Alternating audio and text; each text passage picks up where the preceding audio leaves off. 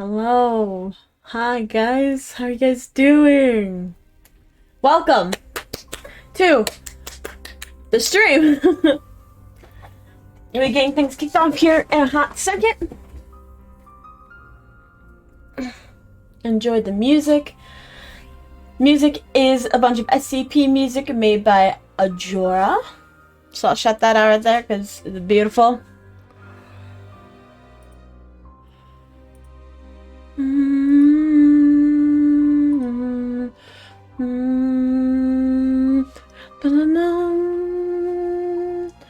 Mako is good. Mako is excited.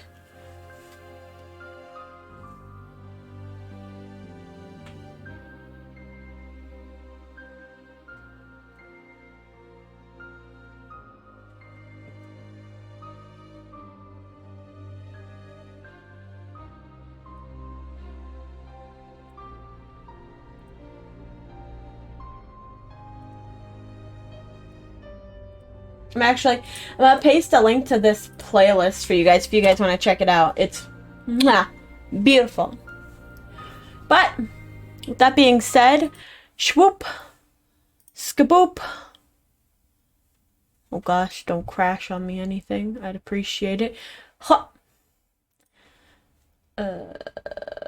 Shaboop. And shaboop. Welcome! So you don't see the game up yet because I wanted to load it up first on stream. In case there's any intro sequences that are interesting. I don't want that to be masked. Okay, this game is controller compatible. Okay. Maybe.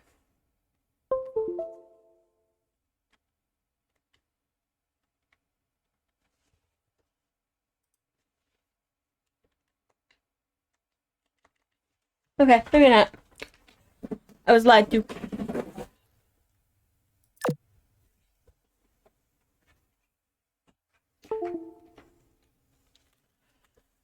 Welcome! Are you excited? I'm excited. No!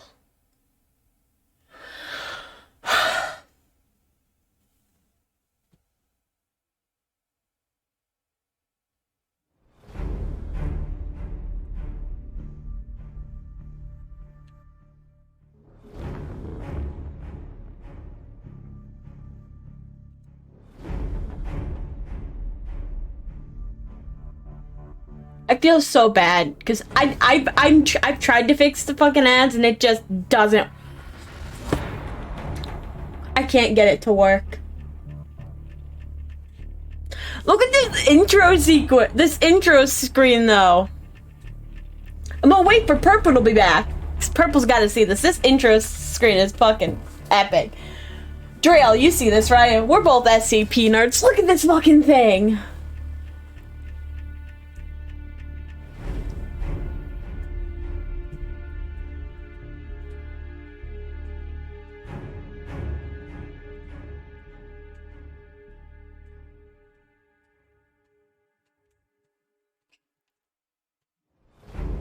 Drail, are you there?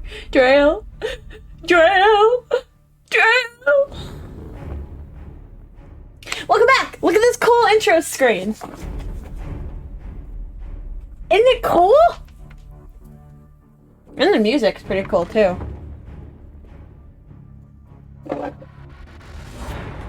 Oh, I've got to get Prime gaming stand here. Let's go in. Let's do this. I'm excited. I am Carl. Carl Astana. A few months ago, I was preparing my destination in a restaurant on L Street. The pies, they were rather to my liking.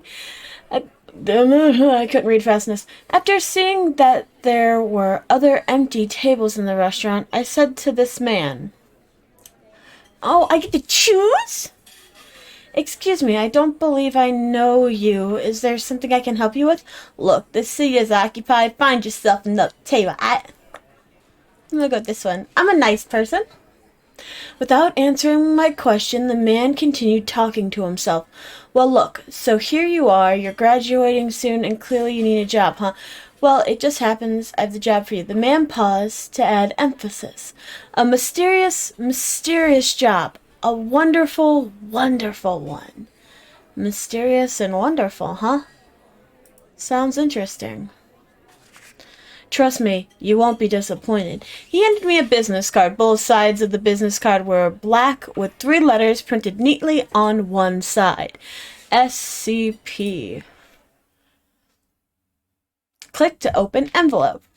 Carl Astana. 142 East Washington Street, Madison, Washington, 53703. That's a nice tear sound. Oh, I love that. Honorable Carl Astana, congratulations on becoming a member of the SCP Foundation. The Foundation highly values your knowledge and expertise, and we firmly believe that you are the one we've been searching for.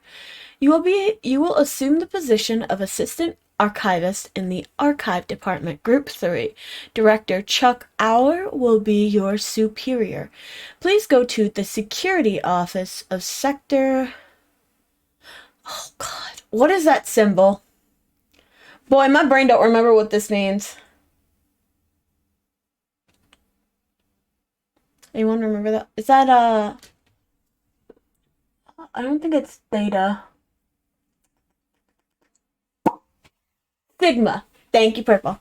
Of Sector Sigma on 8/13/2012 at 0900 hours to pick up your employee card, Personal Department of Site 105 SCP Foundation. Secure, contain, protect. I can click Security Office.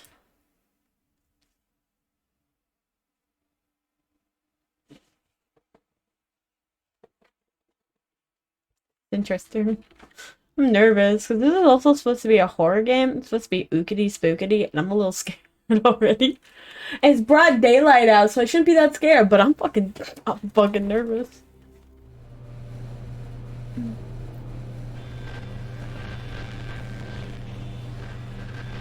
Since the beginning of civilization, the world has been full of unknown things. Due to their existence, Those look like iron lungs or pipe lungs. Peaceful life has been upset. However, no matter how advanced our technology, no matter how great our scientific breakthroughs, there will always be anomalies that cannot be explained. We don't know where they come from or what their purpose is. These questions plague mankind and affect our daily lives. It's because of this that we founded the SCP Foundation, an organization dedicated to containing anomalous items, individuals, and phenomena. The SCP Foundation is committed to maintaining the normalcy of the world so that people may live free of fear. While ordinary people live in the sunlight, we must fight anomalies in the shadows. We must prevent them from being exposed to the public, so that people may live in a rational and ordinary world. We secure, we contain, we protect.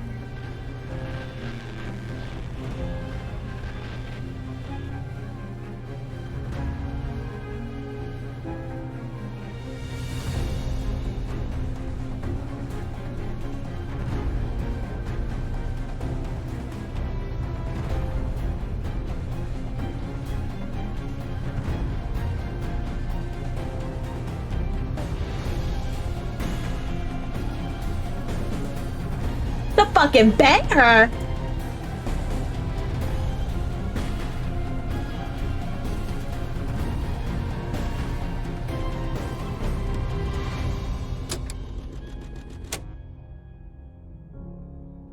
Oh.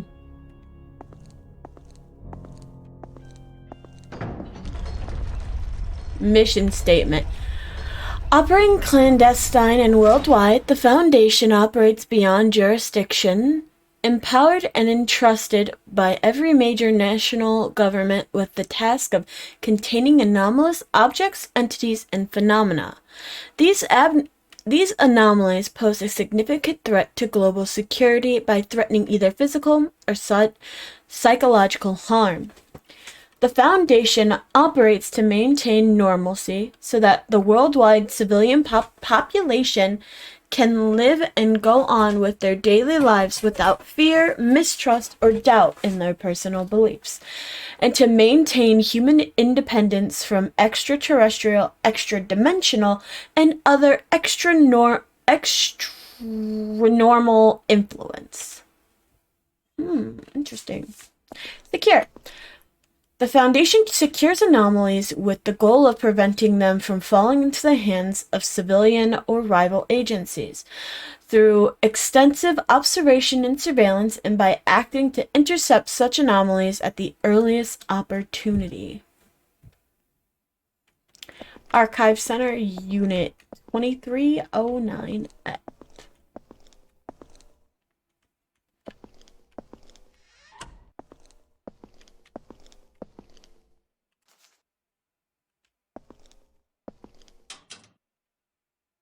There was a person there before. Where'd they go? Oh, they're there. Enter room 914. 904.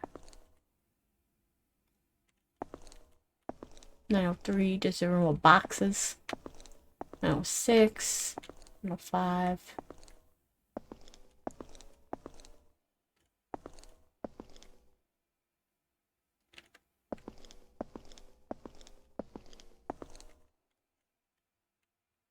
At the dam. Well, damn!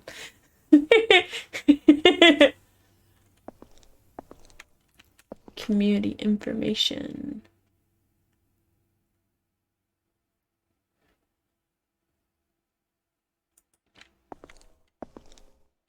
That's cool. 910, 912, 911.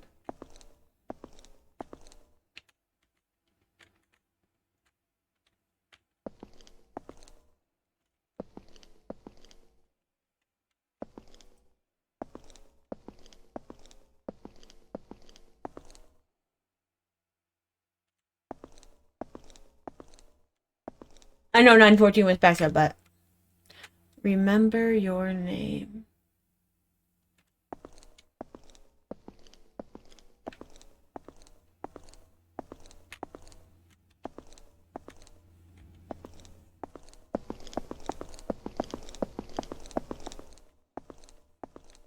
Alright, 914.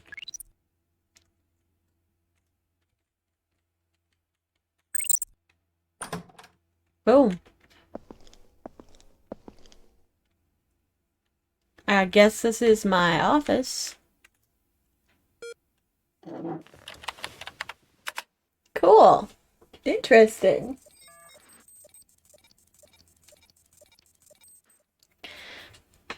Name Carl Astana. Date of birth 5/25/1989. Education Massachusetts Institute of Technology. Department Archive. You will have access to classified and top secret archives. Please confirm that you are aware of all confidentiality clauses and agree to swear by and strictly adhere to all SCP Foundation regulations and guidelines. I agree. Cool. Oh, my lipstick dries. Yeah, where the heck is my chapstick? There it is. Give me a minute.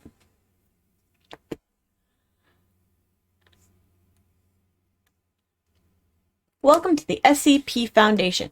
Before starting your work, please allow us to introduce you to the software used in the archive department. Okay. Each day, your supervisor will assign tasks to the mission module. I can't read. When there's a new task, the button will blink red to remind you. Communicate with the site relays primarily on the instant messaging system where information is processed using level 2 encryption. Please pay Please pay attention to blinking red reminders and view them promptly. Training is an effective means of information sharing with the Foundation. New employees must first participate in new employee training before they may begin work. This page shows us public information of all sites around the world. You can view the information at any time. This concludes the introduction. We wish you success in your work. Oh, thank you. The information getting SCP-1299 goes smoothly. Well, I'm just looking. God, stop sending messages. I'm trying to read. Our group's gonna do it. How about introducing yourself? Hi, friends. Good morning. Morning, everyone. My name is Carl Aston. You can call me Carl. Well, I kind of want to go through this.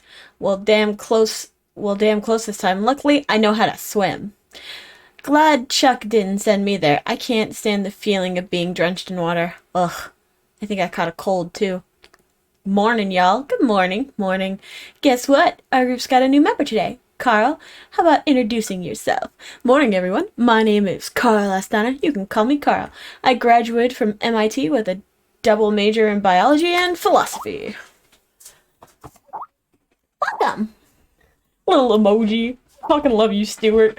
MIT. Oh, that's pretty awesome.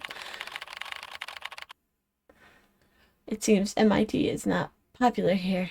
Is it just me, or do I sense a hint of jealousy? No, it's not like that. Not targeting you specifically, pal. It's all these prestigious graduates. Enough, Gent. The Foundation specifically seeks out such prestigious graduates, and the Foundation throws them all into the archive department. Carl, don't listen to the nonsense coming out of his mouth. Have you all conveniently forgotten about Jonathan? Who's Jonathan? Seems like this Jonathan left a bad impression on you. Who's Jonathan?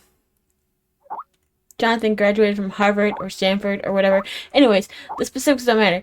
You're all pretty much the same. You guys watched Rick and Morty last night? You prestigious graduates are so full of it. You think you can just beam through everywhere with your glowing academic qualifications. You got it coming.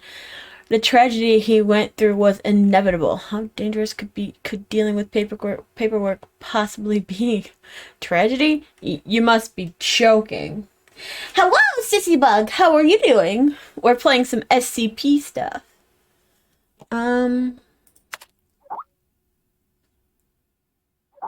Jonathan lost his left hand because he breached protocol and touched SCP-247. He was given amnestic and sent back to home. God, trying to read. 2 days ago. Rick clearly knows too much. I really don't want to.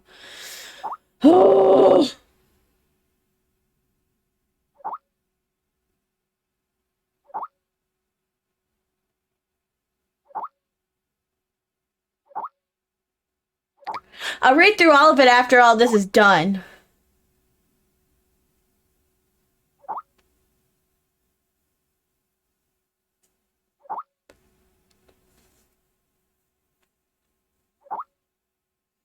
Dizzy. I've been dizzy since I woke up this morning. Oh, I'm sorry.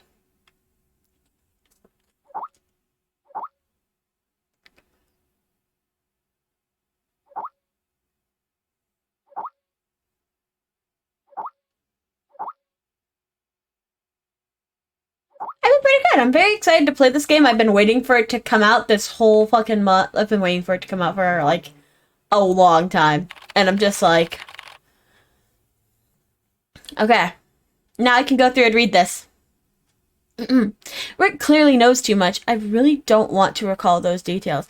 I can't even eat medium rare steak anymore. I've got reason to suspect he was a former SCP employee. LOL. Hey, Stuart. No one wants to talk about those boring children cartoons, alright? That was just an accident. Accident? Who cares? He was just a prestigious graduate with a higher consume rate than Class D personnel. In this year's annual report, I'm going to replace Archive Department with Relief Station. Rick and Morty is not a children's cartoon? Yeah, I think you scared Carl. If any of you are planning on getting some serious work done today, then please do me a favor and just shut the hell up. So long as you're here working in the archives department, I'm going to need you to focus on your work. Unlike those people in the logistics department spending their time gossiping all day. You got the file for Zoe. These archives contain missions not completed last time. Some places still need modifications. Got it. Take some time off after you finish up with this project, alright? Don't push yourself too hard. Got it. Stuart. Got it, boss. Okay, that's all. The Class A archive must be handed in by the end of the day.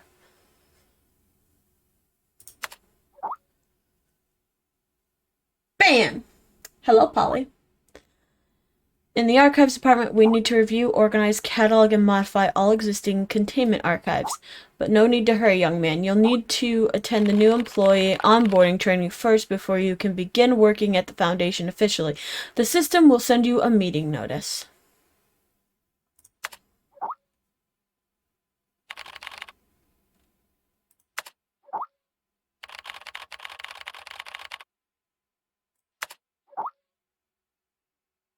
I'm honored to be given the chance to work here. Young man, this place is not what you think. You must abandon your past self and start again from zero if you hope to learn to survive here. No one will take care of you. You must demonstrate your own ability.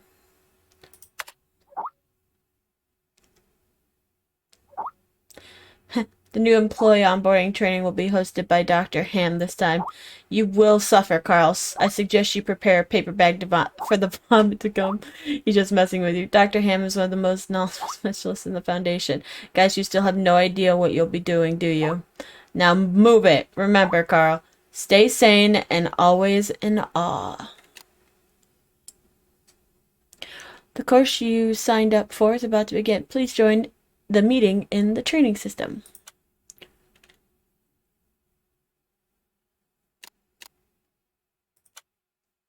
Here we go!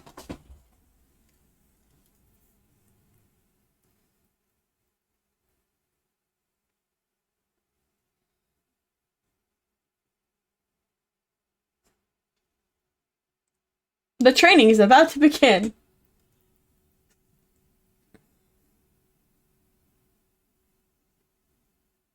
Here we go.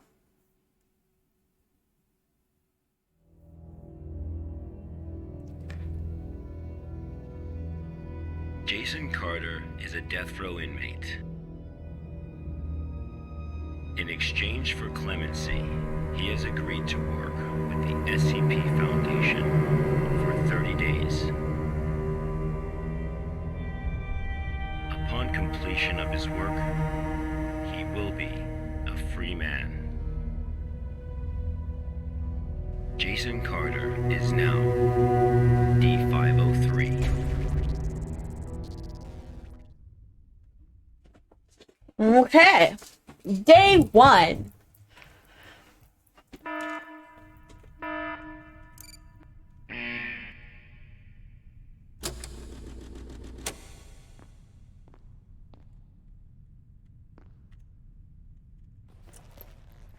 Hazmat suit. I'm not sure why, but we got a hazmat suit.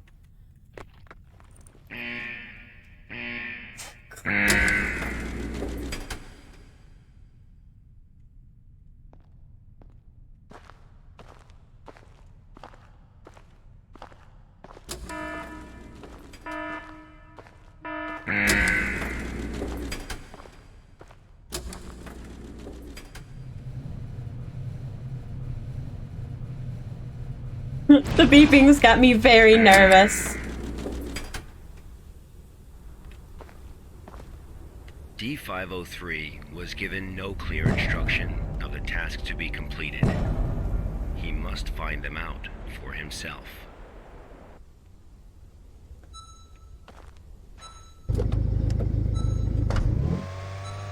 Oh, God.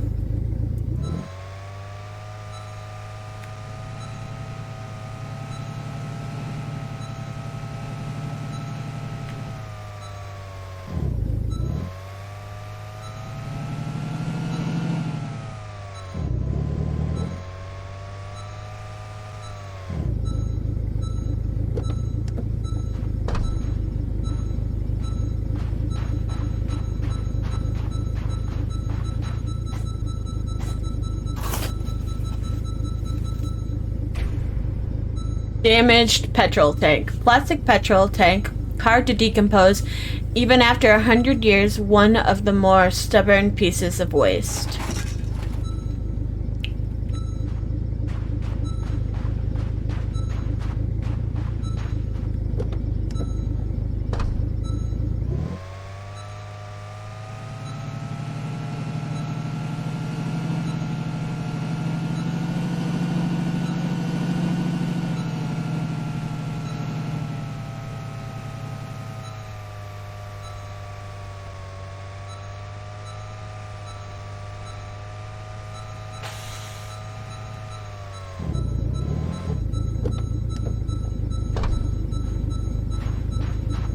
That's a tire. Polly, I have no fucking clue. I've never played this, and it's different. It's much different from what I played in the demo. Discarded tires. A discarded tire filled with sand. After vehicles became the main form of transportation, discarded tires began to grow in numbers. All I know is you play as an archive person, and this is currently like the training program that I'm going through for it.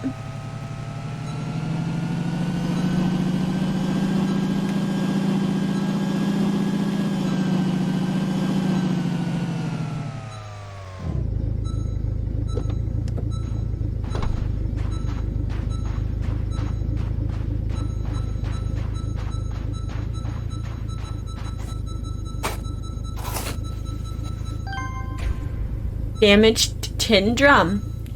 A tin drum with a danger sign on it, having once protected hazardous liquid from leaking, it was discarded upon the completion of its mission. Move to the incinerator.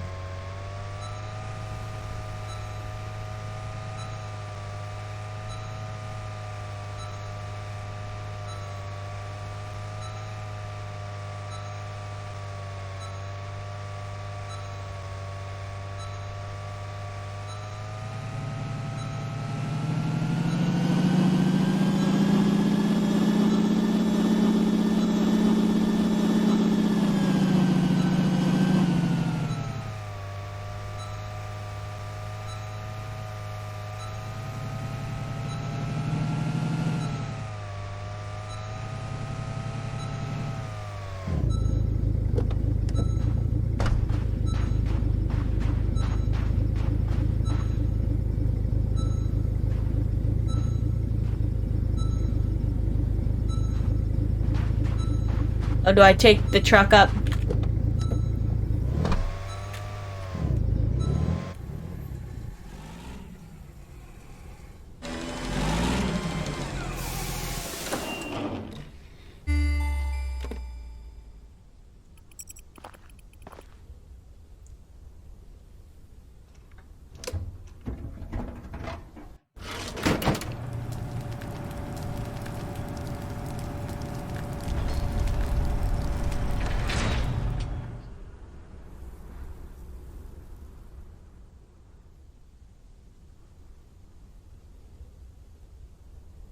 This was D503's first day of work.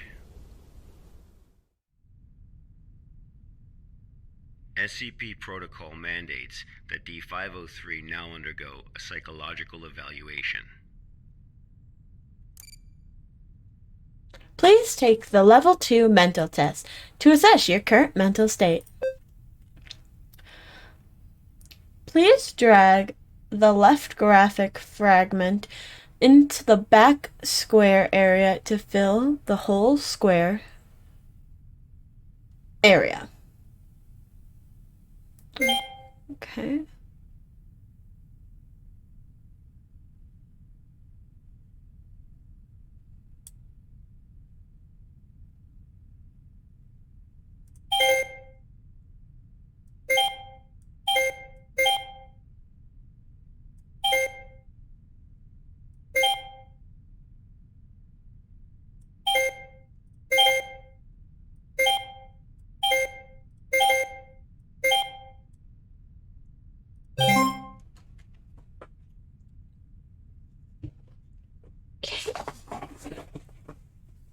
All right. A little odd, a little odd.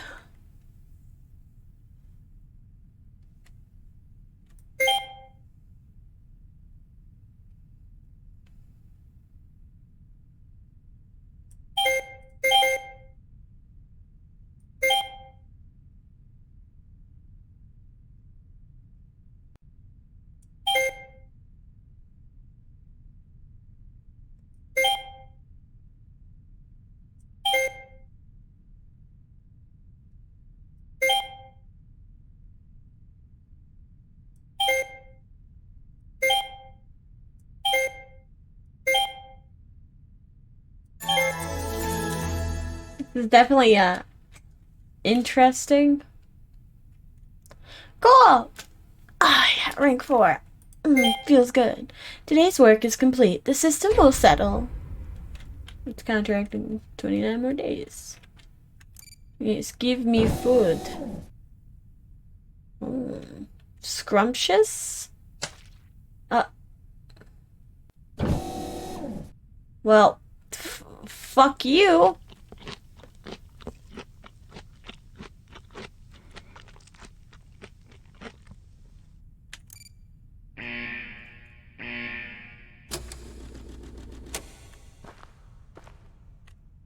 Time for bed. This was the first day D503 psychological data was collected.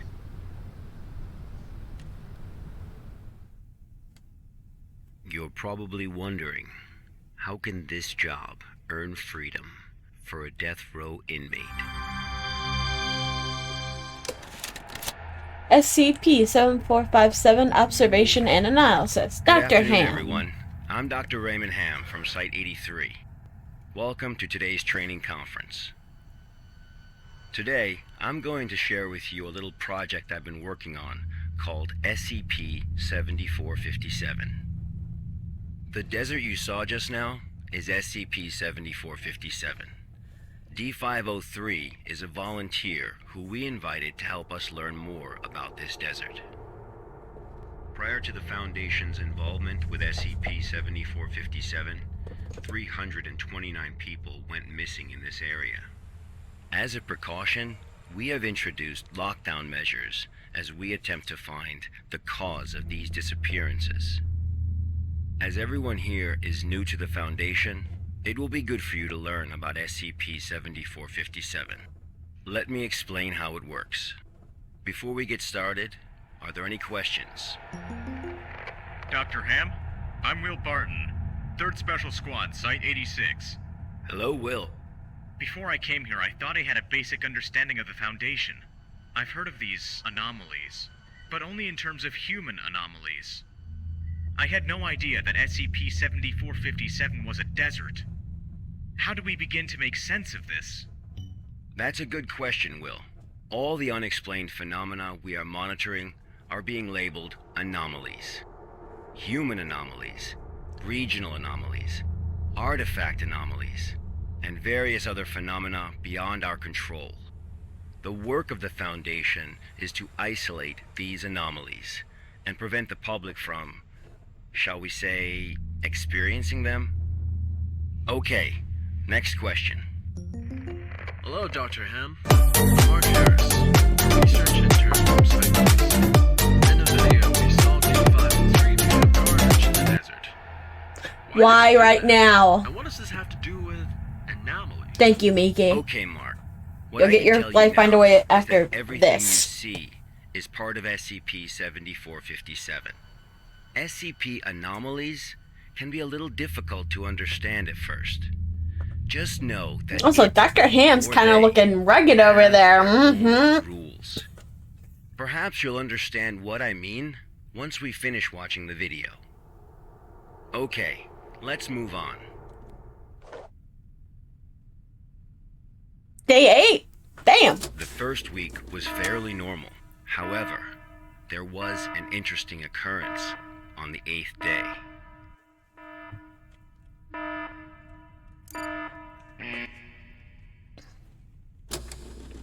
Alright. Un momento. Need to do something real quick.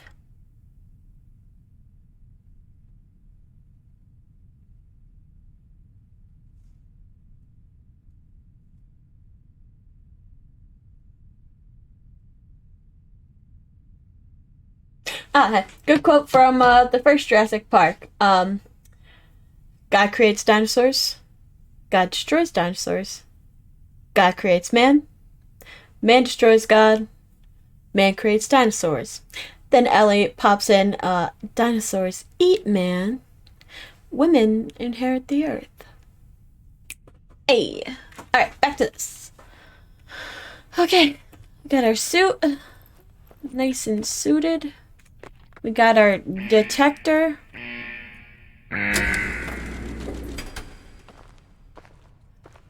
But how you doing, Miki?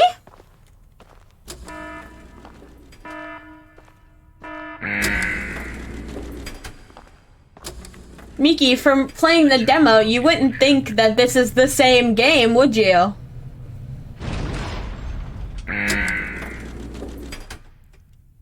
It's nighttime now.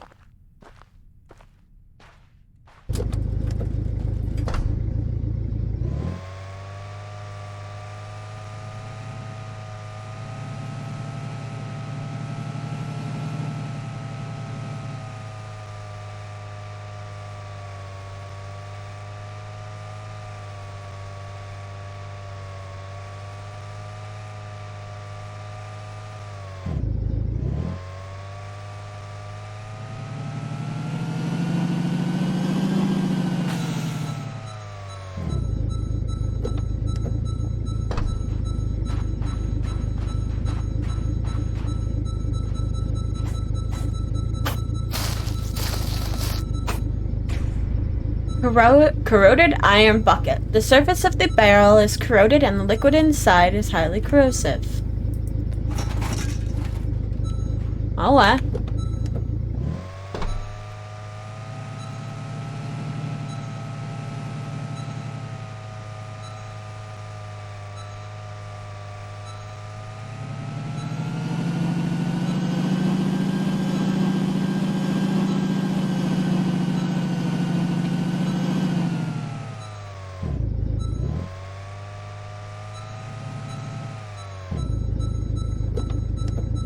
Looks like Seb is playing Resident Evil. No offense, but I'll catch you later. Have a good stream. Alright, Play, have a good day! Hold up, what? Ayo, Mako. I gotta like... Okay!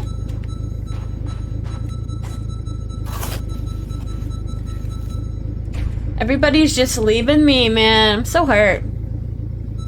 A rusty air conditioner. Modern human beings cannot live without air conditioners due to global warming, yet the use of Freon in air conditioners also indirectly causes global warming.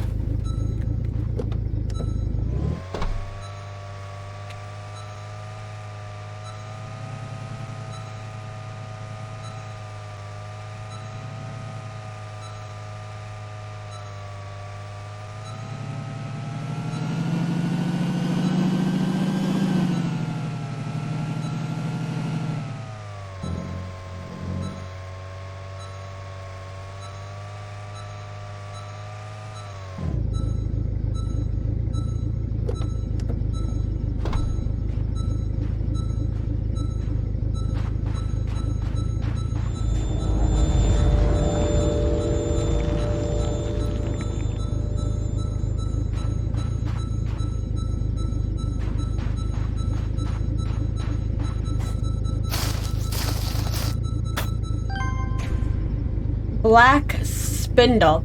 A spindle of thick black cable that is wound too tightly to see what's inside. It is much heavier than it looks and nobody knows why. It takes a lot of effort to carry.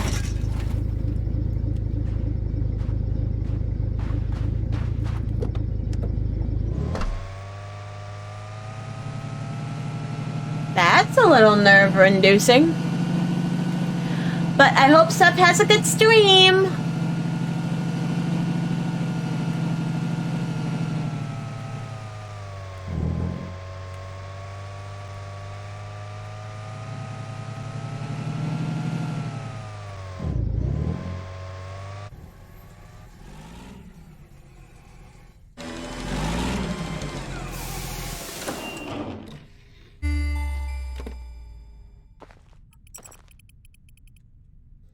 Let's do it. 503 had completed his task.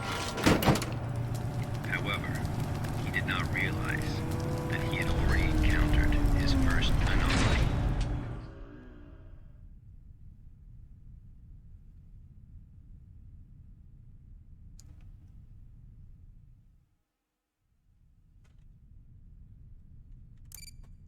Time for my psych test. Please select 3 pictures with triangle. Okay, triangle, triangle, and there's a triangle. Please select 3 pictures that calculation results are equal to 5. 5 plus 0. That's 15 divided by 3, which is also 5.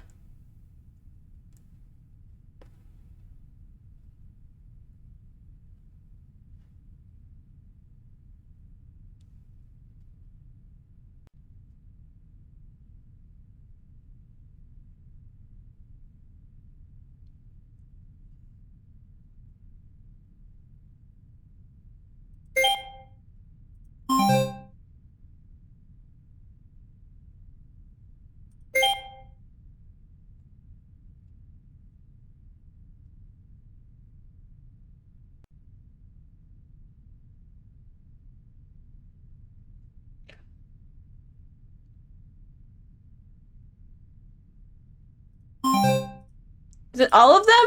Is it all of them? I swear to God. What?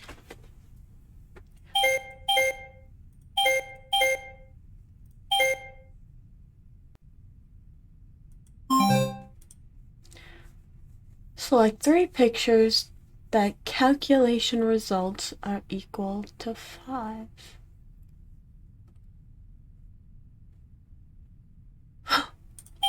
That one wouldn't be, because there's no parentheses. Therefore, you do the 5 divided by 3 first. My brain just had a fart. I couldn't remember. Today's work is complete.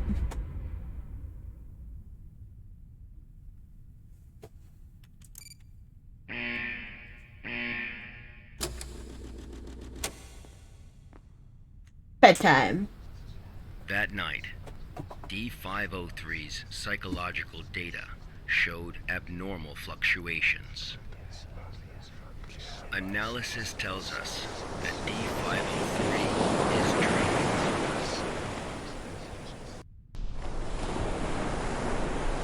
Unfortunately, though, we have no way of knowing what he dreamed of that night.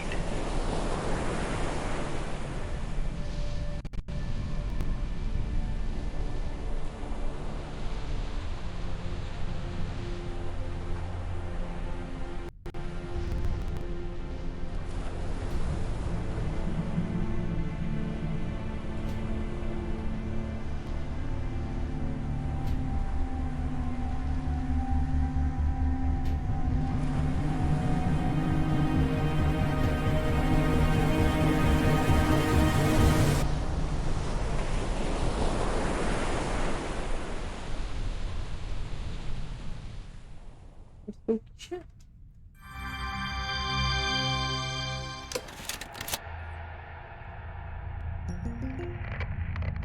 The The 8th day marked a significant turning point, the start of SCP-7457's impact on D-503.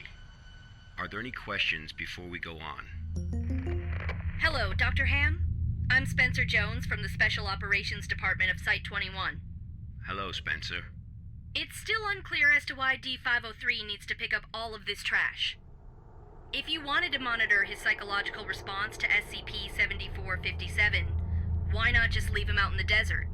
Why assign him these tasks when there are already psychological evaluations taking place? Okay, our analysis has indicated that SCP-7457 produces a new cluster of trash every 8 minutes and 37 seconds. If waste collection is not done regularly, all that trash may soon flow into our world. It is worth noting, though, that the quantity of waste created here pales in comparison to the amount produced by humans. However, it still has the potential to become a significant problem in the future. By assigning these tasks to D-503, we can monitor his reactions while also containing the trash. There is another reason, but we will get to that one later. Is it not the case that the Foundation is exaggerating the importance of a minor issue before the issue is fully understood? Okay, everyone. I must emphasize that behind us is the general public, who are wholly unaware of any of this. Being meticulous and maintaining a serious attitude is essential at the SCP Foundation. Any oversight or underestimation of the enemy may result in disaster. Thank you, Dr. Ham. I understand. Good. Let's move on. The effects of SCP-7457 on D-503 became most obvious on day 15 of the test. Due to the conditions that day, we were only able to track his movements after recovering data from his radar. It was definitely a bad day, perhaps the worst, even for a death row inmate. Day 15.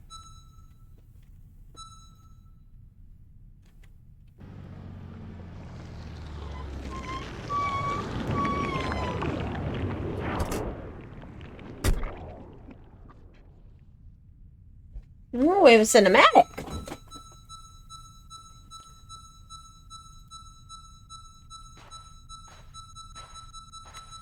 D-503 found a radar that perfectly resembled his own.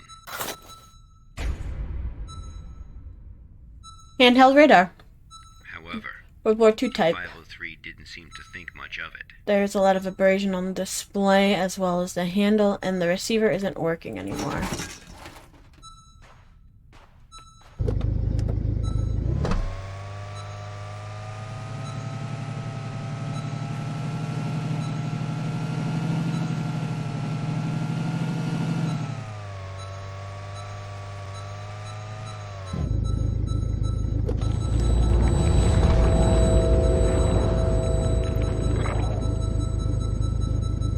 Oh, it's another spindle.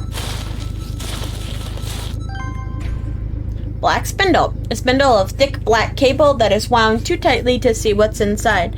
It is much heavier than it looks and nobody knows why. It takes a lot of effort to carry. Holy crap, that one is heavier than the other one.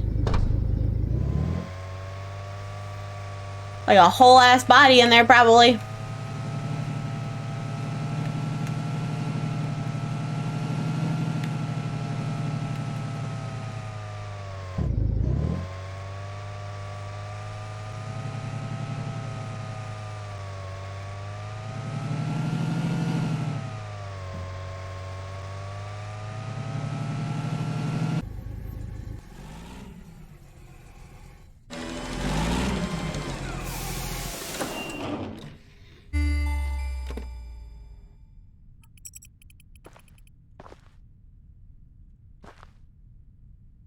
Persistent adverse physiological reactions proved to be a challenge for D-503. He still managed to complete his work on day 15.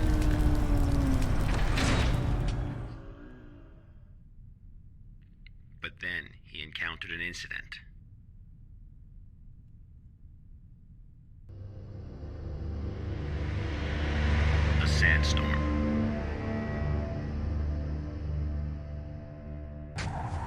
D503 walked in the sandstorm for a long time, but he couldn't seem to find his way back.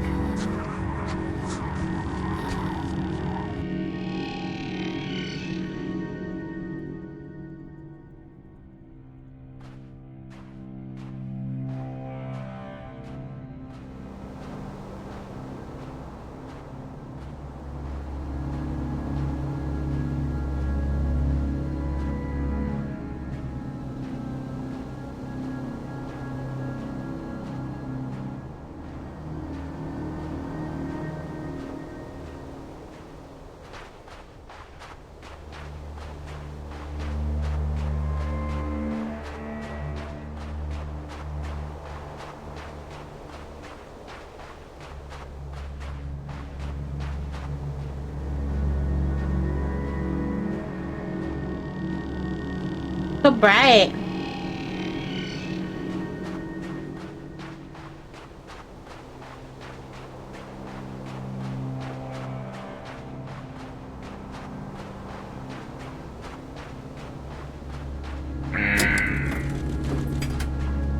D503 managed to find a site just as he was beginning to grow weak with exhaustion. A site he was not familiar with.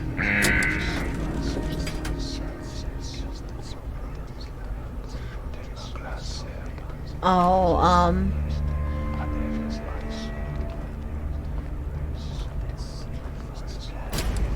I love the art style in this part of the game. It's really nice.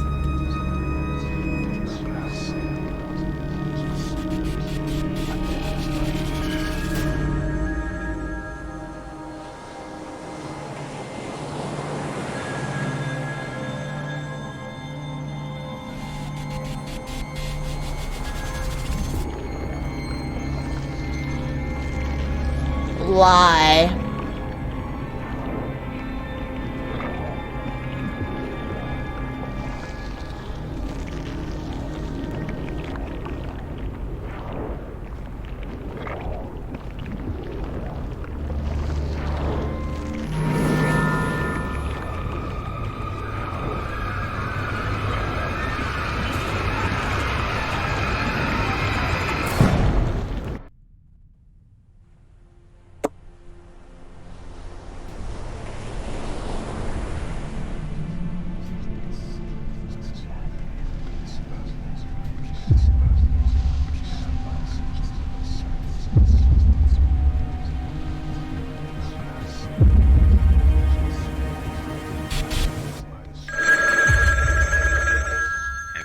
Experienced a call from an unknown voice?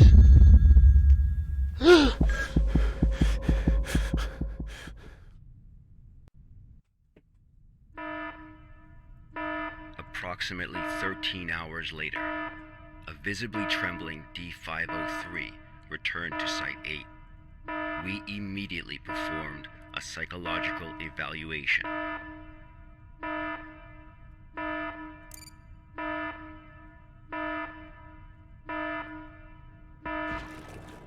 Major fluctuations can now be observed in D503's physiological data.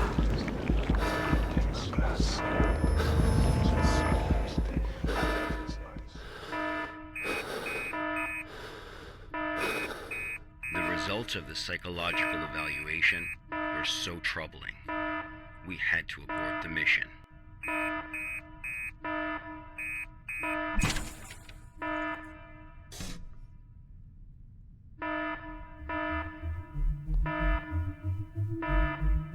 D503 was able to break away from the Foundation's control. He has seen the test results of other Level D personnel were analyzed at SCP-7457. That's right, none of the Level D personnel at SCP-7457 have ever been able to leave this desert.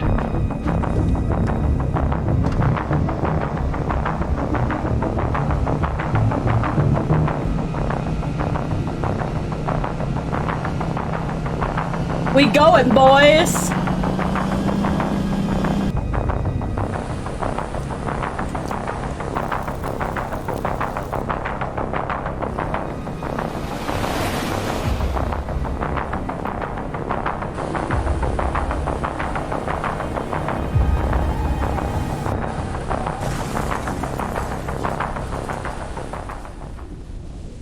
We crashing, boys.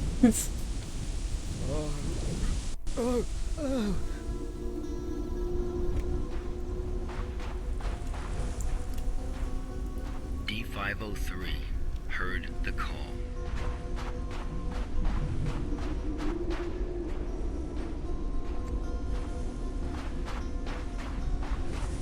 Humans often believe that their fate is in their own hands, that all choices come from their own free will.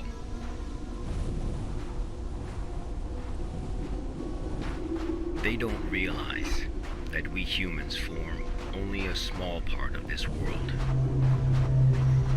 Out there, in the unknown world, we are as insignificant as a grain of sand in this vast desert.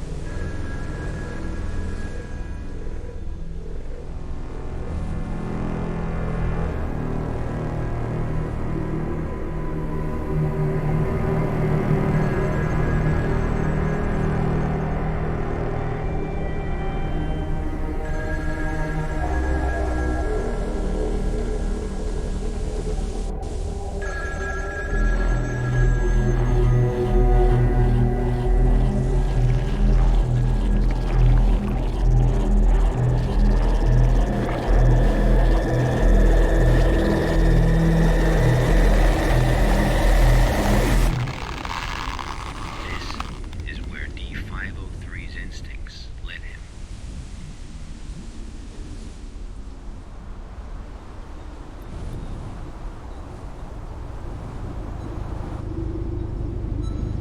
Ha! I didn't hit the body. I knew it.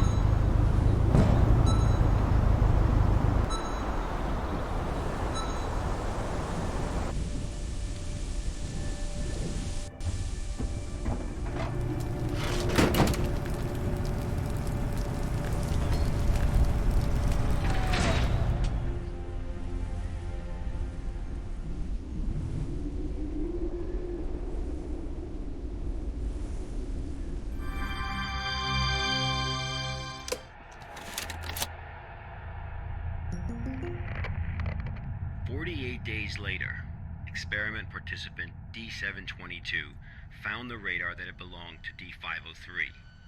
The radar was 31 miles away from the waste treatment facility. All the data we have came from this radar. People entering SCP-7457 will suffer varying degrees of psychological stress within an acute period. It manifests as a range of neurological and mental disorders, as well as severe and unexplained hallucinations. So far, not one participant has left the desert unscathed. The Foundation has tested 31 Level D personnel in an area spanning 2,267 square miles. Our testing continues. When you work for the Foundation, you will face various anomalies. Some can kill you, some may drive you crazy, and some will make you feel that living is worse than death. Let this be very clear. SCP-7457 is just a taste of what you will face in the future.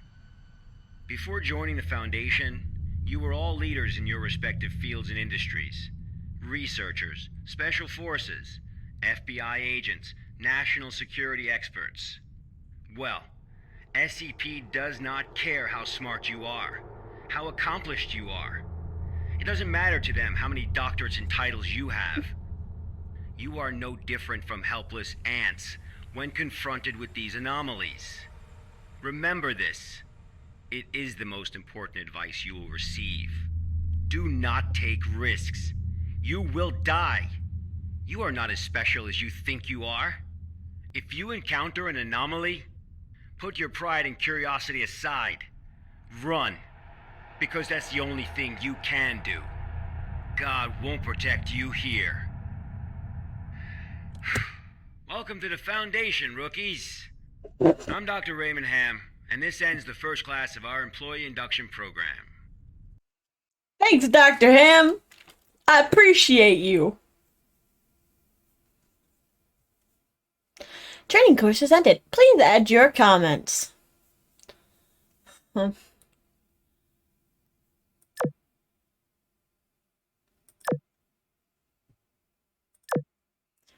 Notice of the meeting was punctual. Yeah, I'll give him 5 stars.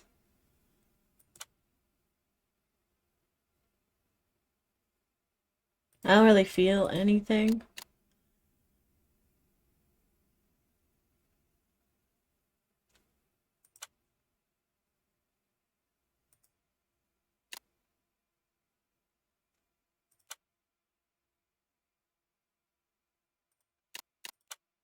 Thank you for your feedback. We wish you success in your work. Hi, Carl. How did it feel? To be honest, I feel a little uncomfortable. Got any aspirin? I could use a few.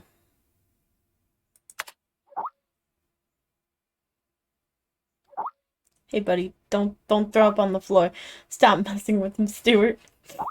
Carl, that was only the beginning. You gotta learn to use it. Live with it. I got it. And everyone here wants to teach you something, Carl. Live with it. Come on, Stuart. Much better. In any case, you're welcome to join us, Carl.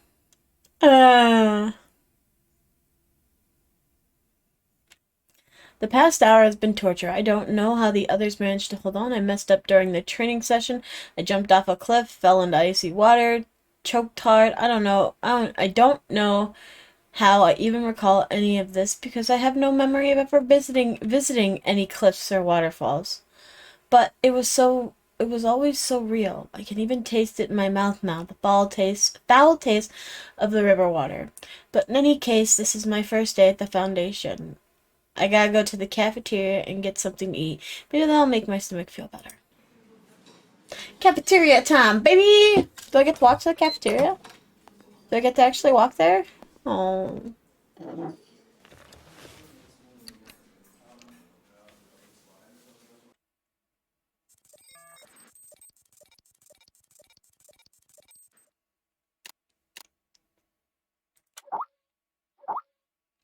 Got it.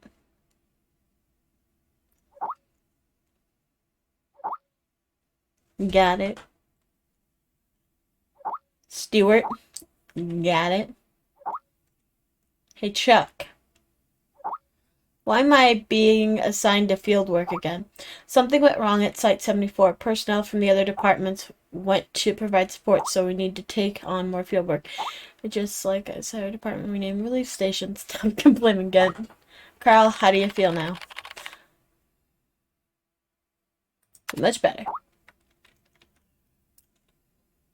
Good.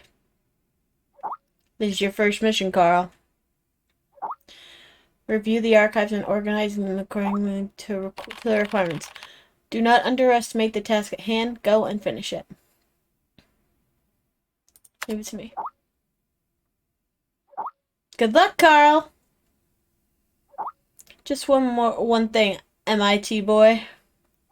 Strictly follow the regulations. Do not act on your own without authorization. Thanks, I got it. This reminds me of my first mission. Wubba lubba. My fucking god. Alright, let's move.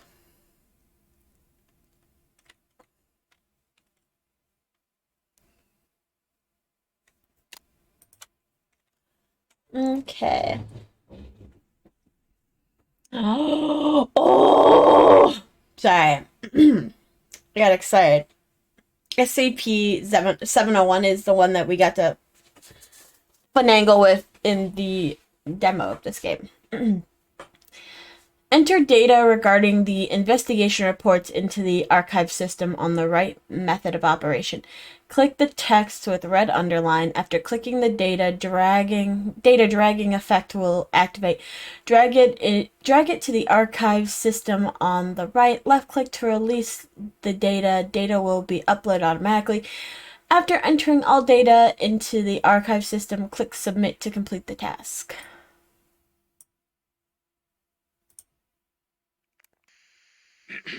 I'm Agent Q from the Accident Investigation Department. Containment breach occurred at Pony Station and contact with the Foundation has been lost. Agent Bella Lawrence was given orders to enter Pony Station and retrieve the black box. Following is a transcript of the interview with Bella Lawrence.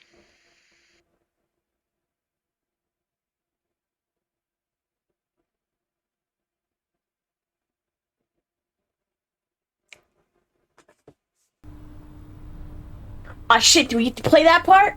Oh fuck yeah. I'm gonna hate myself. I watched Miki play this, the demo, which is this, and it scared the shite out of me. Heart rate 105. Blood pressure 175 over 110. Experiencing mild convulsions. Administer 5 milligrams of Metapol to help control blood pressure. Bella? Bella?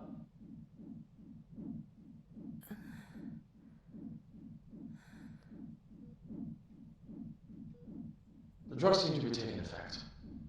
Go ahead and ask questions. I can't be certain how long she'll stay awake for. Where's the black box, Sparrow?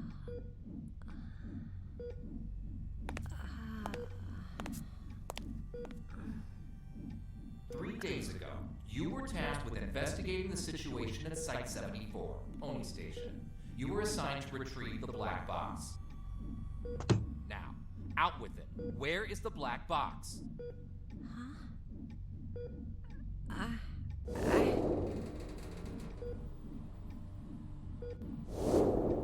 I brought it back. I brought the black box back. Don't lie to us. You never brought it back. No, that's impossible. I remember. I completed my assigned task. I swear. Shit, my head. Ugh. All right, here now. This isn't an interrogation. We're not here to lay blame or point any fingers.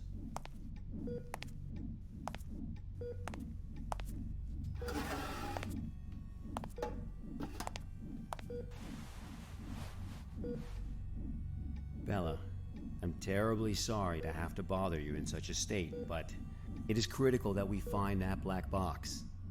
We need to know what happened at Pony Station. My memory's a mess at the moment. That's fine. We'll take it slowly, step by step. Why don't we start from the moment you received your mission? Tell us what you remember. I'll try. That night.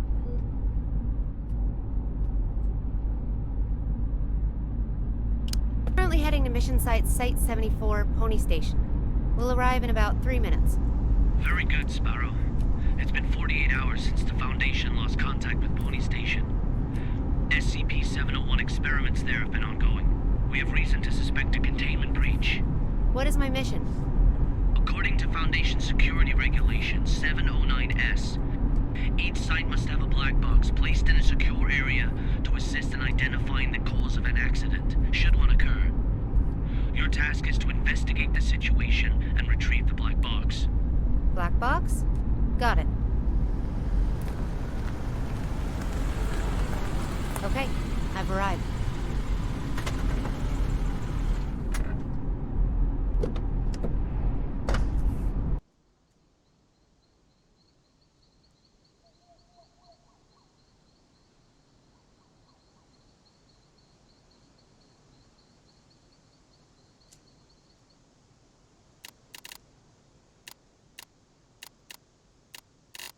Well, we're gonna finagle with some graphics real quick.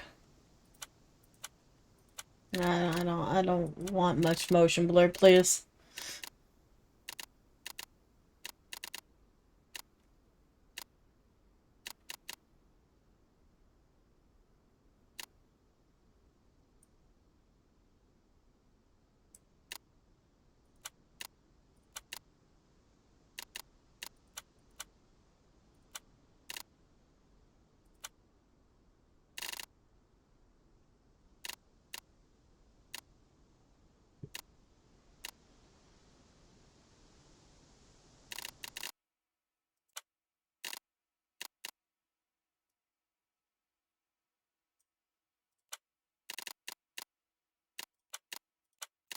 I'm gonna turn everything down to medium.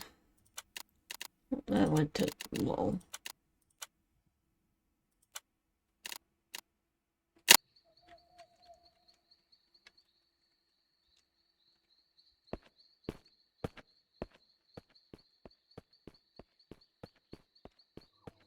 I'm able to observe the mission site from here, but it doesn't seem like one of the Foundation's secure facilities. Pony Station, officially known as Site 74, was originally a hydroelectric power station. After it was abandoned, the Foundation repurposed it as one of their sites. Initially, it was used only to contain a few safe-level anomalies, but recently it's also taken over SCP-701. I don't know all the details. We won't know the truth until you retrieve the black box. Got it. I'll complete the task as instructed and retrieve the black box.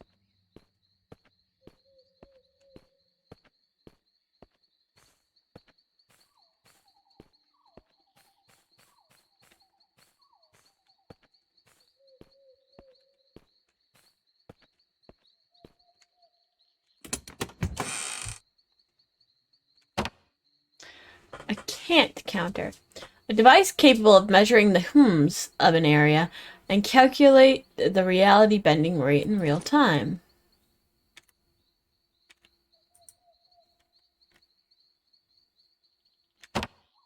Reality anchor. A device capable of stabilizing the hums of surrounding areas, one of the best weapons for combating against reality bending and reducing the psychological damage in an area.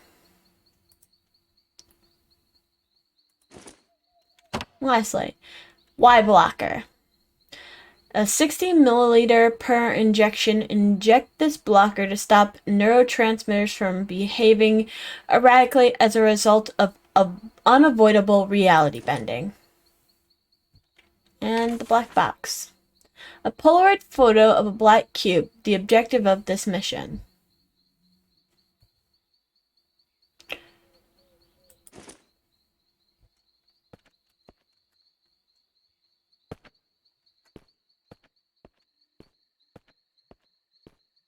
How's the game go? It's going good. It's actually really fun. So the part I'm in right now is actually the part they used for the demo, which is really nice. I really like it. I haven't actually played the demo. I watched Miki play the demo, and that was terrifying. I've just entered Pony Station. Retrieve the black box from the lab. Room 705. The elevator. 7th floor. Sparrow. Must. What's that? Bald Eagle, you're cutting out. Damn. This is out of the safe range. I'll place a reality anchor.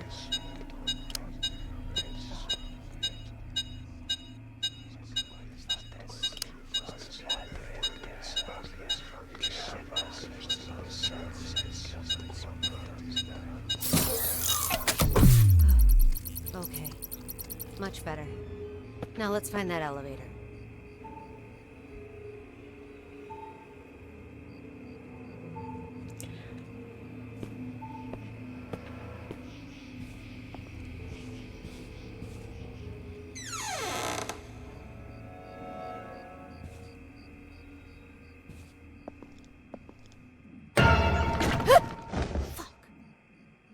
Fuck you, dummy!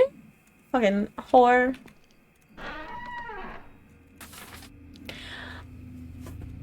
Duty regulations. All personnel on duty shall not leave early. Absence from work is strictly prohibited.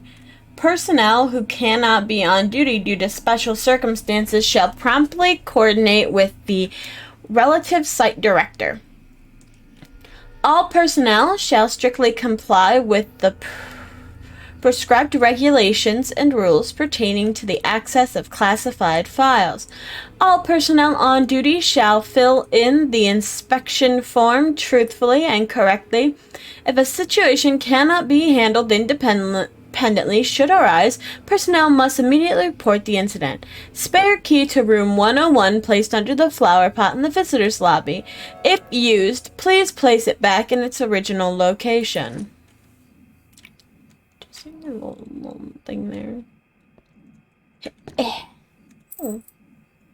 Ohio issued 25-cent coin. Oops.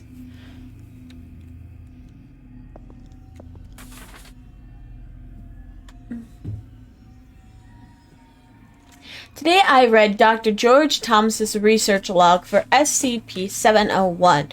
Could it be true? Has he really been performing comparison experiments on chimpanzees this whole time? What could he have planned? Does he not realize what he's up against? The whole thing is turning out to be an ugly mess. It's now abundantly clear why the Foundation transferred him out of Pony Station, leaving me to take over his post.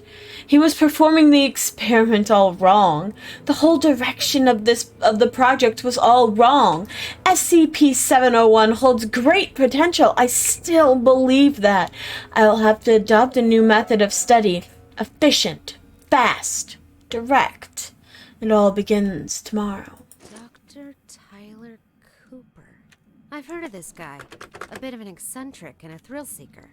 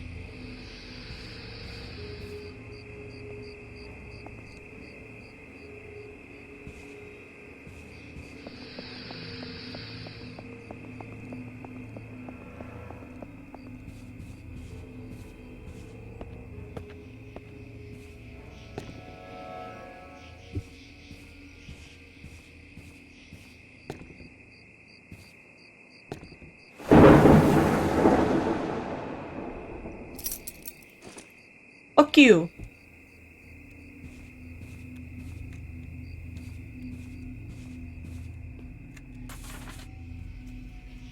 Setting resource request form. Scene size palace 8.9 by 7.1 times 2. Forest 17.8 by 7.1 times 1. Monastery 5.9 times 7.1 by 3. Banquet hall 17.8 by 7.1 times 1. It is spooky. It's spooky season. All the plans, including the project schedule that follows, have been disrupted. The actors of the whole site is theirs. They managed to procure a goddamn script from God knows where, and they've taken over my laboratory accordingly. And Dr. Cooper, whatever his name is, in particular, he puts on airs every time the operation starts as if everyone should listen to him. Who does he think he is? I had to let him know who's the boss around here. Oh, someone's getting feisty.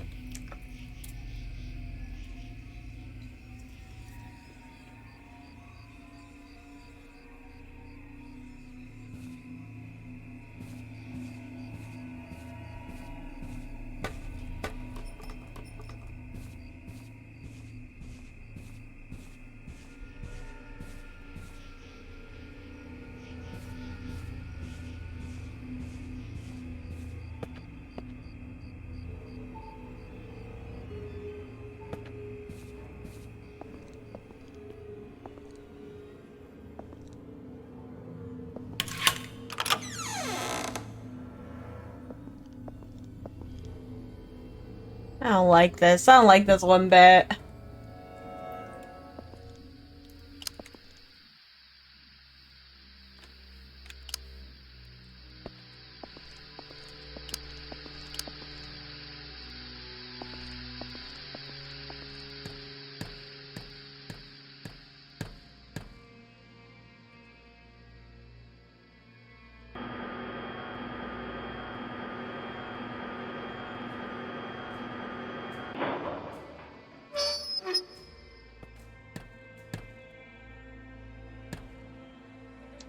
There's papers falling from the ceiling.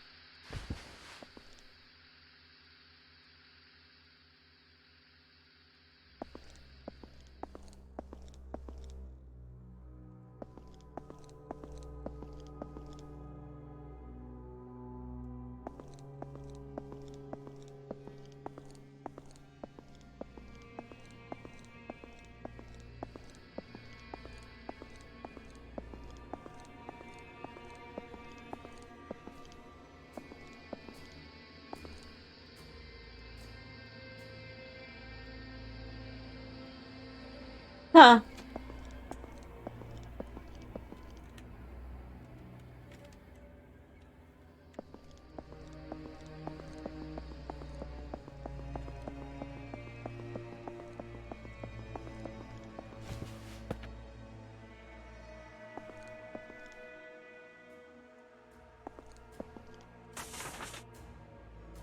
Purchasing list supplied by Branded the department store. Purchaser Abraham Hydro Power Plant. Multimeter 2, maintenance kit 2, wire cutters 3, hydraulic clamp 2, cable threader 2, arc lamp 4,200.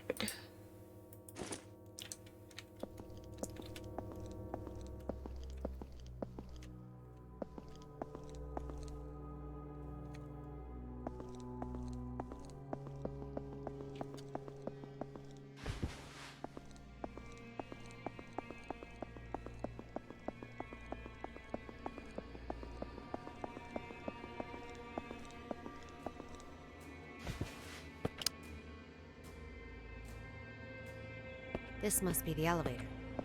To the 7th floor, then.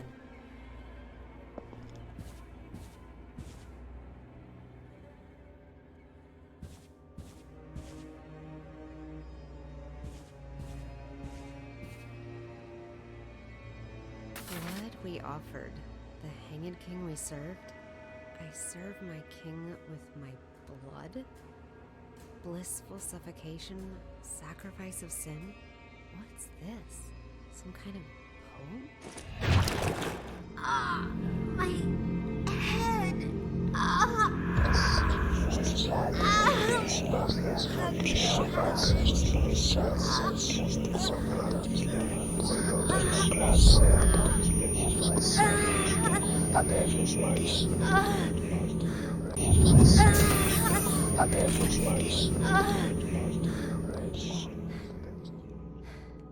Holy shit.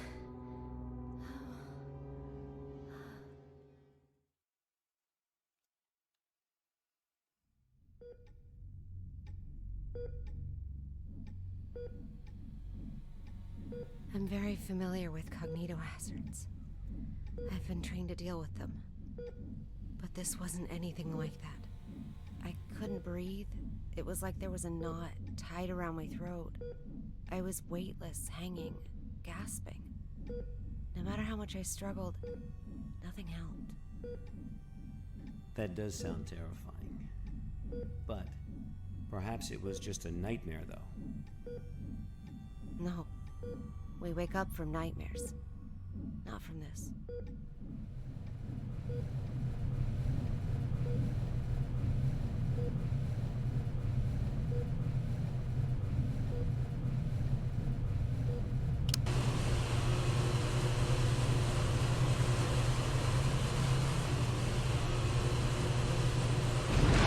Are you kidding me?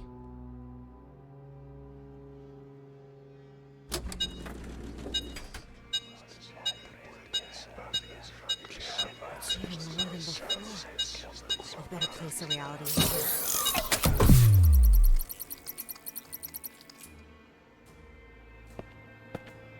Bros, what you doing?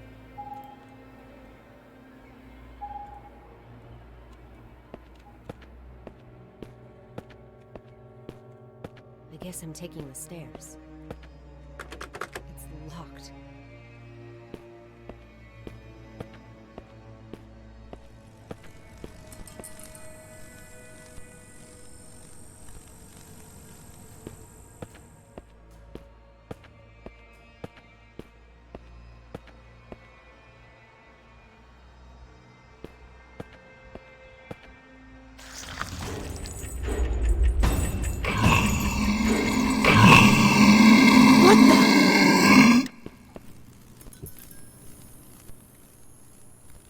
Yeah, what the?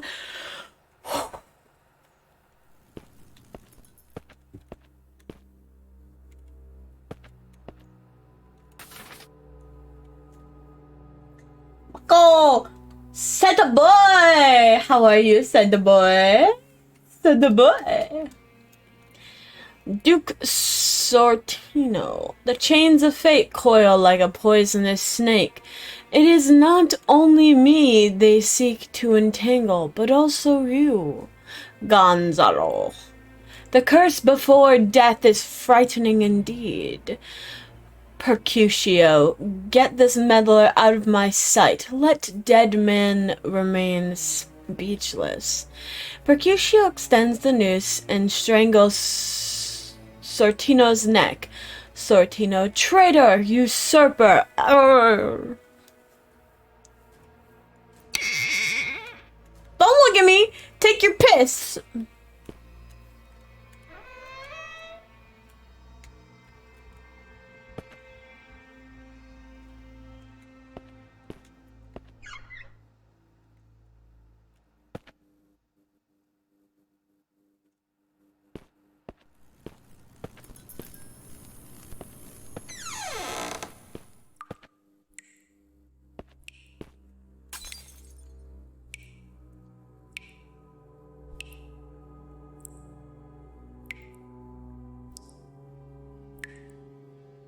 Dictation blood. Oh, what's up, my guy? Lord of something, I can't read that. Can I snag that paper? Thank you. Isabella, if the lies of the monarchy were to be recorded in a book, the archivist would never know a moment's rest and would eventually become overburdened with fatigue. Maid Beatrice, Empress, Lord Antonio is here. What is that you say, my estranged son? Why would he come to see me in the convent? Go get me my very best dress at once, and prepare a glass of poisoned wine. As you say. Maid Beatrice leaves. Isabella. What a sad truth. The dice rolls with lies and bears my name. And the martyr under this conspiracy shares my own flesh and blood. Interesting. God, motherfucking Jesus. I hate you. This game absolutely scares the piss out of me from time to time. Like, I've seen the demo played and it scared the piss out of me then.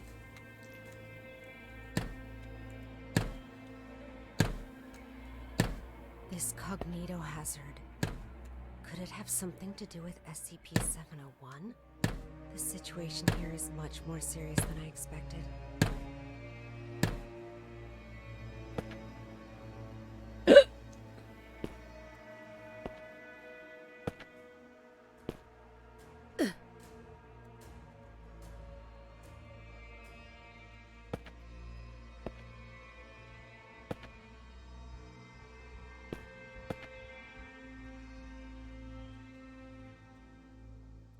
Miss Irene Mabel, recently former assistant of Dr. Tyler Cooper. Miss Lisa Amanda was demoted because of her refusal to carry out the experimental orders given by Dr. Cooper on the 16th of. She was injected with a Class A amnestic and sent away from site. To fill this role, and at the behest of Dr. Cooper himself, site management has decided to promote you to the role of senior experimental assistant.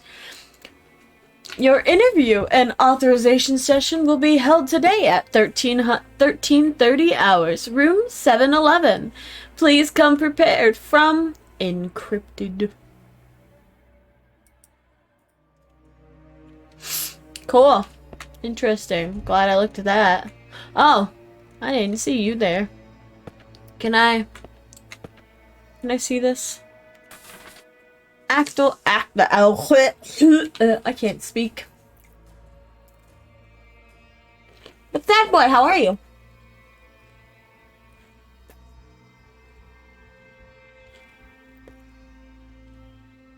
Act 2, Person A. Gonzalo, Antonio, Isabella, Ludovico, Francisco. Scene: convent. In act description. To cover up the truth, Gonzalo orders the arrest of the 3 men who witnessed the Queen's confession and imprisons the Queen in the convent. Gonzalo then goes to have a secret meeting with Ambassador Alagada.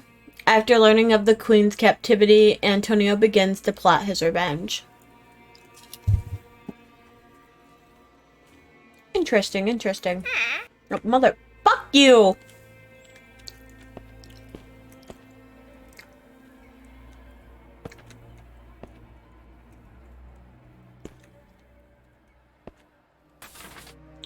Act 3, Person A. Gonzalo, Antonio, Alinda, Francisco, Isabella, Percutio, Sortino, Atellus. Scene: ballroom, convent.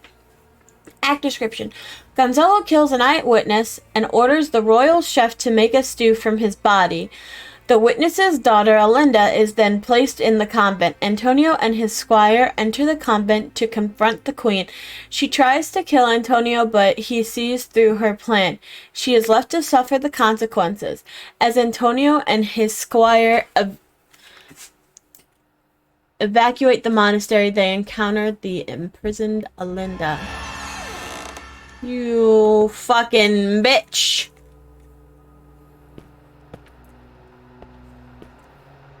Why is this game gotta be so spoopy? Press E to switch pictures.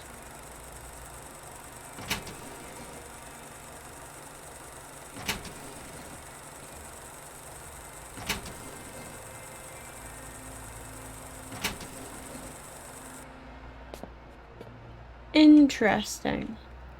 It's all very unusual these days. Many people have come to the site, but they haven't registered with the authorities. Handle. I heard that Cooper and his team are rehearsing a script into a play, and that all participants are required to record their daily status.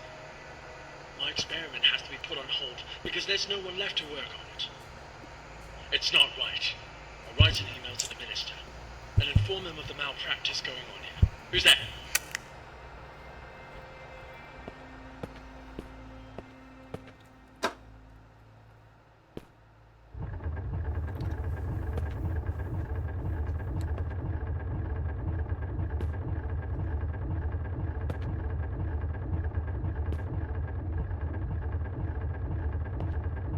So I think I need to have it right about there.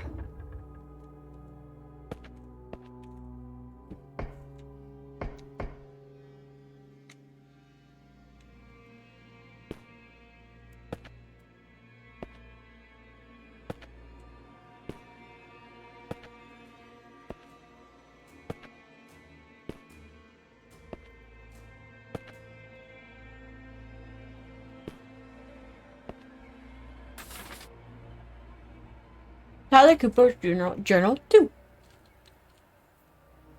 At first, most of the on-site personnel were apprehensive about participating in this project, but after distributing some SCP-701 documents to a few volunteers, they became wildly circulated. The number of people coming to sign up suddenly increased.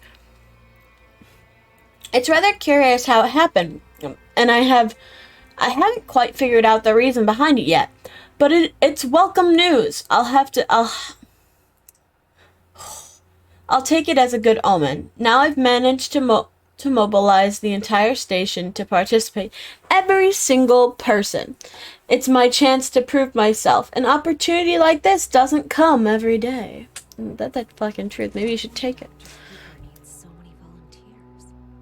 And what on earth is this SCP-701?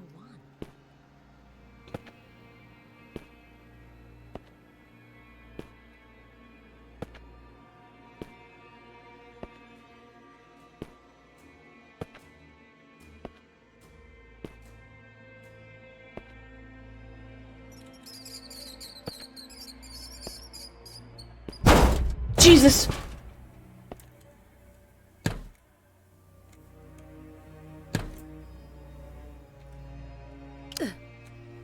Finally, luck is on my side. This ought to get me to the 7th floor.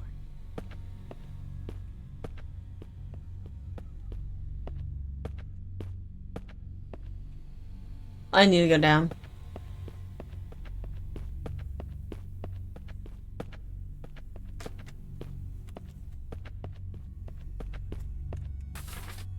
The Hanged King's tragedy. Sacrifice everything. Rehearsal notice. First group rehearsal time May 23rd, 7:46 a.m. Location conference room, 5th floor. Second group rehearsal May 26th, 11:11 a.m. Warehouse 603, 6th floor. Final group performance May 27th, 9 p.m.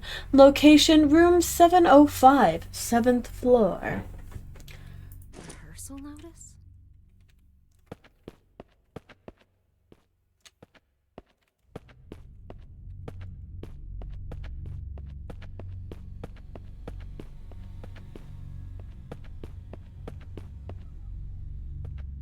What the hell is going on here? 4th floor again?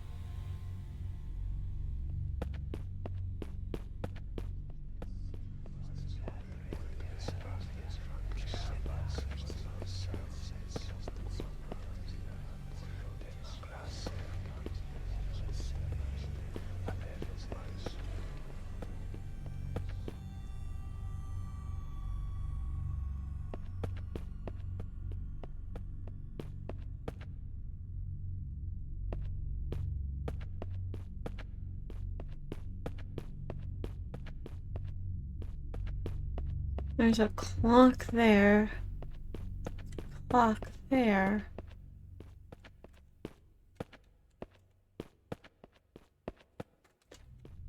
And a clock there.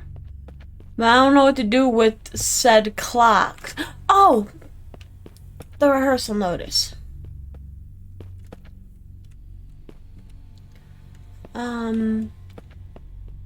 Okay. We'll go back up to the 6th floor because I think that'll be the first one.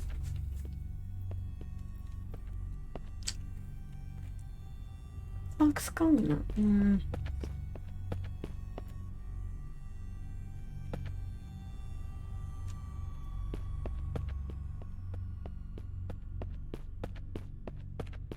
No, it's right here. Okay.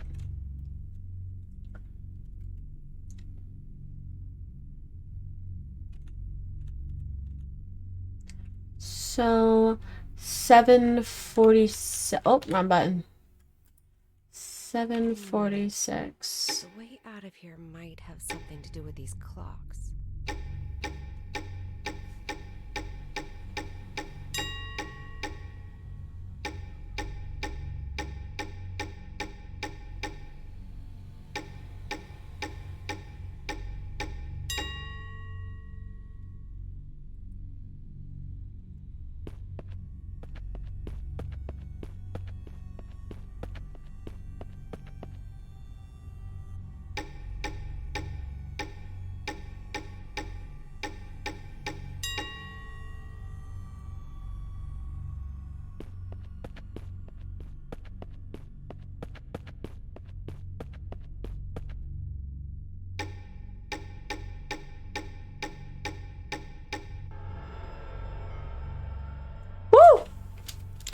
Showtime.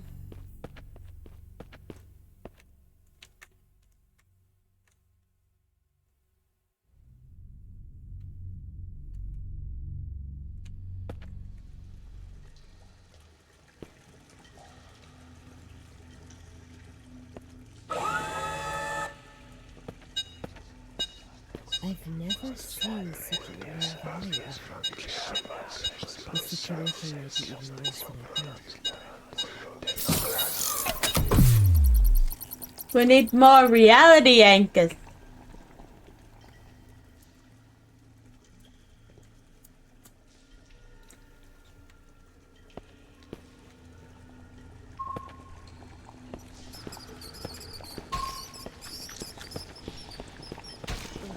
What is that smell? When was the last time I cleaned this place?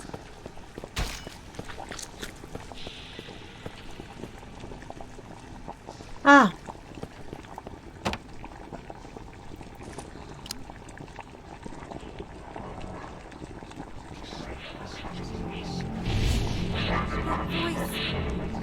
That voice again. Voice. What voice? I serve my king with my blood. Blissful suffocation. us what it Sacrifice is. of sin. No!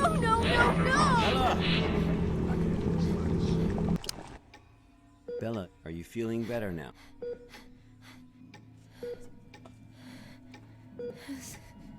Suffocation. Like a rope. Looped around my neck. Pulling tight. Weightless. Hanging. Nothing around me. Just my feet dangling. Struggling. Fighting. It will swallow me. And make me its slave. Bella, you are completely safe here. Nothing can hurt you. Okay, let's continue. The situation there was much worse than expected. Much worse. I knew I had to get in touch with the Foundation. I managed to find a phone, and I called for backup.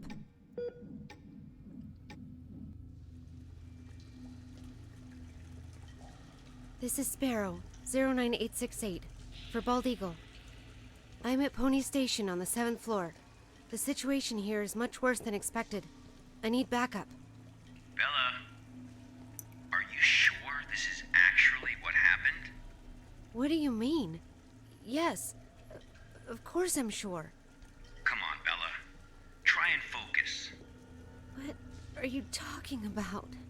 Bella, you never made that phone call. Of course What? Pony Station was completely cut off.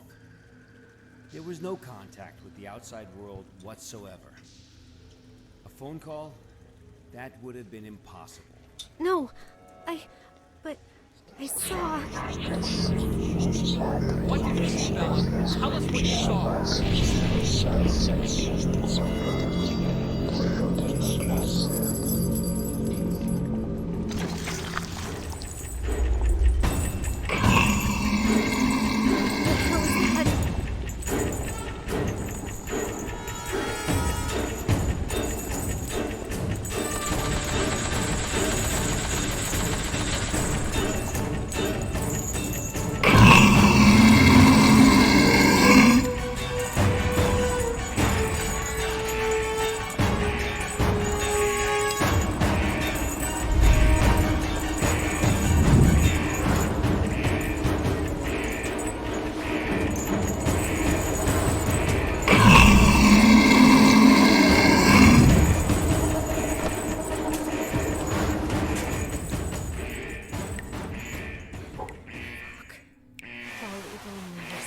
anything about that.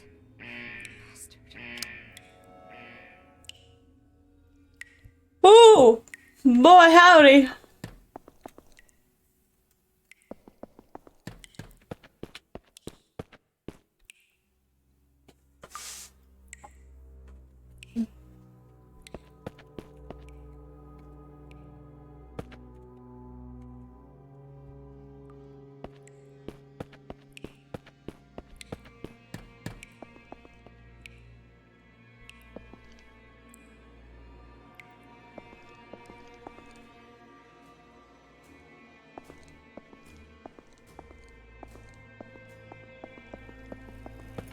like something bad happened here.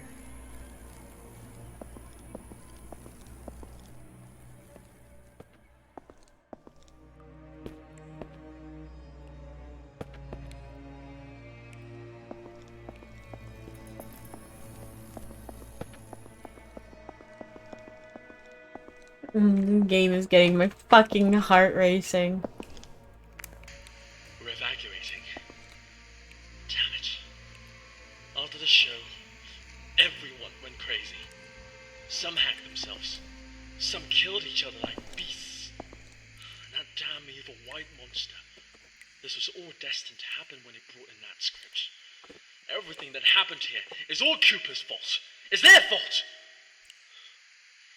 This will be the last recording from the experiment. The hydropower plant was shut down forever. And no doubt my experiment will also... What's going on? What's going on? Ah!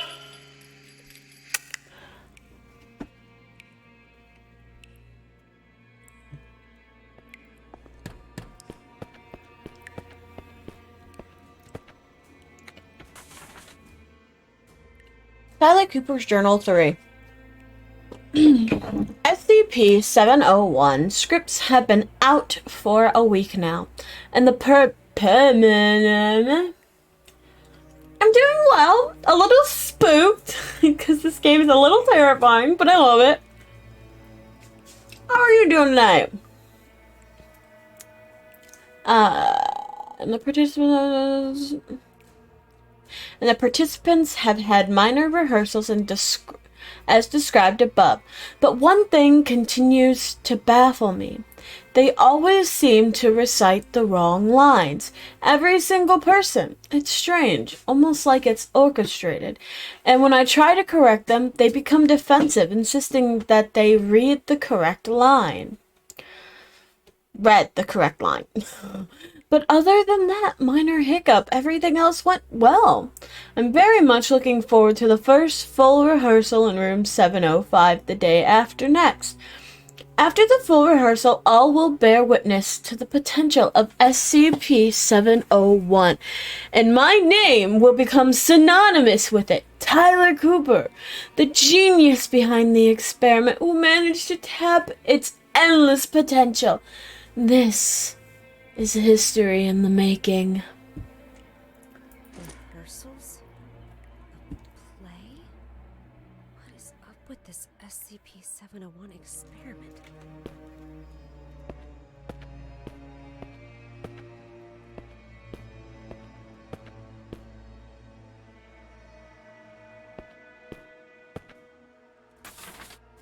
On April 27th local time, 5 students were involved in a collective incident at the Cleveland Institute of Arts Drama Club in Ohio, and another faculty member died of stab wounds. A janitor was taken into custody as a suspect in the incident. His statement mentioned that the 4 students used the blank from the ceiling during rehearsals. This was then repeated by the last remaining person after they assaulted the teacher. The teacher died 2 hours later. Following a forensic investigation of the scene, it was determined that the janitor had no clear motive for committing the crime. He is currently undergoing further observation in a psychiatric hospital.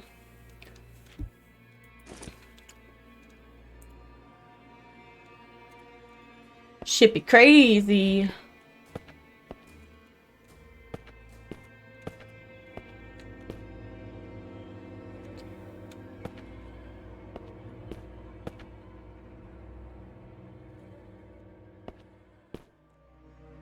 Oh, those are really cute, like little Yule logs. Those are adorable.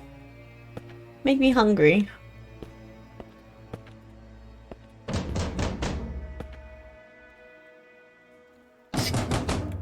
Excuse you? Fuck up.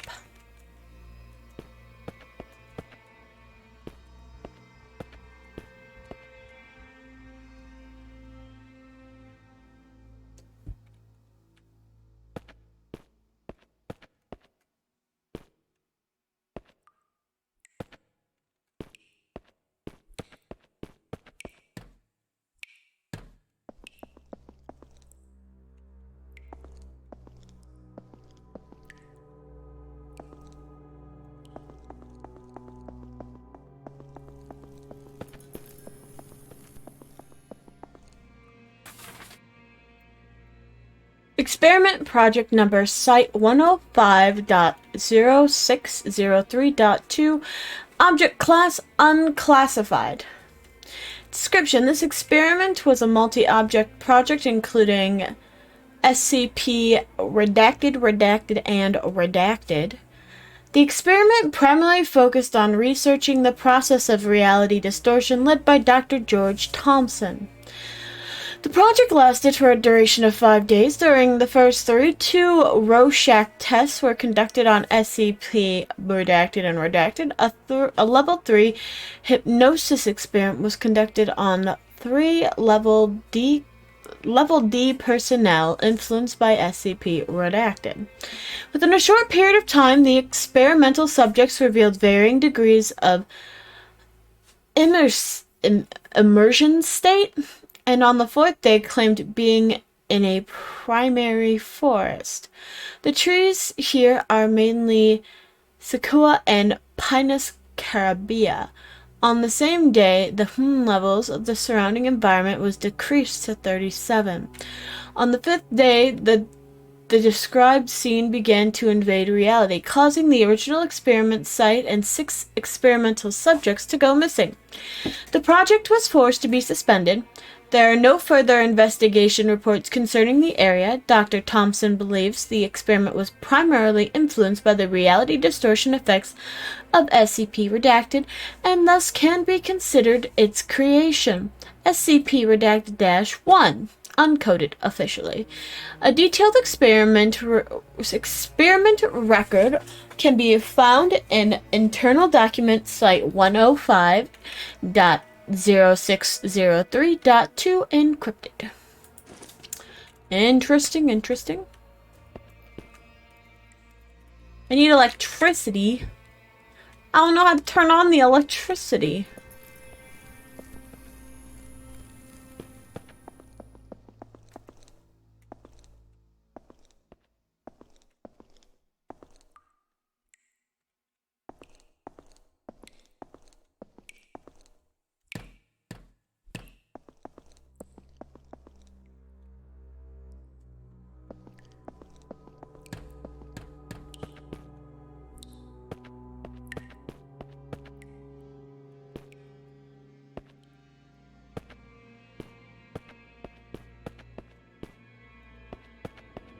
Oh. That was probably very obvious.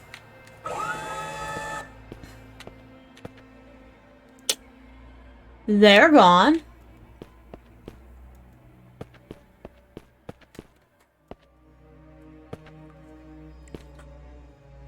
Did I miss anything exciting? It's the legendary axe. I love the no further investigation reports bit. Basically, we screwed up and we're going to try to bury this as deep as possible so we don't get in trouble for it. Exactly, Axe.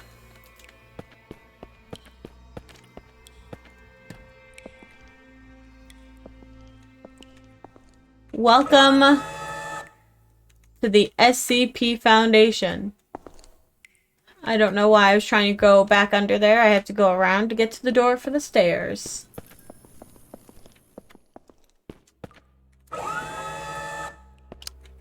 Well, fucking bitch. Well, okay.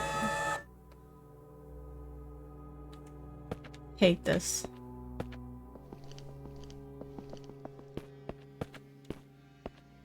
Ha!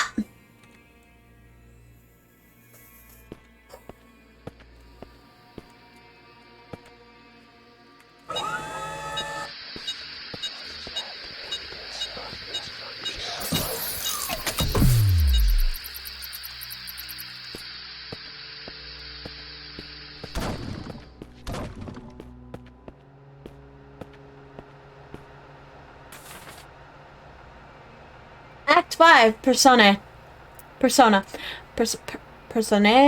Gonzalo Antonio Alinda Francisco.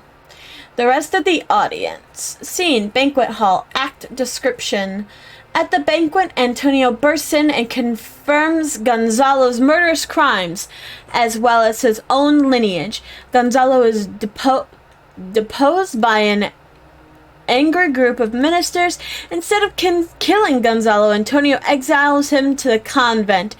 Antonio then orders his squire to plan his wedding with Olinda, and the play ends with a dance by the group of courtiers. Shut up, sad boy. I won't die. Fuck pleb. I went to the store and got a case of liquid death and a rampage inducer. Jesus, that does not sound appetizing in the least bit.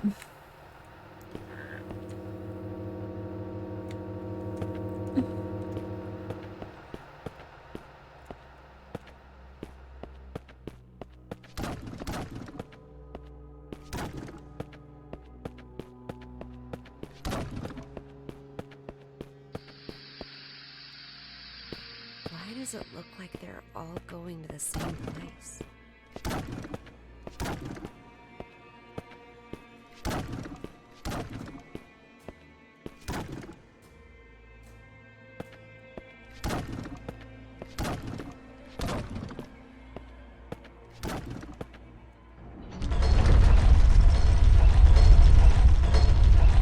Oh my god, it vibrates in my eardrums.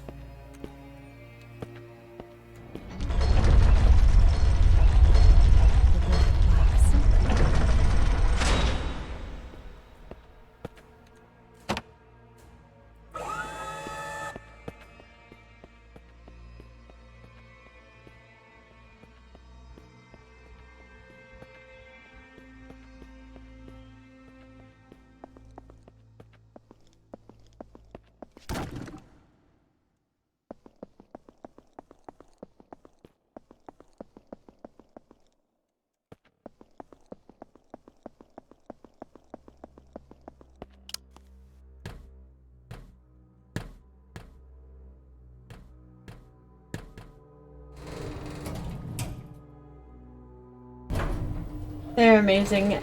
It's not their drinks.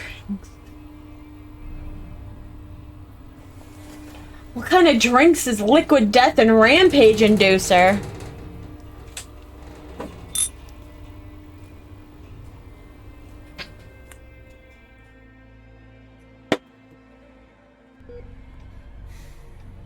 Bella, we really need you to tell us the truth here. Water? Oh. I'm telling you the truth. I completed my task. Which one's which? I retrieved the black box from Pony Station. Looks like the cognito hazards really did a number on her. What are you talking about? I'm fine. Bella, there was no black box in sight when we found you. That's impossible.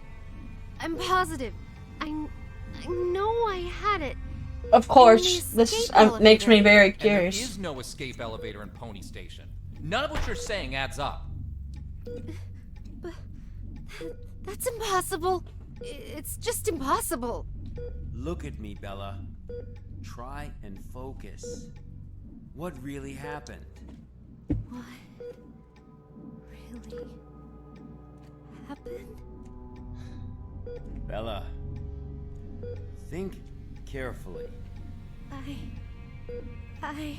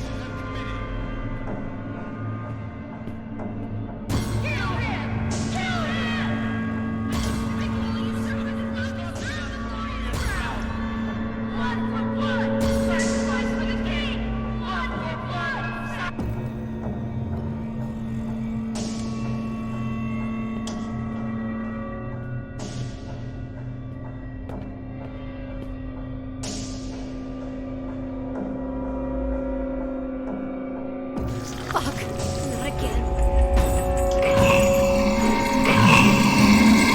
Oh god.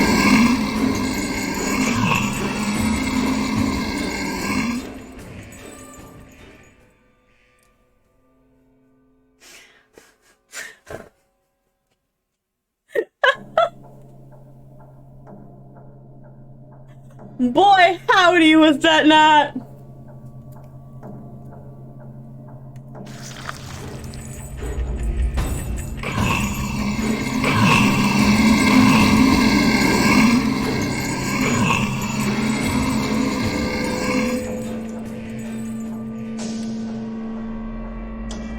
I don't know how to run past him.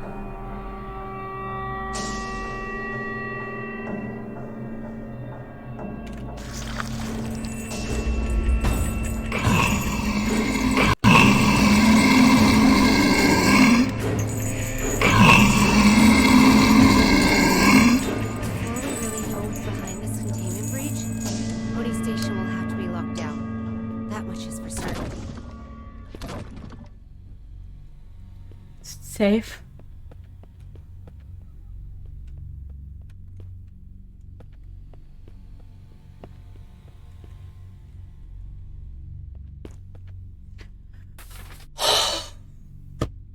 I'm sorry, that was very, very loud. My apologies.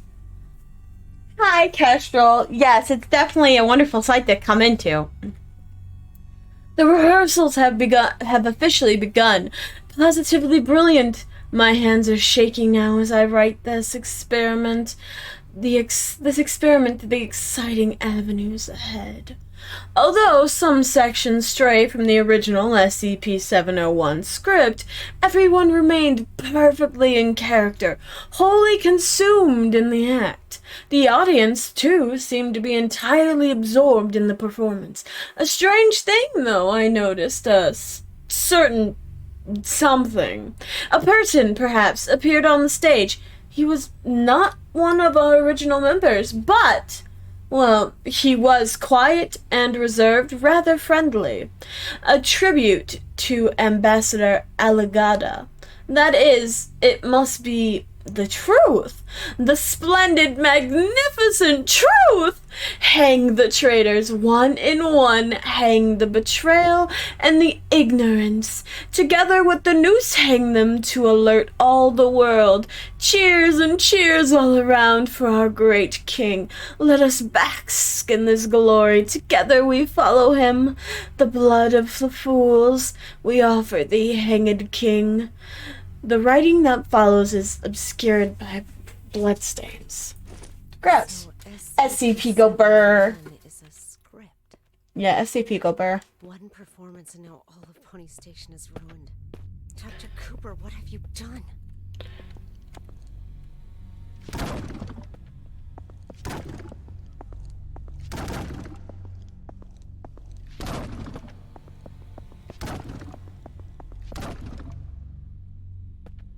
It's those mannequins again. Where are they heading? But where have all those volunteers gone?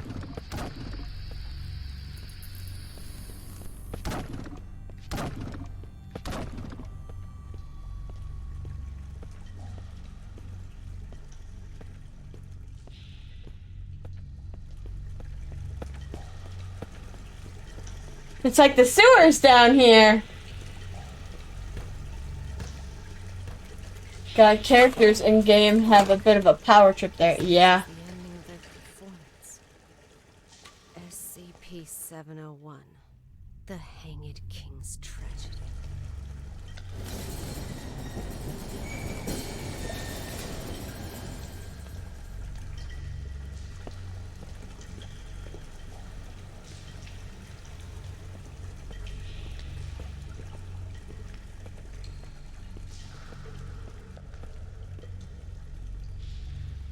I serve my king. Who's there? With my blood.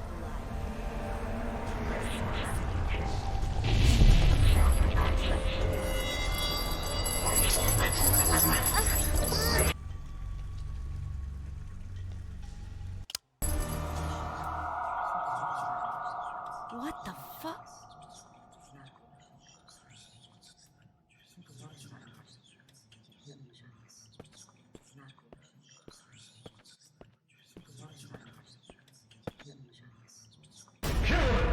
Sacrifice his head and seek redemption with his blood! Kill him! Kill him! A despicable usurper does not deserve the glorious crown!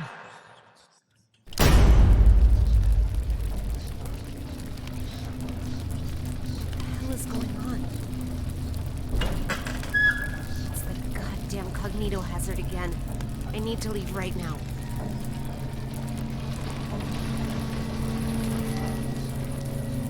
With this, our blood is hanging!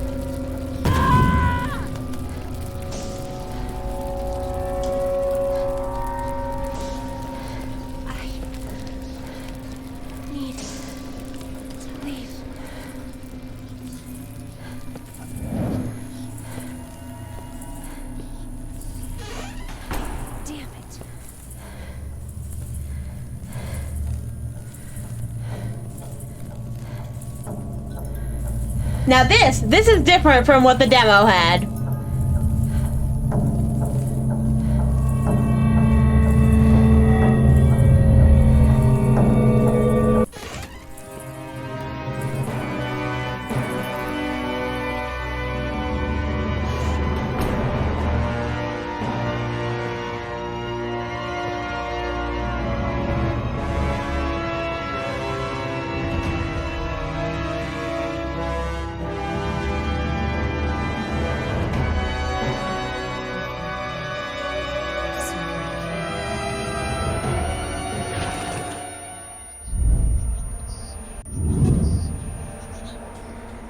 With my blood, I serve my king.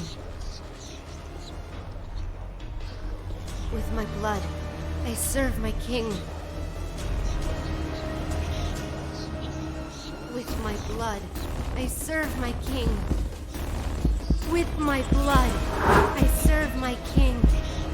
With my blood, I serve my king. With my blood, I serve my king.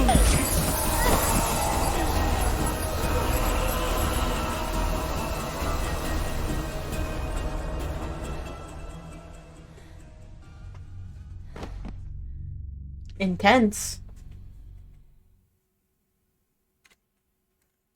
Her condition is unstable. I've just injected her with a sedative, but you need to let her rest for a while. Thanks, Doctor. Well, let's go then. What? We haven't found the black box yet. You still don't get it, do you? Get what? What do you mean? A black box is merely a vehicle for recording the truth. But a black box isn't Always a black box. You mean... That's right. She is now the black box. Got time for a cold one? Because our work here is done.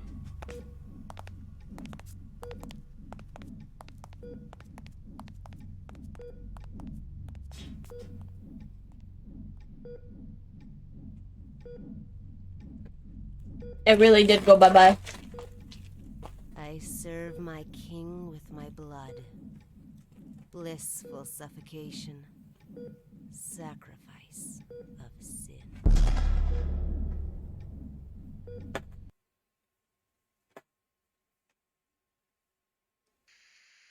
The black box has been properly contained at Site-105 and pending further investigation. Above is the full record of the inquiry.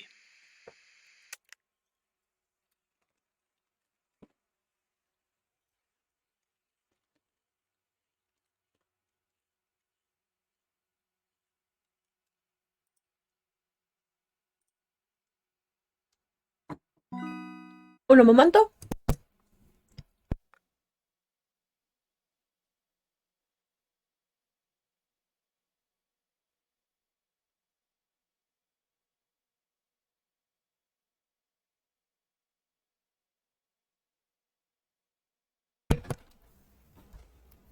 Alright. I'm not going to read all of this text for you. I will read this text for you, though. Translated text. Agent Q, SCP-701, The Hanged King's Tragedy is a 5-act revenge tragedy from the Caroline era. Performance of the play are associated with psychotic and suicidal behavior amongst both audience members and participants, in addition to the appearance of a mysterious character. SCP-701-1. Historical elements I can't speak. Historical estimates place the number of lives claimed by the play at between 168 and 173 over the past 300 years. A typical case study of the SCP-701 incident took place on May 27, 2009, during a group test experiment. The presiding project research leader at the time was Dr. Tyler. According to research logs, SCP-701 is a self-evolving memetic virus that spreads through unknown means via dramatic text. Pony Station is currently under a full-scale lockdown. Archives pertaining to SCP-701 are scattered throughout the site. That is indeed a valuable question, sir, but according to our investigation of Bella, the data is no longer considered complete. The black box is the only reliable recording containing the entirety of the research contents. She is the sole complete database of SCP-701. Boop. Cool. How was the first mission, Carl? I was a bit confused at first, but I got over it. Smooth sailing all throughout. Now I can handle these archives with ease. Be honest. Good. I have to admit, you are no worse than I expected. How about a taco night for celebration? So, are we really using a living being? Are we really using a living being as a tool to contain anomalous objects? Hey, MIT boy. I've seen a great many field agents. They are prepared to sacrifice themselves at any time in order to complete a task. Secure, contain, protect. For them, it is a creed worth paying the ultimate price for.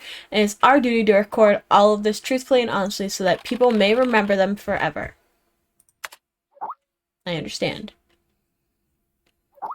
Anyway, you completed your first mission smoothly. We should celebrate. How about going for a drink? Old place? Count me in. Sounds cool, but I can't drink too much.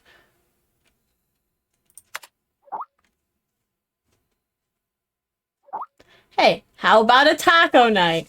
Or a donut night? Those both sound great. I'd love a taco or a donut night. To celebrate the completion of my first mission ever archive mission, my colleagues threw a small party. It all started to grow on me, my colleagues, and this place. I started to really enjoy all of it. Maybe it was all the drinking. I dreamt I was lost in a strange cave. It was dark and damp and smelled of decay. And in the depths of the darkness, I saw at all times 2 red dots monitoring my every move. What a strange dream. Tequila is too strong of a drink. I need an espresso to sober me up. Espresso. Well, done with work now. I have to drive home, but we'll be back once I get there. Okie dokie, I'm Smokey. It's official. I have no idea what any of the other stuff in this game is going to be past that.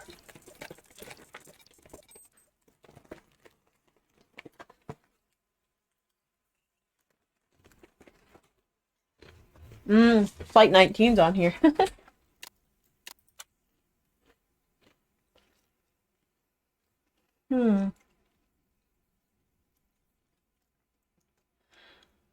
Object is an irregular clay pot with a height of 23 centimeters and a diameter of 28 centimeters.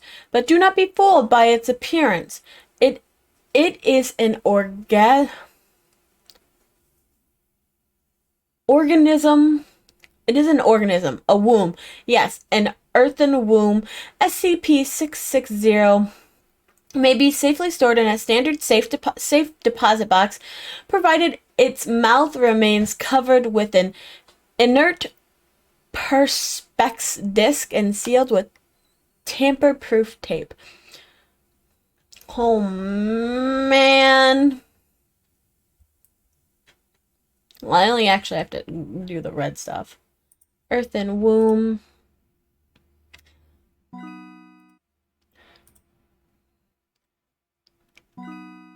Cool.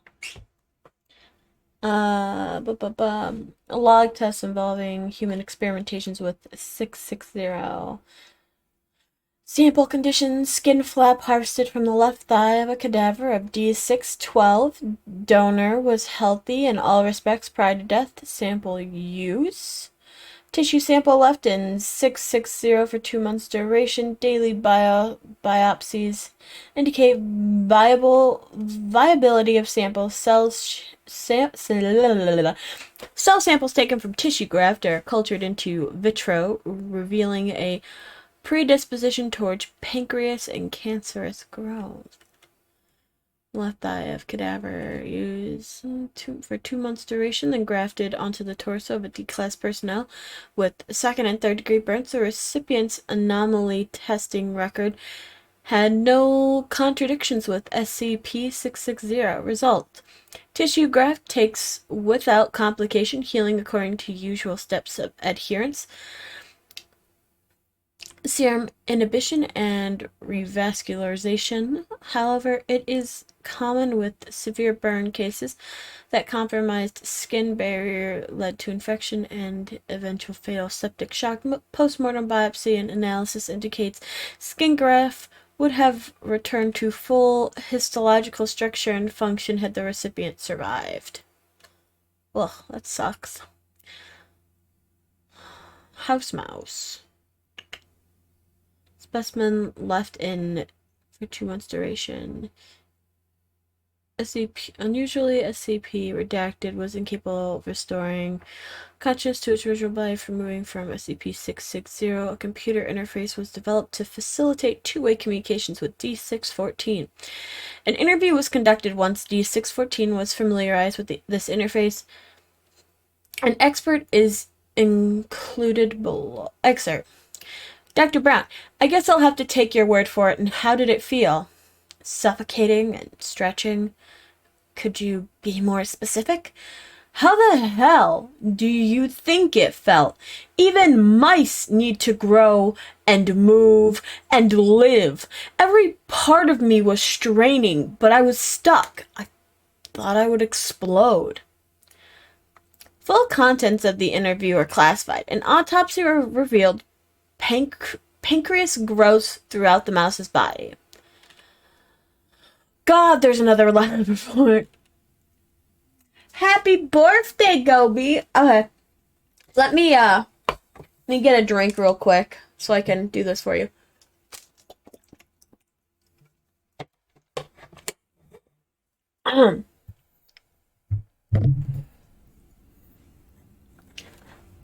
Happy birthday to you. Happy birthday to you. Happy birthday, dear Gobi. Happy birthday to you. But happy birthday, Gobi. I hope you're having a spectacular one so far. I'm just trying to do my data.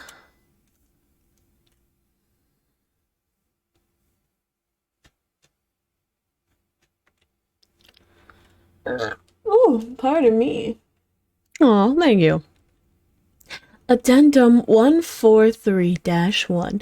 The trees were grown on site from saplings obtained from parent plants located in Nara Prefecture, Japan in 1905. The parent trees were owned by a family of traditionalist swordsmiths, claiming to be descendants from a legendary sword maker named Amakuni.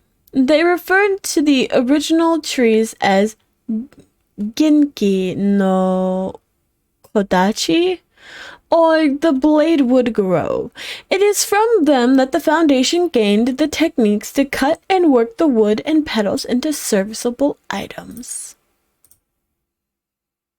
The original trees are still in Japan, owned by the government and still tended to by the same family. However, the government has denied all existence of the trees, and any products made from them are kept within the country. Addendum 143-2, SCP-143 is to be watered twice every day on a regular basis via a large sprinkler system unless already watered by local precipitation. Personnel are not allowed to enter the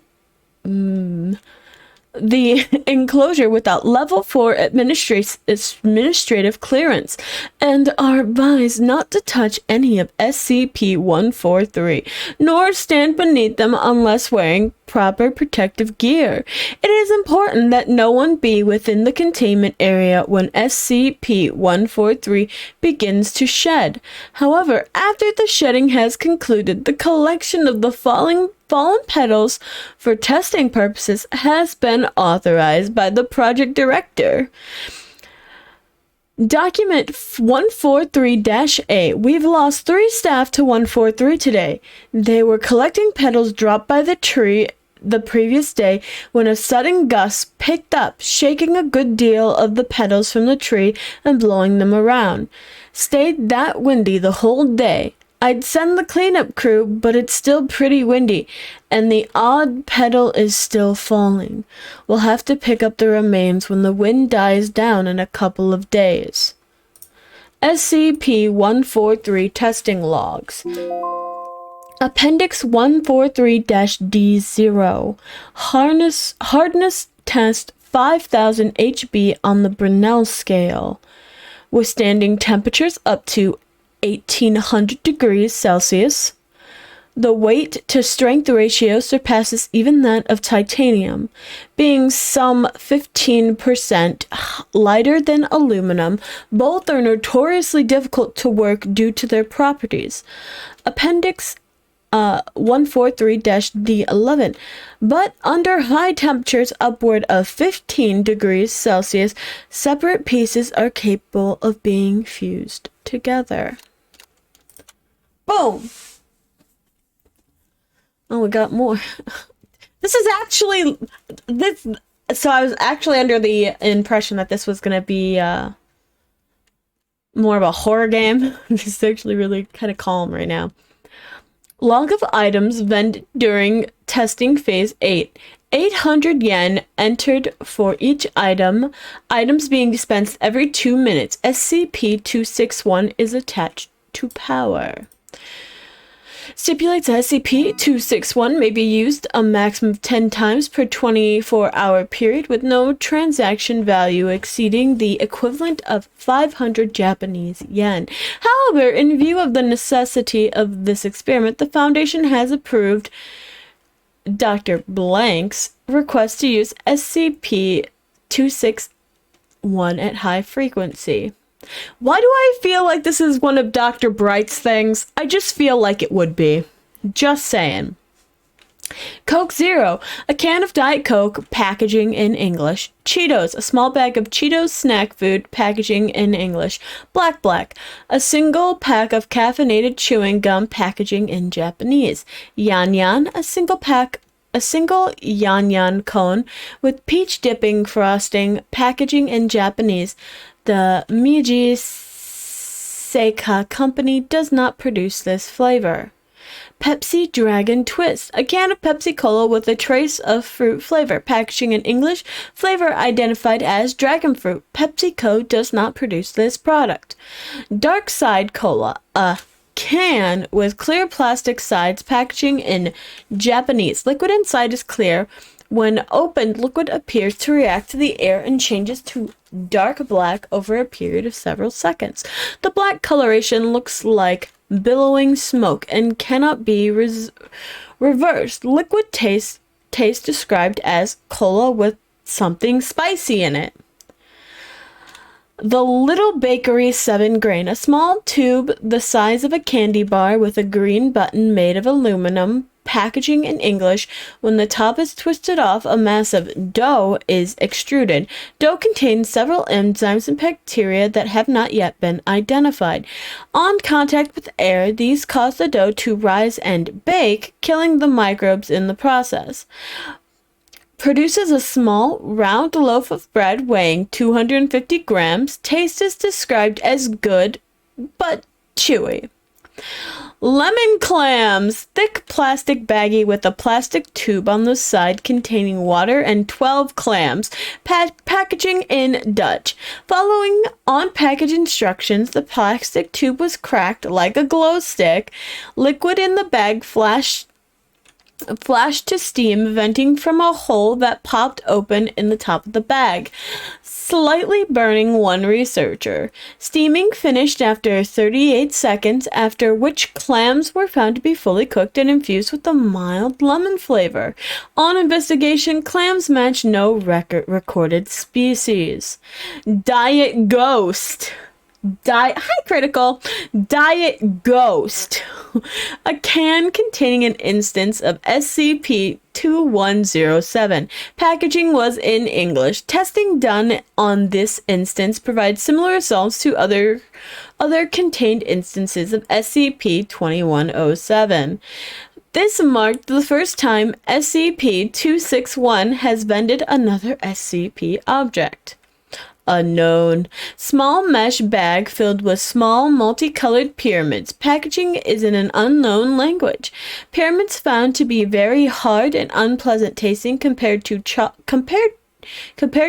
in taste and consistency. When placed in hot water, pyramids open and produce strings that quickly dissolve, coloring the water the same shade as the pyramid. Water had no additional taste, but testing revealed a sharp increase in mineral, carbohydrate, and protein content, with several minerals unidentified at the present time. This content was found to be consistent with the recommended daily intake of nutrients for adult humans. Researchers ingesting the water reported stomach cramps 2 hours later, but no other effect. Unknown. Aluminum box with a small glass window on the side and a large round button on the top. Packaging in an unknown language. Box is seamless and appears to be filled with small, round animals covered in fur, each with 3 small paws and a single large eye. Pressing the button causes the inside of the box to rapidly become superheated, cooking the small animals alive. Muffled noises and scratching were heard for several seconds during the cooking process. After 1 minute, 30 seconds, the front panel opens and gives access to the now cooked animals. Professor Kane volunteered to eat the animals, with no other researchers willing to do so.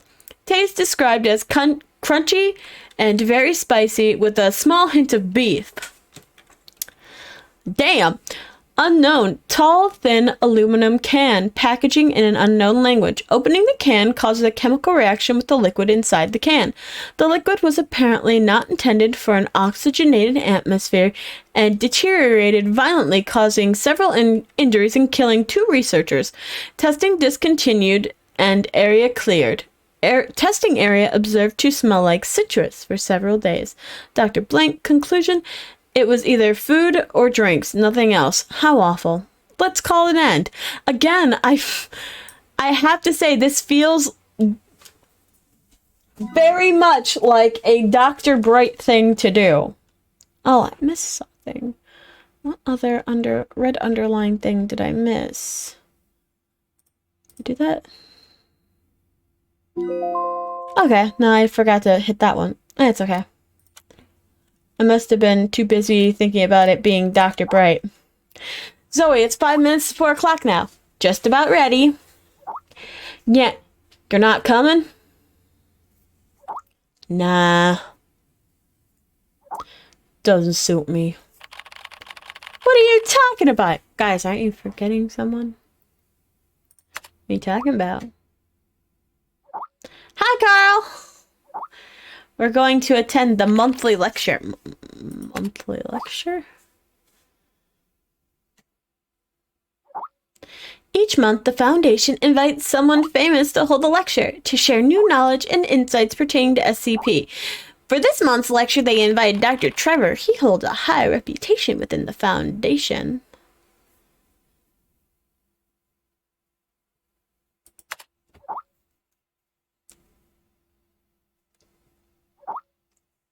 I'll send you the link to the monthly lecture. Just a sec. Notice the course you signed up for is about to begin. Please join the meeting in the training system. Thank you. Join conference.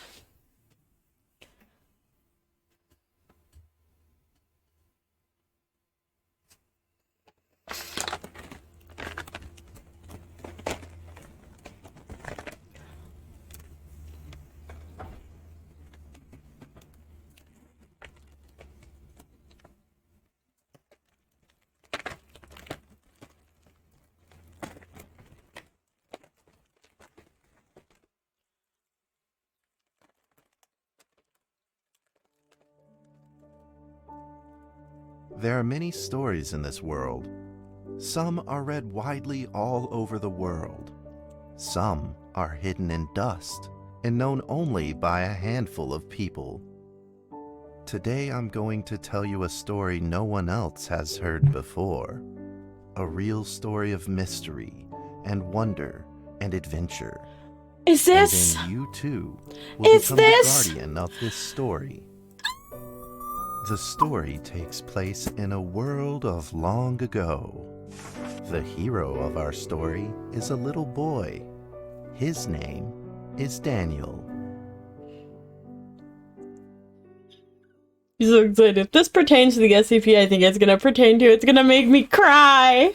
One day, out of nowhere, Daniel got a serious case of chickenpox. It made him look like a strawberry.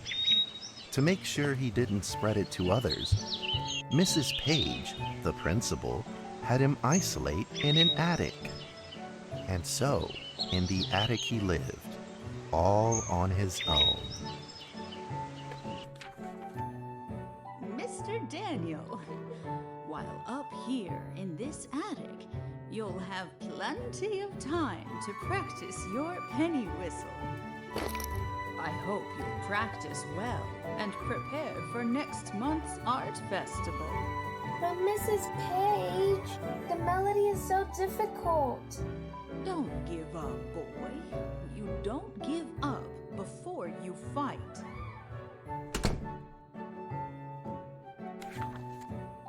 Daniel was reluctant at first, but he trusted Mrs. Page, and he knew he should listen.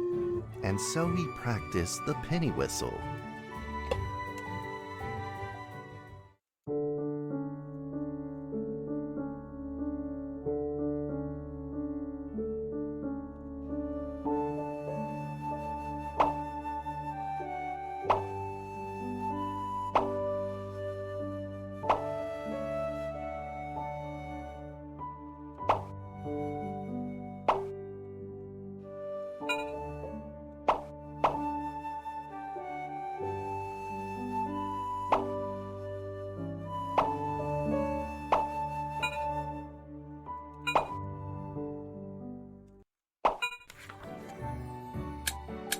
Suddenly, he heard some strange noises in the corner of the attic.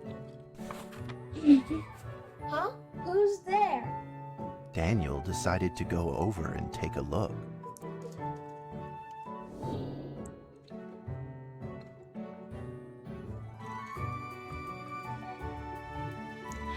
Oh, this is such a cool style! And to actually be interacting and moving. Oh, this is so cool! It was a mousetrap, and there was a red origami paper dragon inside of it. Paper dragons! Daniel carefully removed it. It was marvelous and beautiful. The only problem was part of its wing was damaged. But Daniel found a way to repair it.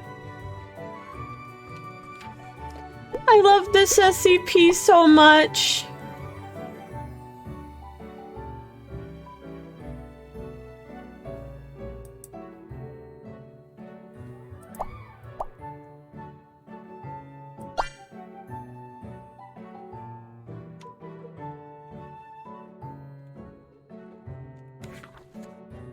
Daniel held the repaired paper dragon high up in the air, imagining that it soared over all the world below.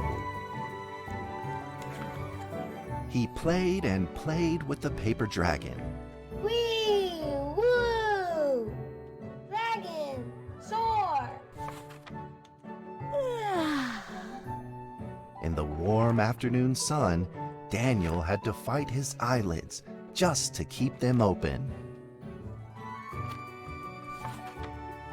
Could it be? Or is this all just a dream? I'm gonna cry. With boredom and loneliness weighing him down, he began to fiddle with the old radio.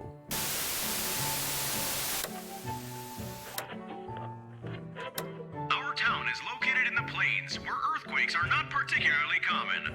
Although there are 17 fault zones around us, they are all inactive.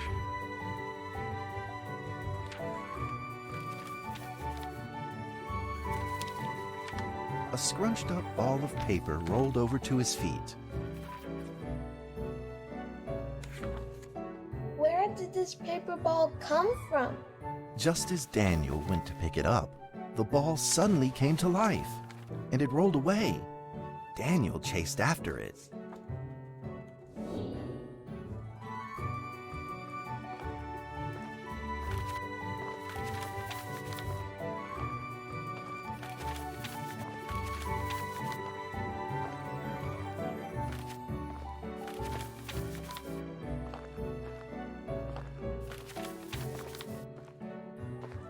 I'ma get you. I'ma get you. Just as he was about to seize the rolling paper ball, suddenly, terrible sparks erupted from it. Before his very eyes, the paper ball began to grow, bigger and bigger. At that moment, a red figure suddenly appeared. The red figure quickly subdued the paper ball and threw it into a cardboard box. Daniel studied the red figure carefully. It had a sticker on its fluttering wing. It was the paper dragon. I wasn't dreaming. Thank you for saving me. Daniel was grateful and very happy. He walked closer to the paper dragon, but the paper dragon seemed timid and afraid and backed away. Just then, Daniel had an idea. Am I gonna play him my penny whistle? He took out his penny whistle and slowly played a tune.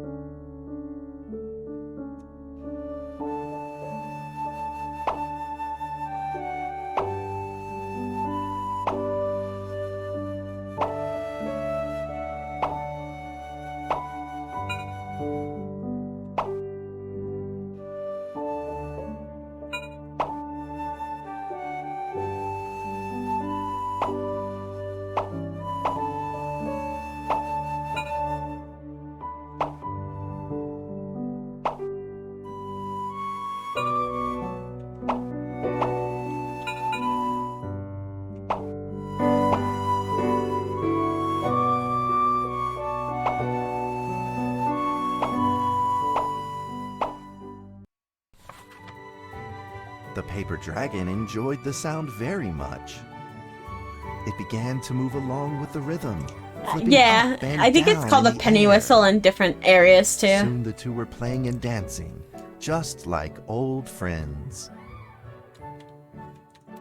I love this SDP so much, it makes me cry because it's so beautiful. The paper dragon traced out a beautiful arc in the air, communicating with Daniel in a unique way.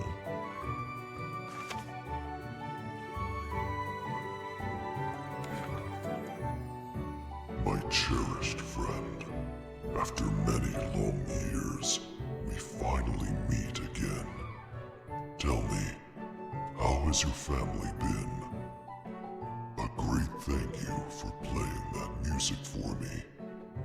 You know how I love the beautiful rhythm of that instrument. But we ought to take precautions, as the room is not stable. Do you still remember how the room works? You're welcome to visit anytime. The piece of paper then changed back into the shape of a paper dragon and flew into the cardboard box. The box closed shut, and a calm silence was restored to the attic. Daniel rushed to find a watercolor pen and marked the box with excitement in his fingertips. Here be dragons!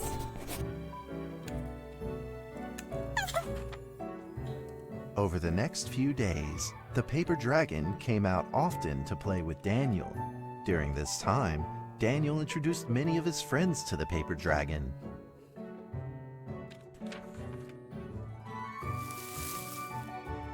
That cat's name is Mrs. Carter. Ever since I secretly fed her some fish for dinner, we've been good friends. That's Duke, Mrs. Jessica's pet. He doesn't like Rainy Day or Mrs. Carter. Only smoked sausages for his taste. And now, we are friends too. My name is Daniel. What's your name? The paper dragon flapped its wings, as if it didn't understand him. Well, since you like the sound of the penny whistle so much, why don't I just call you Penny? I'll keep practicing to make it sound better. Daniel and Penny then played baseball together in the attic. Let's play cat.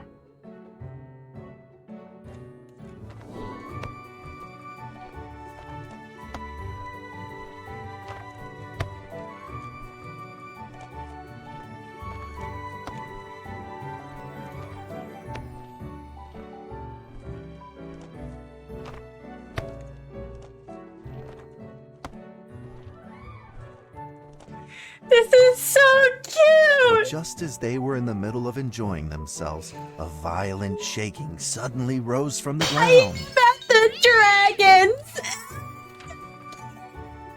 The stubborn earthquake is back at it, folks, and it seems even stronger than last time. Here Be Dragons is one of my favorite SCPs and I love the it. box suddenly shot open, and thick clouds of smoke billowed out, followed by several paper balls.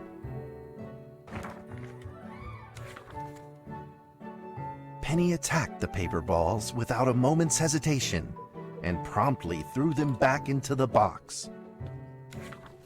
Penny then flew around in front of Daniel and rushed right back into the box. As the box closed, the earthquake stopped. Facing a friend's farewell with I know, right? It's so adorable. Confused and lost. He moved the box to the center of the attic. Facing it, he practiced his penny whistle, day in and day out. It really does hit you in the kokoro.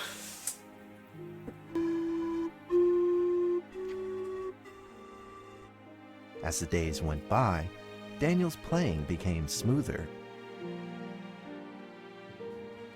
It's gonna make me do it again? Okay, good. One day, the box suddenly began to move. Huh? 1, 2, 3, 4. This time there were 4 paper dragons.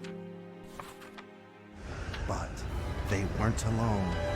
Enemies began to jump out of the box too. Earthquake! Another earthquake! This time it's reached a magnitude of 5.8! In that small attic, the 4 paper dragons fought fiercely against the paper balls. This time, the paper balls used new tactics. They clumped together into a single monstrous ball of paper. It began to shoot strong bursts of electric sparks at the paper dragons as they flew through the air. As they were hit, the paper dragons fell from the air, one after the other. Seeing the injured paper dragons, Daniel felt very distressed and anxious. Just then, one of the paper dragons painfully started to fly and gathered the remainder of its power. The paper dragon transformed into a great beam of light and dove straight down to pierce through the monstrous paper ball. And then came another paper dragon. The monstrous paper ball was blasted to bits, exploding into smaller paper balls. Trembling, they struggled to escape back into the box. The sacrificed paper dragons were reduced to swirling shreds of paper, and a silence prevailed. Peace and tranquility were restored once again to the attic. Right, my Daniel Kokoro. saw the remaining I'm 2 gonna paper cry. dragons lying on the floor, badly wounded. He rushed to grab some stickers and treated them at once.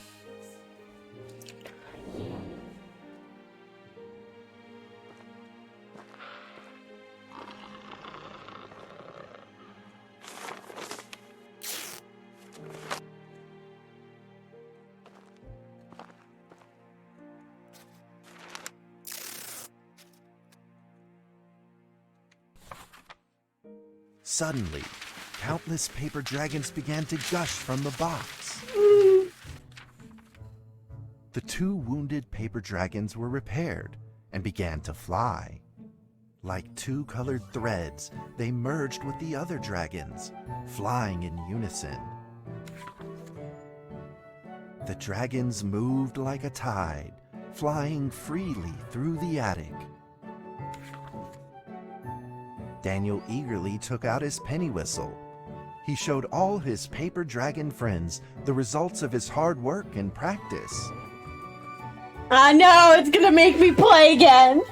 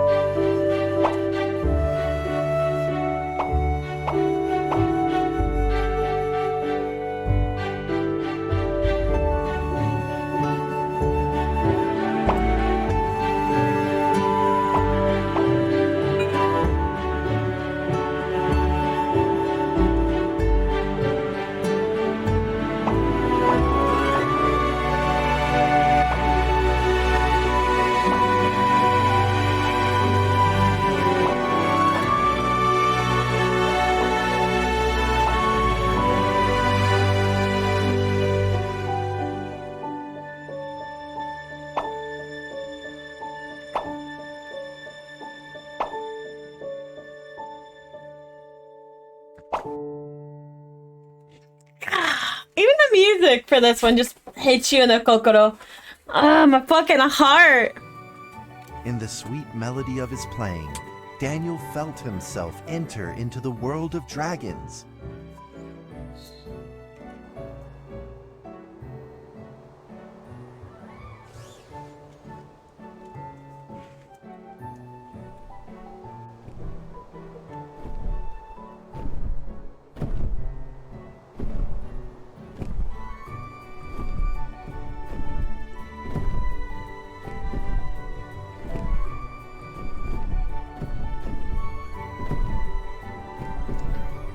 Wow.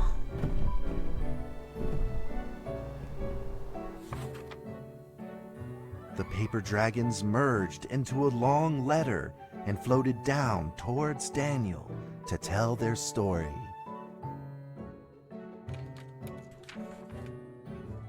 After the last war, the fantasy world enjoyed a long spell of peace and stability. But now, the giants have returned. They have launched ferocious attacks, trying to invade your world through the room. We are prepared to launch the final defense. Then we will have to destroy your room, for it is the last remaining entryway into your world. Please believe this farewell will only be temporary. We will not be apart forever, and we will never forget our eternal mission of protecting you. My heart! This was supposed to be a horror game. This has the horror category. This isn't scary. This makes me want to cry. Daniel still couldn't fully understand what the paper dragons had meant, but he had a vague feeling in his heart that he may never see his new friends again. My heart. Can't stand A few days it. later, Daniel's chickenpox had fully recovered. He could now play the penny whistle very, very well. But the paper dragons never returned.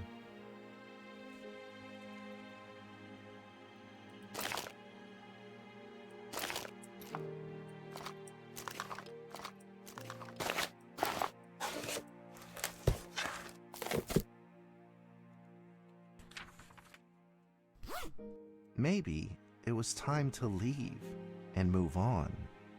Yeah, the biggest scare of all. Feelings. Earthquake warning! Magnitude 6.2! A massive earthquake is hitting our town! All townspeople, please leave your houses immediately and move to safe open spaces!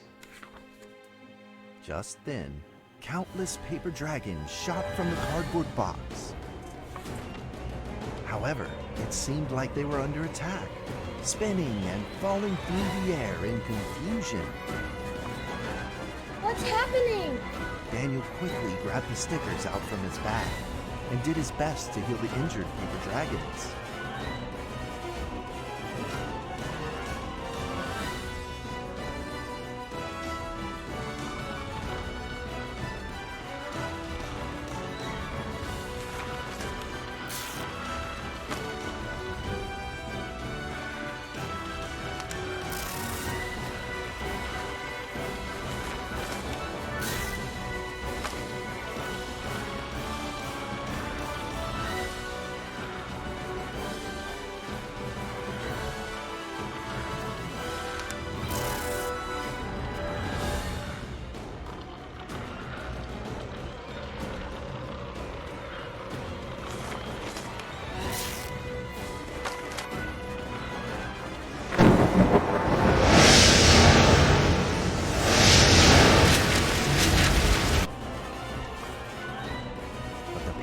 Swarmed together and pushed Daniel away, subduing him firmly in the corner.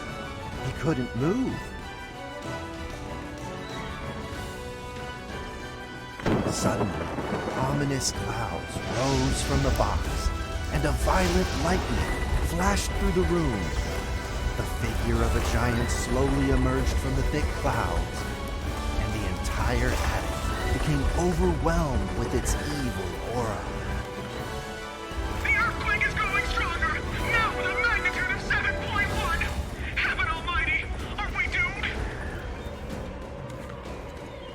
giant unleashed its power maniacally. The paper dragon struggled against it, with no means of fighting back. At this critical moment, two paper dragons shined brilliantly. Together, they heroically crashed their bodies into the giant.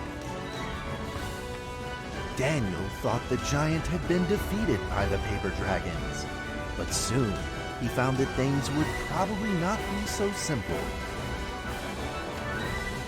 The giant's figure could still be seen in the thick smoke, looking evil and terrible. The attacks of the paper dragons had had no effect, and the giant had only grown stronger. It fought back with a new ferocity. The paper dragons were simply no match for it. The earthquake is going stronger still! The greatest disaster this town has seen in over 100 years! My heavens! Will this nightmare ever end? With the paper dragons now all but defeated, Daniel spotted a frail figure in the distance. It was Penny. It flew gently in front of Daniel and affectionately rubbed its head against his fingers, as if this whole crisis had never happened. Daniel felt like Penny was trying to tell him something, but he didn't quite understand what. Penny then left Daniel and soared into the air with a determination in its wings. Suddenly, the other paper dragons seemed to be summoned. They flew through the air, all together in unison, responding to the call without an ounce of hesitation. At that moment, Penny turned into a great red beam and rushed fast towards the giant. The other dragons followed, shining together like a shooting star. At that moment, Daniel seemed to see a real dragon flying. No!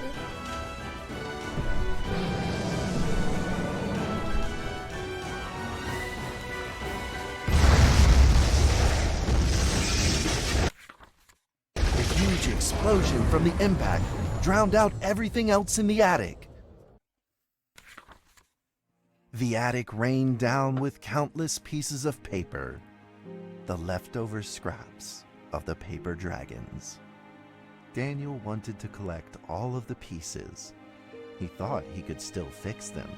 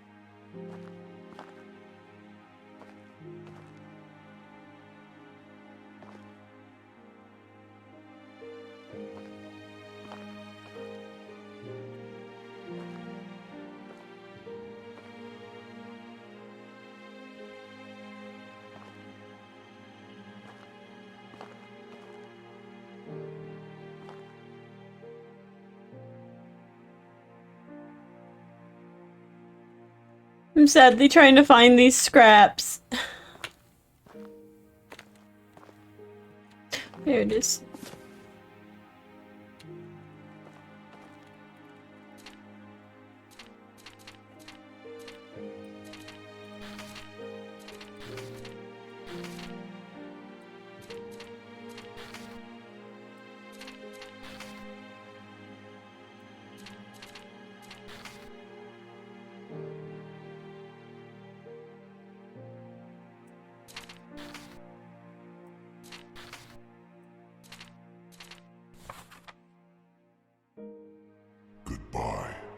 friend.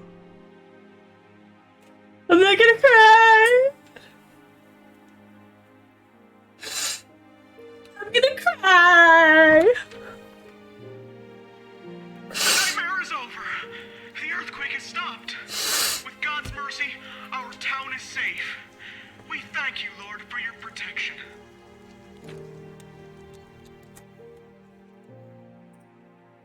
Hold on, do I have tears? I need to put tears on this right now.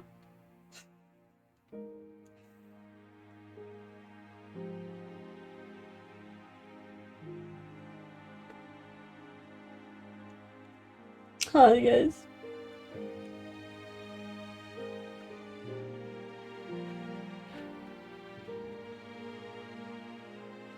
No, do I not have, I have little sad tears?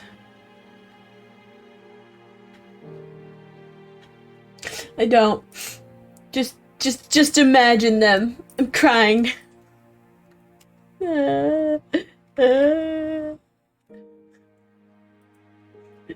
cutting onions in here? That's not nice. Not nice to cut onions in here. A few days later, the art festival was held as scheduled. Daniel attended the show with his penny whistle.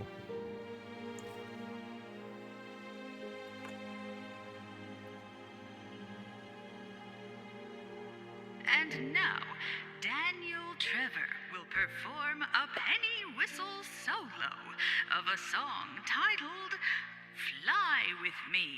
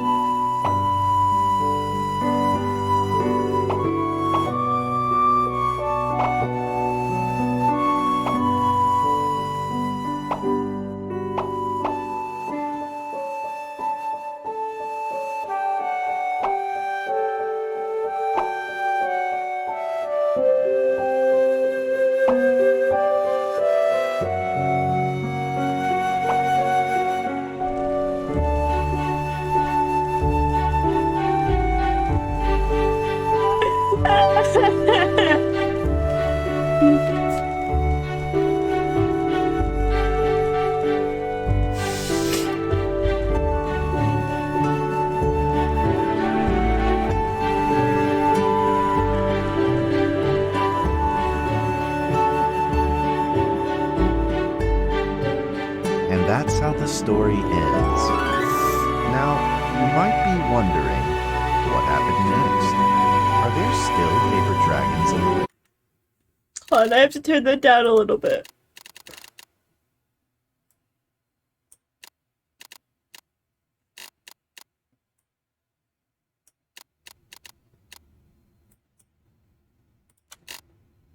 Well, that's a difficult question to answer. But I believe that they are still protecting us somewhere in this world, just like they promised they would, forever, into eternity. You'll be dragons! Have beast mode. Anna, that's all you get. I'm crying. Leave me alone.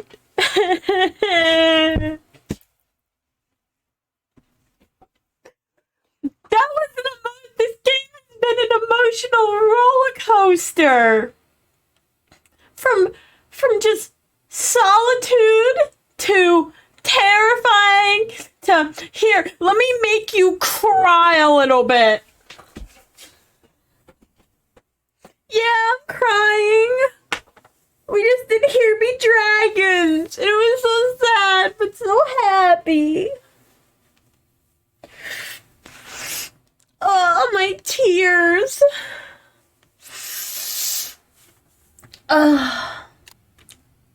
I would too. I would so buy that book. I'm gonna find that song after this because I want it, because it's so beautiful. Dragon Soar! What lovely paper dragons. I love them so much. Me too, but what happened to those cute little ones?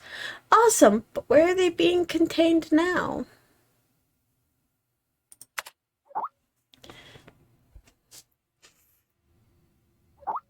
SCP-762 is now being contained at the Reclorley Research Institute, where Dr. Daniel is supervising director. That cardboard box has remained silent. How do you know all this? Gent. I thought you didn't attend the monthly lecture.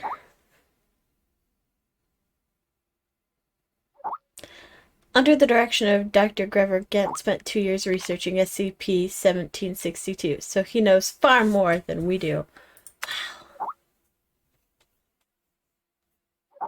Hey, I told you all that particular SCP didn't suit me. Oh, come on, Gent. But really, imagining you tidying up files and pictures of cute little fairy books, it's kind of adorable. Enough already. I'm getting back to work, but I'm going to stress that the point again. That particular SCP did not suit me. I've been here for a month now, and I'm now entirely adjusted to the job. Though the context of my work is to simply process archive files, it is work that will never bore me. A few absurd jokes aside, most of the archives are really rather fascinating. I've been having hallucinations lately. I feel like someone is calling me, a voice low and uncertain. They seem to be trying to communicate with me, but I cannot understand a single word they say. In fact, I have planned on seeing a doctor, but Zoe told me it was the typical rookie syndrome and would clear up in a few days. I certainly hope that is the case. You know, in the lore, they're gonna try and eradicate the dragons, right? I know, okay? I know this. It makes me sad even more because I know the actual, like, all of the lore for a bunch of these different SCPs. Beast mode just makes me want to cry more. Makes me want to cry so much. So much. So much. I love Here Be Dragons. It's one of my favorite SCPs.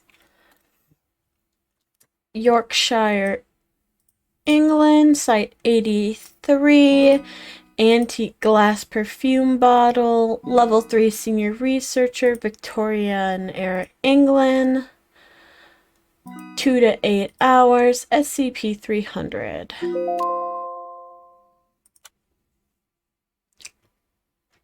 That's some more reading. Wonderful.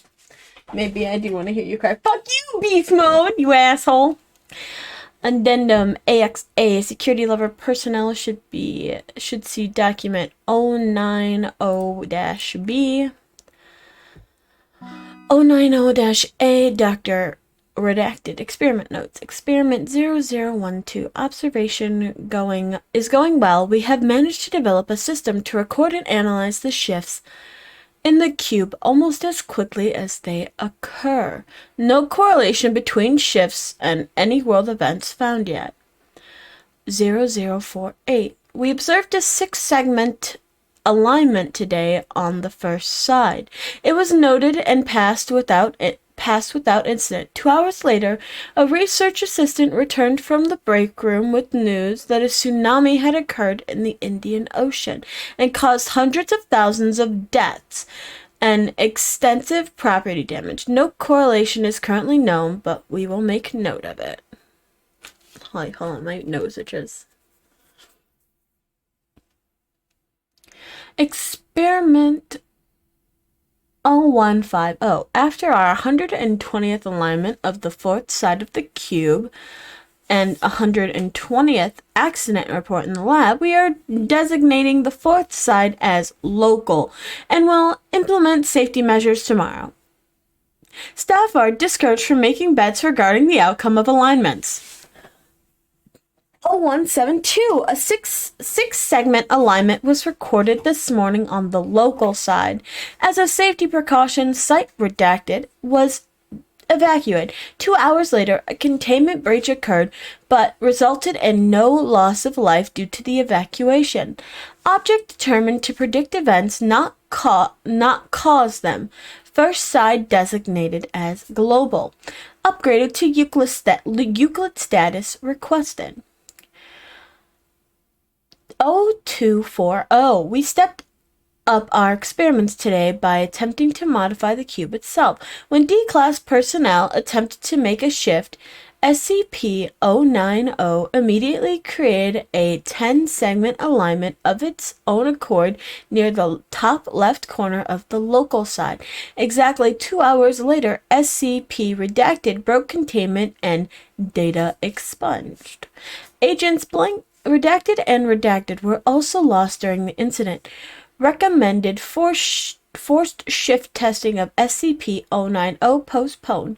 Upgrade to Keter status approved as SCP-090 is obviously capable of causing events of its own accord. Object may be sentient. Experiment conclusion 0193.1. The combination of different alignment patterns on its body can cause disastrous effects of differing scales. It is presumed that full completion of the item will result in a catastrophe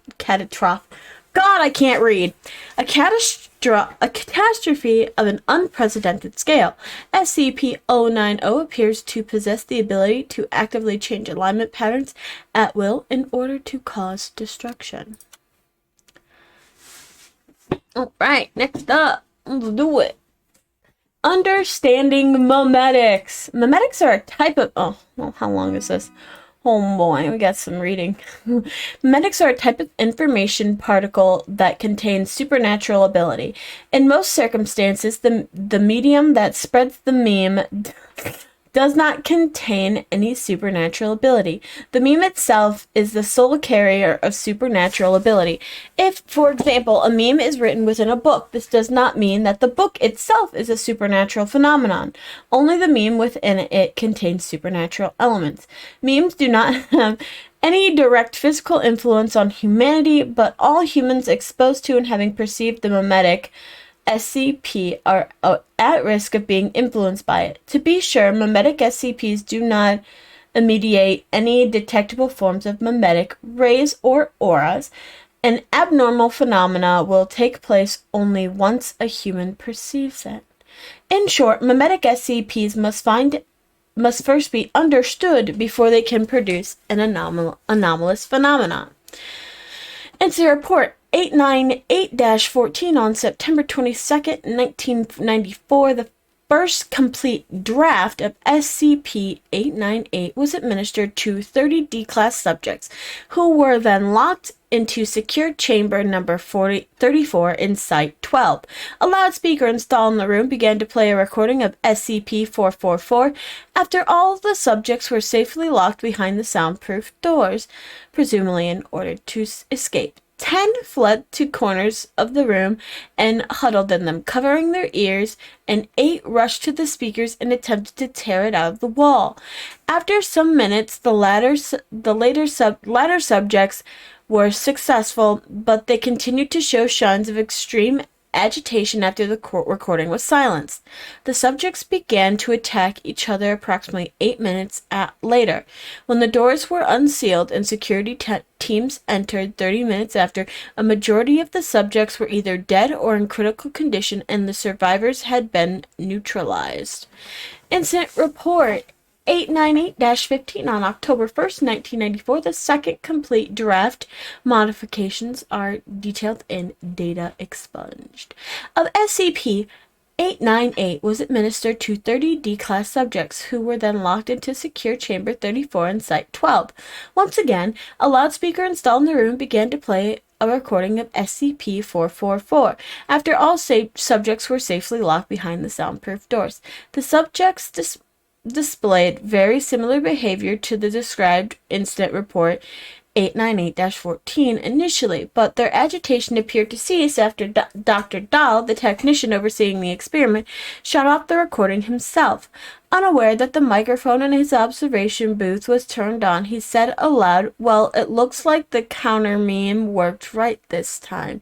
Some of the D-class subjects who were near the loudspeaker apparently heard this as they began to show signs of agitation and proceeded to fight amongst themselves or run from each other, starting a riot that eventually encompassed all of the subjects. Security Where was I?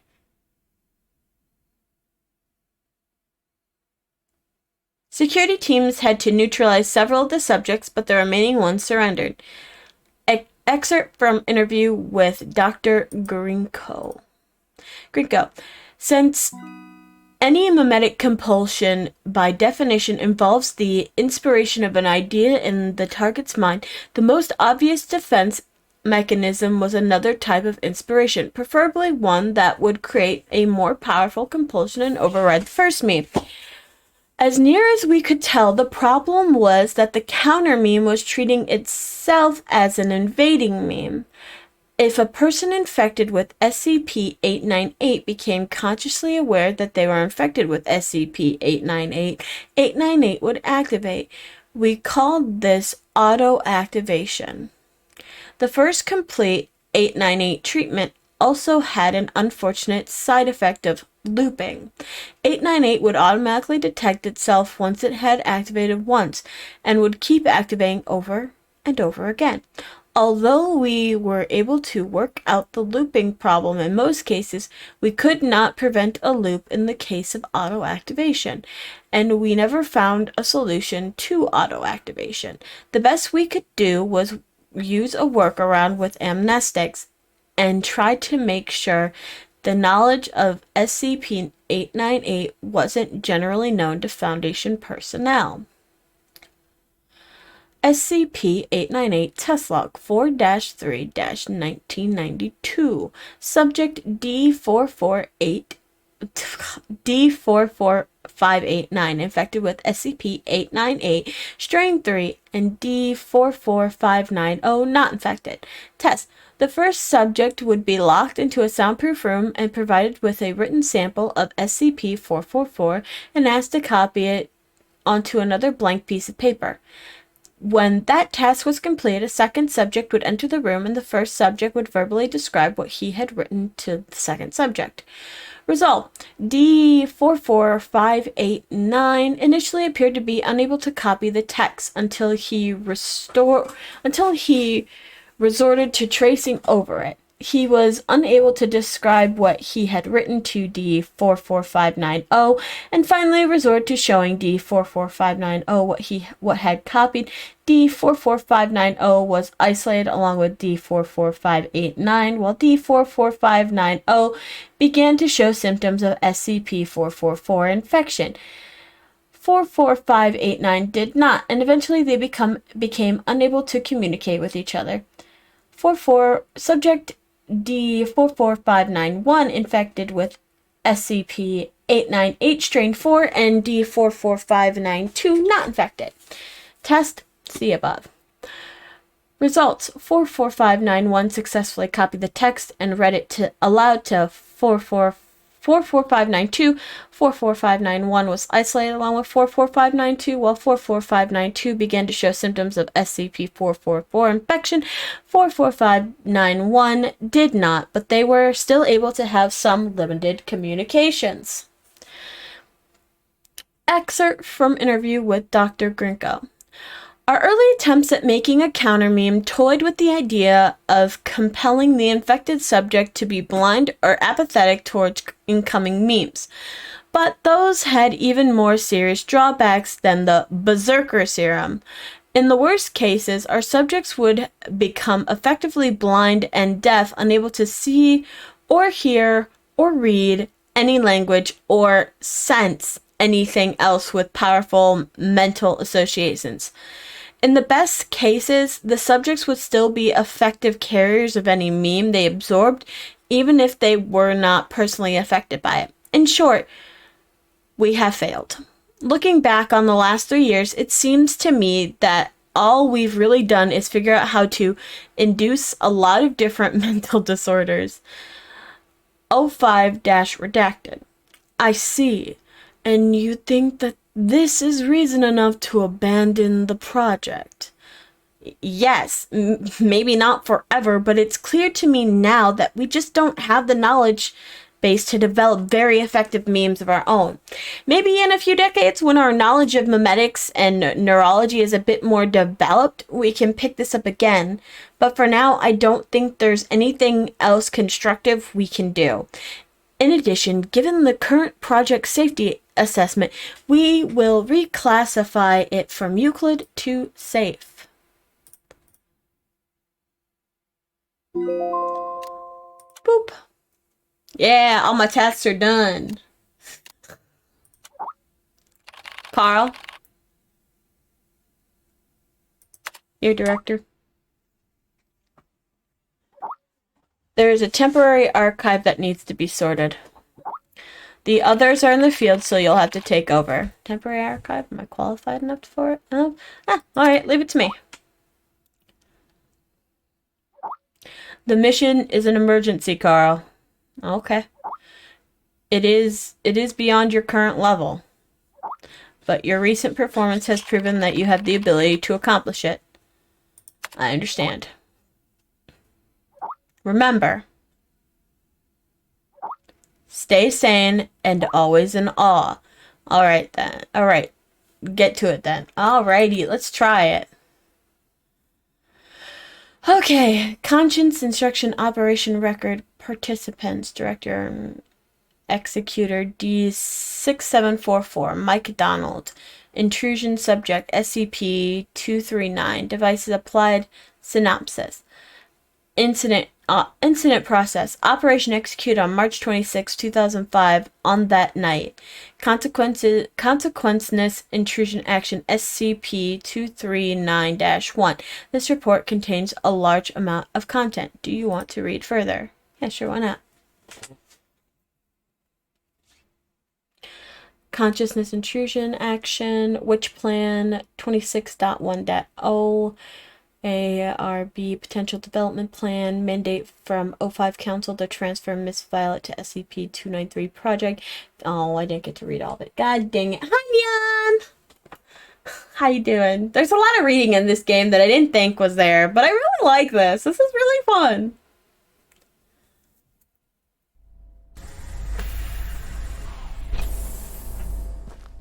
Are we back in this spooky zone? D6744, please provide your identification code according to the mission letter. 4 and 20 blackbirds. Tell me, Doc, when was the last time this rag on my head was washed? D6744, according to the 7th edition of the Security Regulation Amendment, you must first provide your identification code. Otherwise, you will be executed. Alright. 4 and 20 blackbirds baked in a pie. You're a real fan of these formalities. Everything's got to be right by the book with you. Oh, God. Fuck. Mike Donald, consciousness intrusion expert, former leader of MTF UP2, codename Spider. Now, level D personnel, number 6744. Enough with these damn formalities. Just what the hell you want me to do? D6744, do you know about the Witch Plan? I've heard the name, that's all. The plan is under the direct command of O5. Every last detail of the plan is protected by the strictest confidential terms. So what? D6744, what you're about to witness is top secret information of the Foundation. What the fuck is this? What the hell is going on? A few hours ago, something went wrong with the Witch Plan experiment. The energy of the human anomaly, SCP-239, is out of control and has begun diffusing outward, disintegrating everything it touches. You guys seriously never cease to amaze me. SCP-239 is now a ticking time bomb. She could go off at any moment. D-6744, I need you to enter the consciousness of SCP-239 to stop this bomb from exploding. The neural key is fully charged and ready to enter the target I'm not consciousness following you. space. Begin the program. Consciousness What's begins to happening? link. Start the countdown. D-6744, 5, we don't have much time left. 3, 2, incise.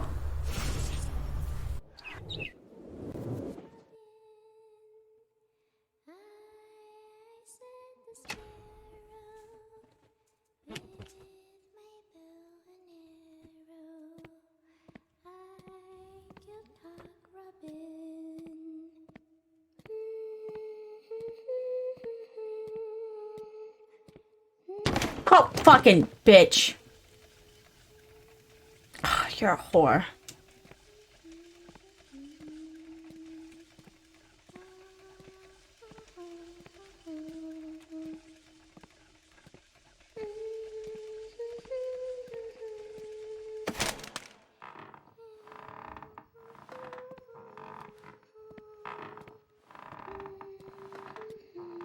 Yep, this is happening now. We didn't get a choice.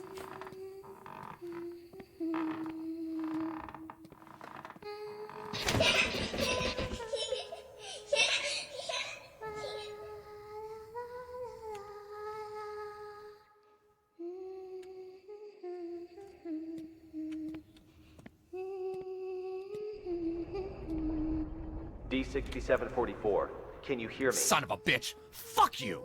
The situation is urgent. If you were still the way you used to be, you would have done the same. Hello there? Hey, wait! D-6744, what did you see? A little girl, but she ran away when she saw me. That little girl is SCP-239. What else have you discovered?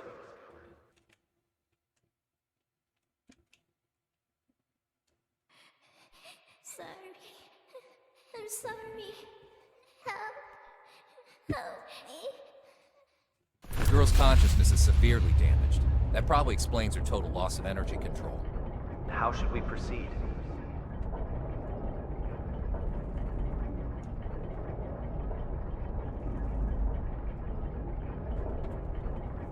Hold on, my computer's trying to catch up with everything.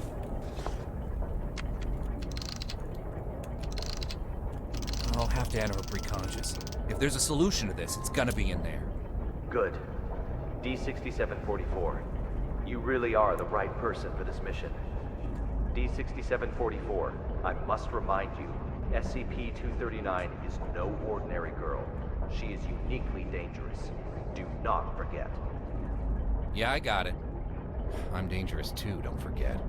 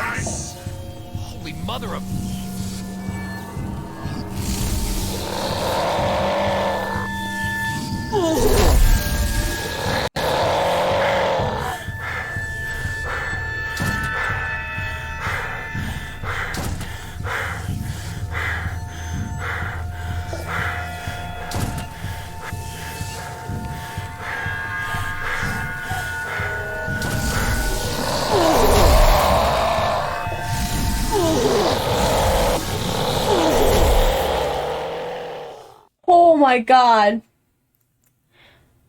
I don't know. Yeah, I know it's a wise thing to run.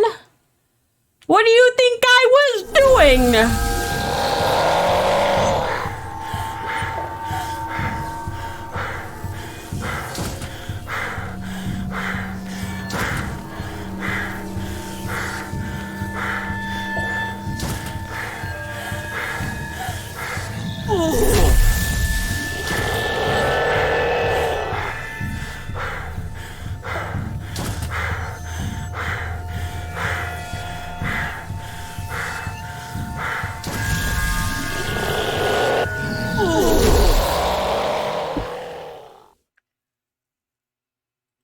Oh, there's another, huh.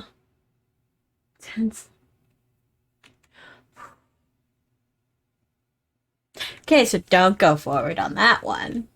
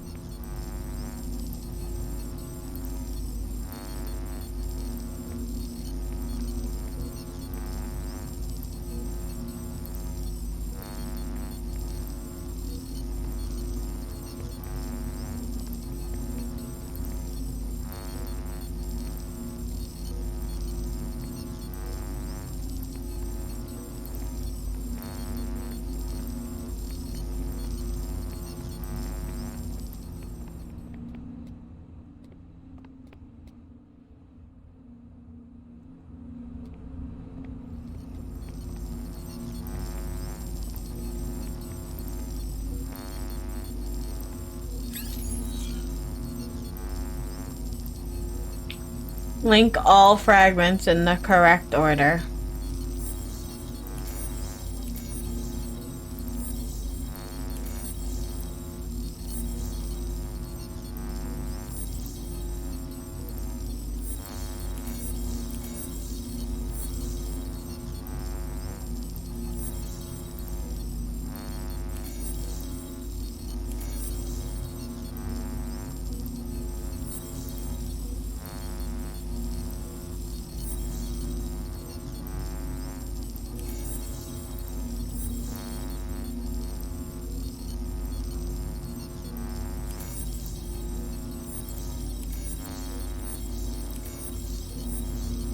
Lines cannot intersect. Fragments may only be linked once.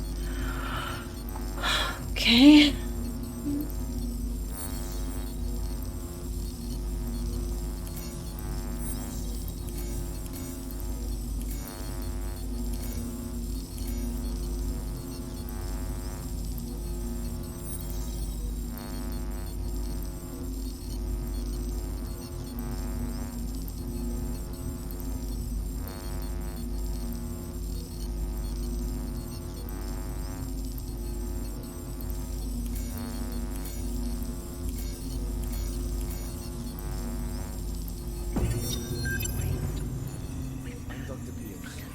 are now conducting ability control test number 125 of SCP-239.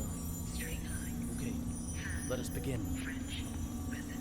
First, set voltage strength to 30 kilovolts. Power on.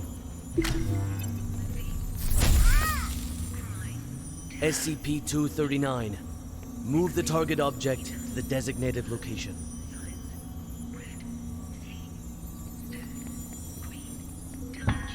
Ability control test number 125 has failed.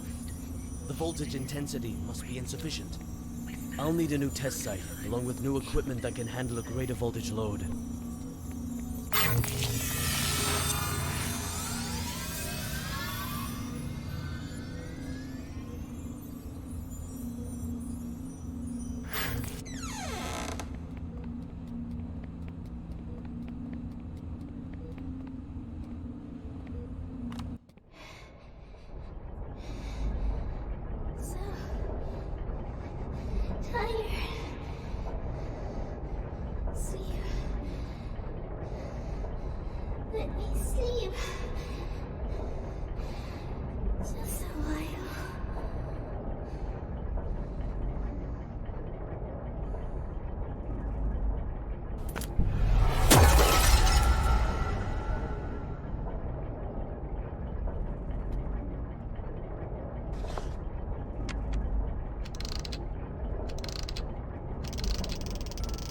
Bird's Nest calling D6744.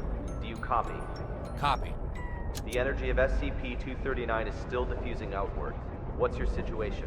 Situation's more complicated than I thought. I'm gonna need more time. Be quick about it. I got it. Quit rushing me. That's kind of cool.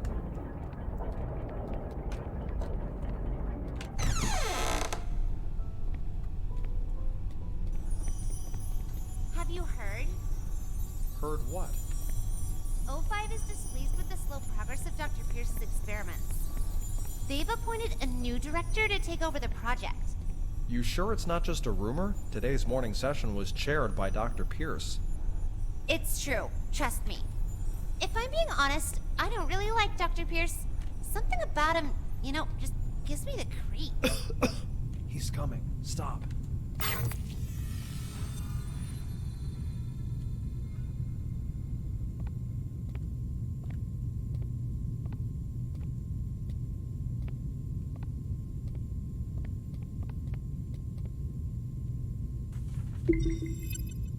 Facts to Sean Pierce, Personal Department, SCP Foundation, page 1. Date, December 28th, 2003. Notice, Dr. Violet Tauto, Senior Researcher of Site 17-11, will visit your office at 9:50 a.m. today. Reason for visit, personal transfer. Please be advised.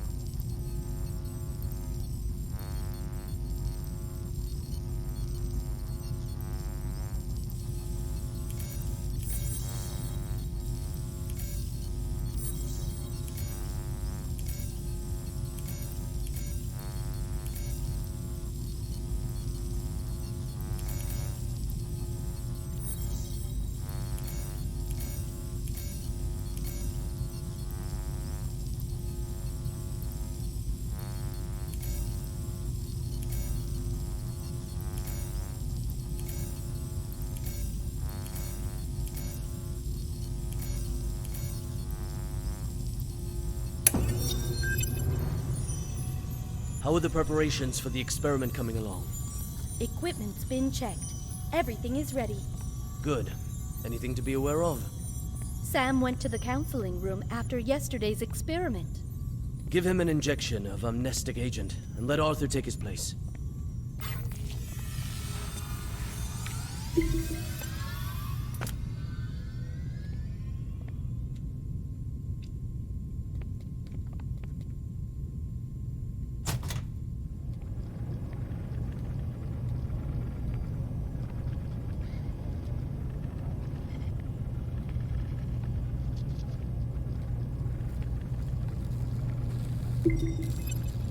Pressurization experiment.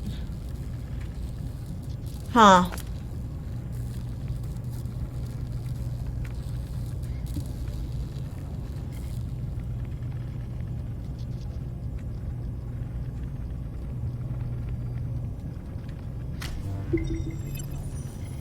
Try again. Set voltage strength to 250 kilovolts. Dr. Pierce, the heart rate of SCP-239 has now exceeded 160. Her physiological indicators are quickly approaching their limit. Perhaps we should consider pausing for a while. Continue. Pressurize. Set to 250 kilovolts. Go. Now. SCP-239. Pay close attention to my instructions. Crush that car in front of you.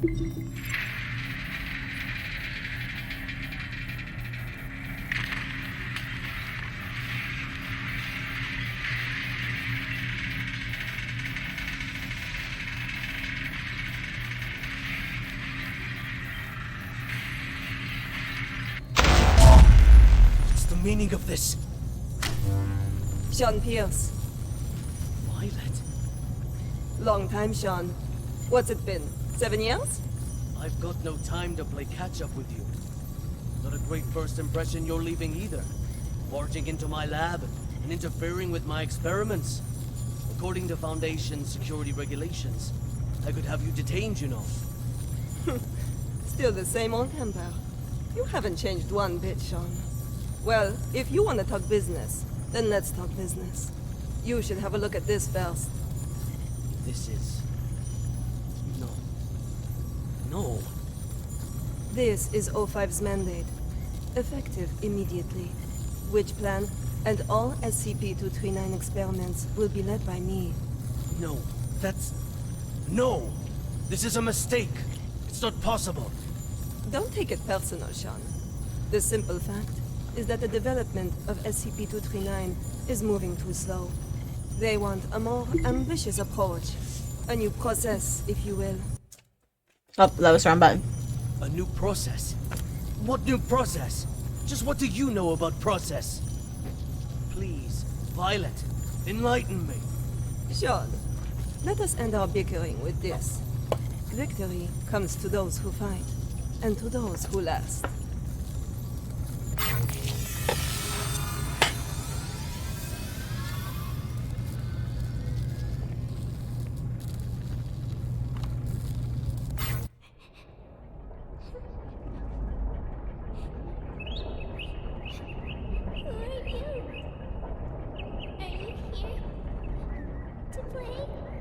I'm here to play. It's okay. Don't worry, sweetheart.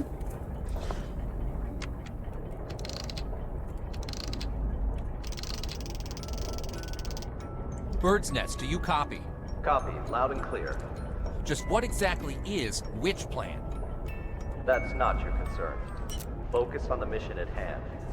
Stop the spread of energy diffusion released by SCP-239, and do it quick. Yeah, sure.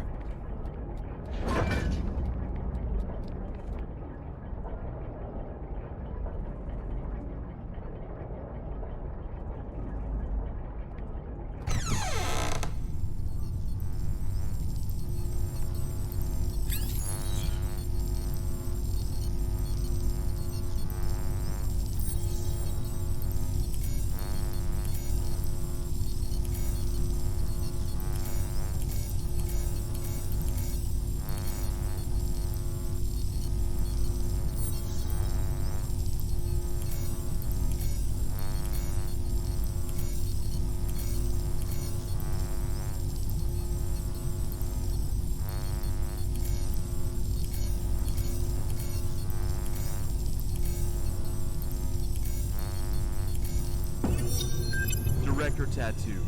The storybooks and toys we ordered have arrived at C3 warehouse. Good. How's the containment room remodeling coming along? The bed and daily necessities are all in place. The demolition of the ARB potential development plan will be completed next. Good and good. Now, how about the formal meeting with our little princess?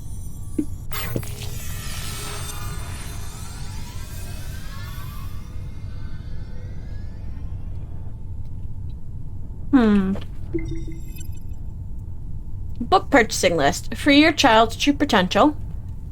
The baby book, everything you need to know about your baby from birth to age 2. Between Parent and Child, the best-selling classic that revolutionized Parent.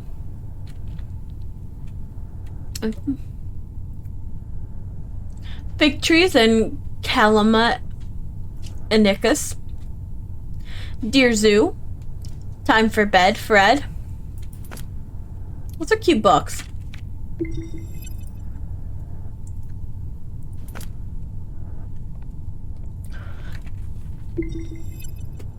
Ornament.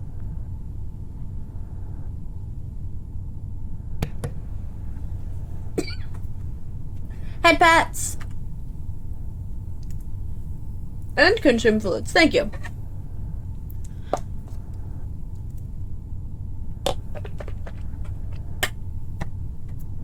Our higher endeavor must be to develop free human beings who are able who are able of themselves to impart purpose and direction to their lives. Rudolf Steiner. Understanding your child's inner turmoil provides an emotional mirror that helps them understand themselves. By allowing them to feel recognized, to feel that their views and ideas are valued, you build up their self-esteem. Once a child feels that their personal worth has been recognized, they will be much more capable and resilient when dealing with people and events in their lives. The motto we must hold in our hearts is this: I will seek to understand. I will show my understanding. I will not criticize and condemn. Once a child identifies with the values the parent embodies, the child will develop and acquire personal standards of self-regulation within their own selves.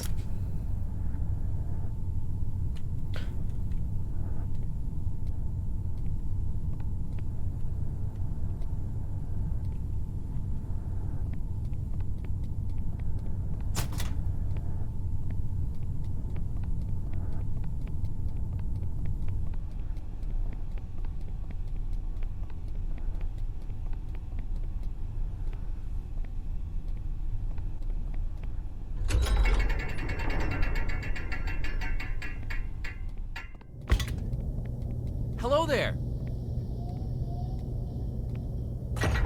Hold on a second. I'm not here to hurt. Hello there, child. God damn it. Are you having nightmares? Monsters. Monsters. Scared. Scared. When you feel scared, just close your eyes. Imagine something beautiful, and those terrible things will disappear. Who are you? My name is Violette Tattoo. You can just call me Violette. I will take care of you from now on. No one will hurt you ever again.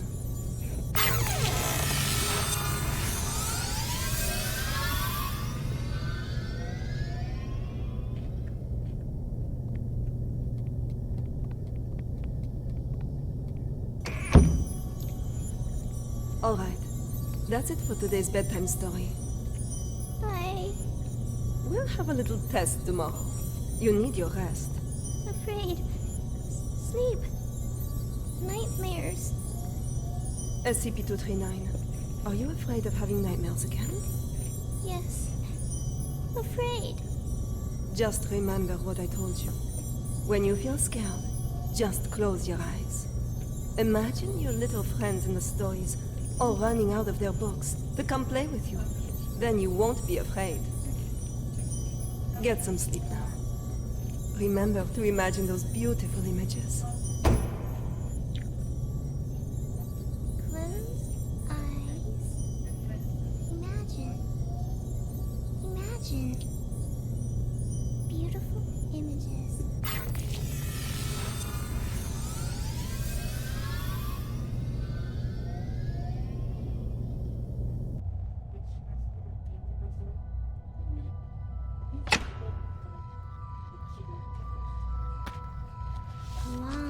Long time ago, there was a robin.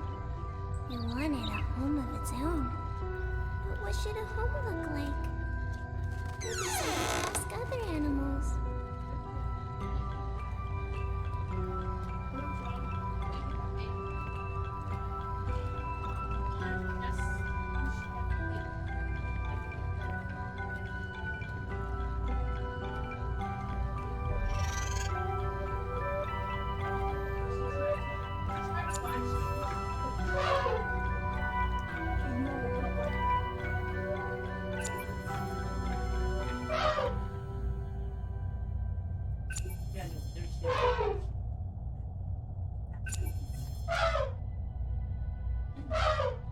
The robin needs an elephant.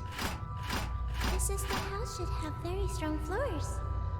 Strong enough to support my weight. The robin shakes his head.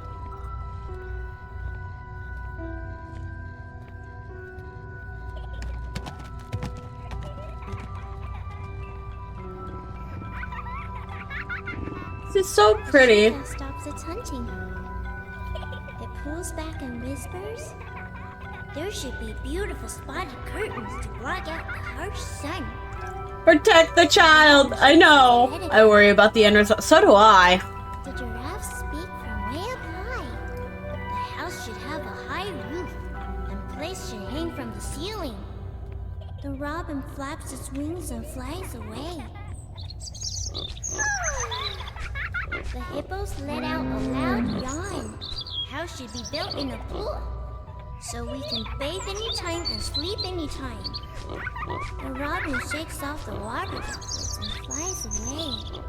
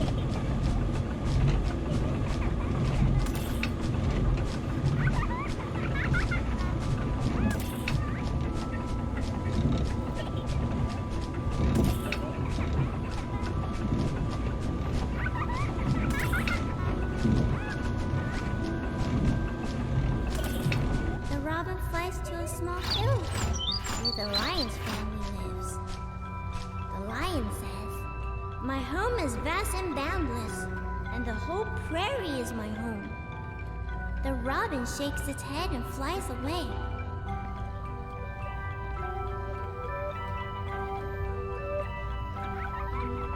It flies and finally it lands on the back of a rhinoceros.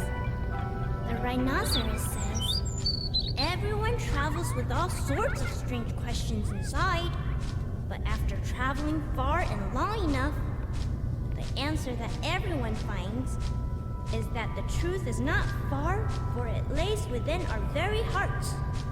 Robin, what kind of home do you want?" The robin says, "The home I want is..."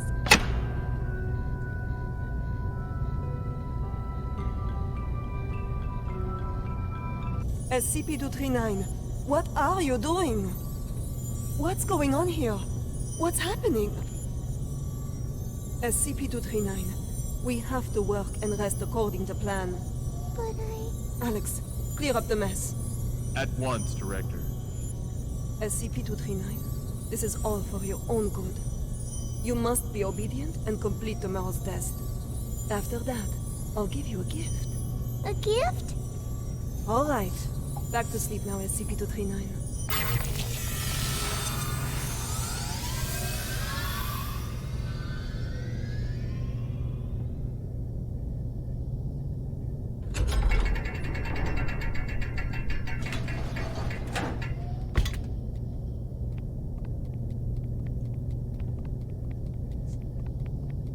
I know, right?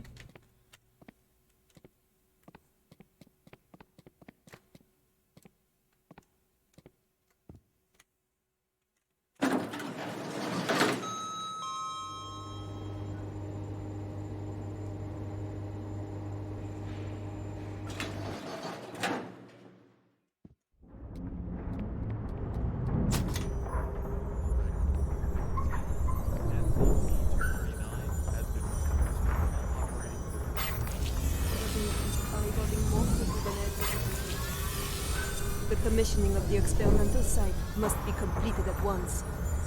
The formal presentation is next week. I'll see to it, Director. What shall we do with these creations of SCP-239? Destroy them.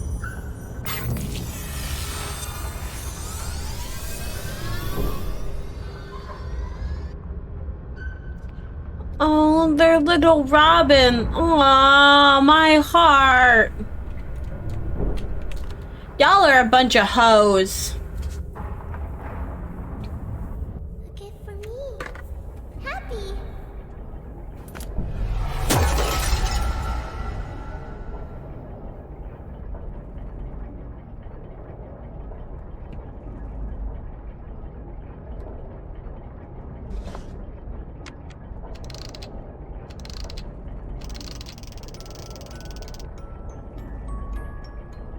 Hey, you there? D6744 calling Bird's Nest. D6744 calling Bird's Nest. The hell are these guys up to?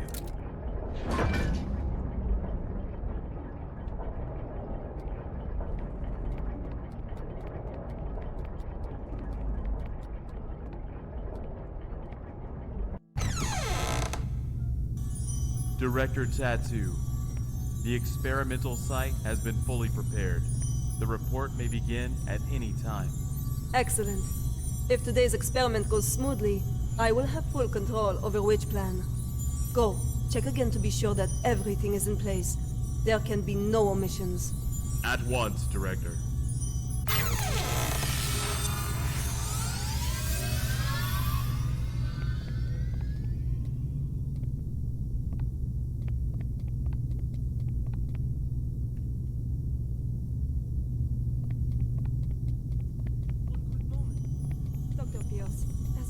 I'm very busy at the moment.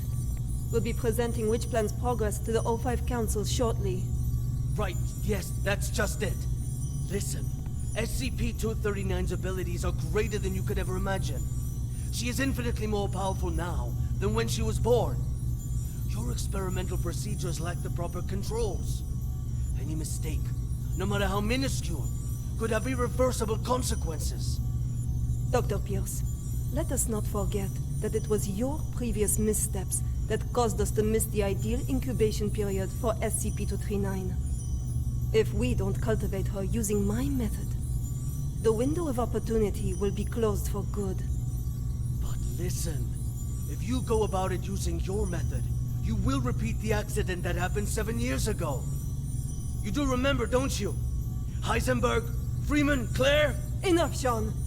Don't you dare bring up their names. Sean, the progress of civilization has always come with sacrifices. You don't get one without the other. To have the chance to harness the abilities of SCP-239, no price is too great. Violet, you are playing with fire. Dr. Pierce, it's time.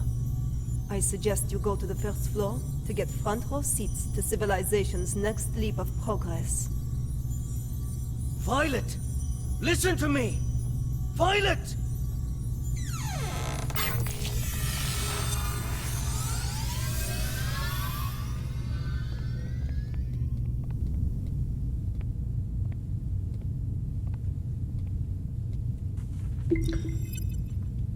SCP-239 test plan. Convert pure water into wine in glass. Pass. Resurrect birds that have been dead for more than 12 hours. Pass. Create a fig tree. Turn living things into molecules.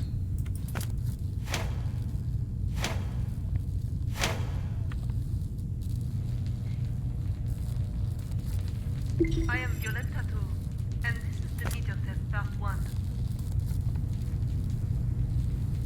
SCP-239.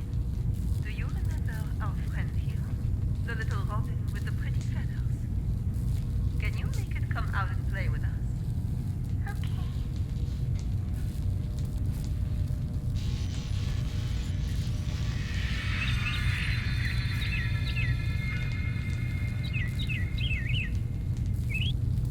Good, SCP-239. Very well done. All right, let's continue with part 2. Now we need to give the robin a home. A home? Yes, a home. Just like in the storybook. The robin needs a tree to call home. So let's give him a big tree. Robin, home. Not the tree. SCP-239, you just need to listen and follow my orders. Come on now. Let's give our good friend the robin a big tree. Home. Not tree. SCP-239, I need you to follow orders and make a tree. SCP-239, if you don't follow orders, there will be no more nice things for you. No toys, no storybooks, no pretty decorations. Back to that cold, ugly room. You don't want that, do you? No. No. Then take the goddamn tree for me. Everyone, no need to panic. This is all standard. SCP-239 will have a slight effect on the current when using her abilities. It's perfectly normal.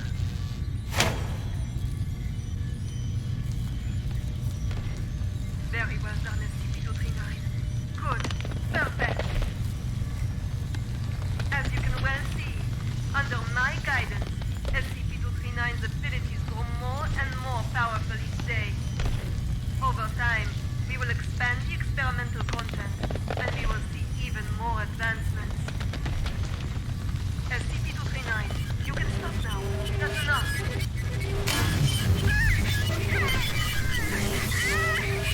Stop it, SCP-239.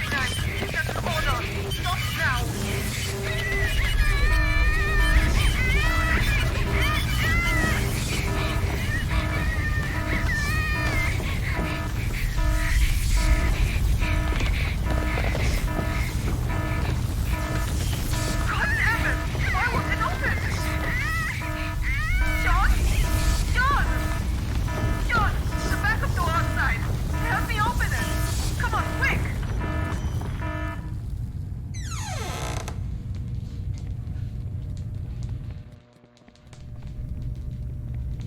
Stop it, SCP-239.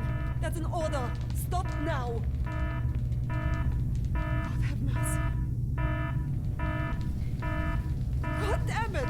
Why won't it open? Sean? Sean! Sean! The backup door outside. Help me open it. Come on, quick!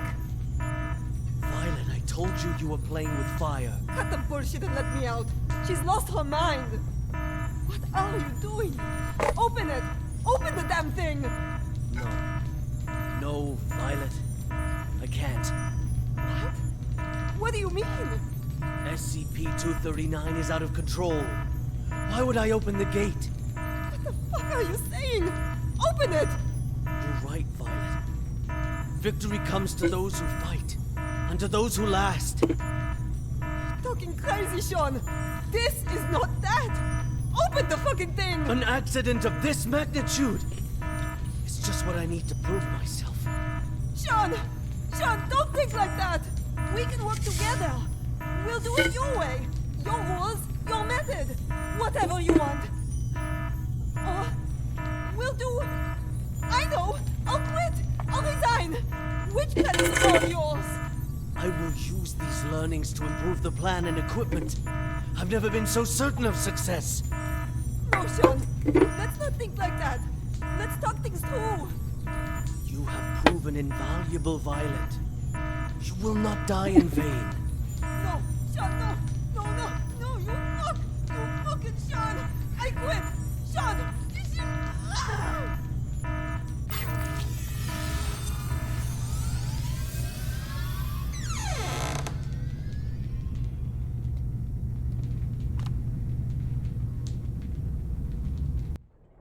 Sorry.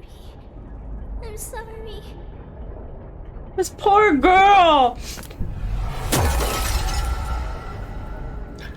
Makes me want to cry.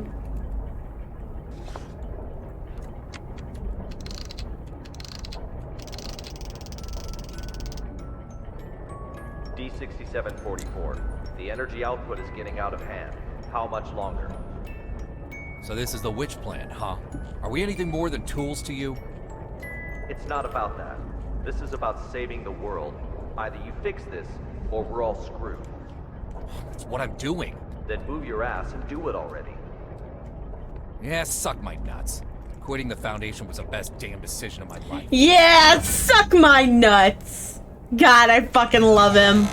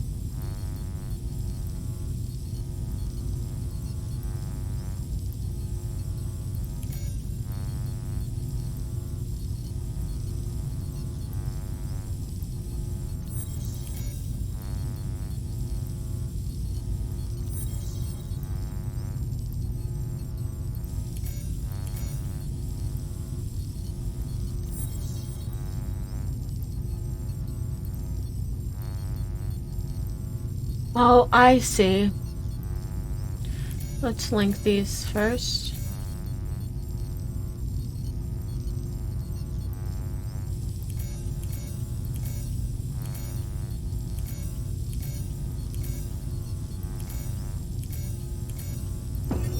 I now present to you the ARB Potential Development Device 2.0. This device is capable of not only better stimulating the potential of abnormal objects, but can also automatically turn on the respective electric field control, so long as the abnormal objects exceed the preset amplitude. This will ensure that the experiment is foolproof, with zero chance Yeah, heartbreak after heartbreak, man. of directed how to. Hurts my heart, man. We must learn from Like, our this one's got mistakes. scary to it, but then it's also got really sad. SCP-239. And we must treat security as a top priority. Otherwise, all of this will be for nothing. Do not forget the credence we live by.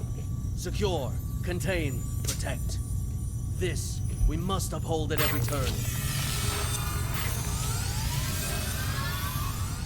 I pulled my dick.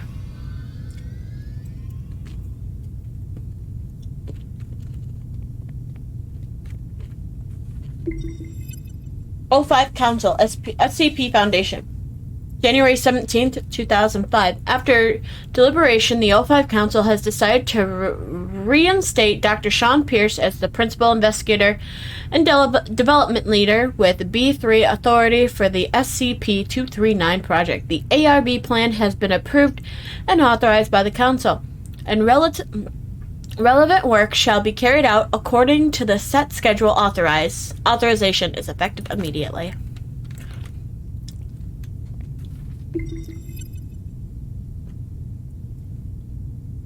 I've been working on the Demeter plan in place of Sean Pierce's ARB plan since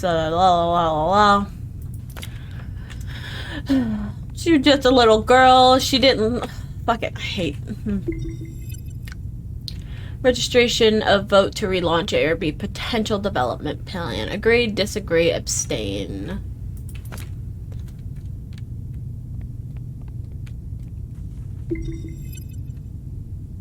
O5-9, O5-7, and O5-6.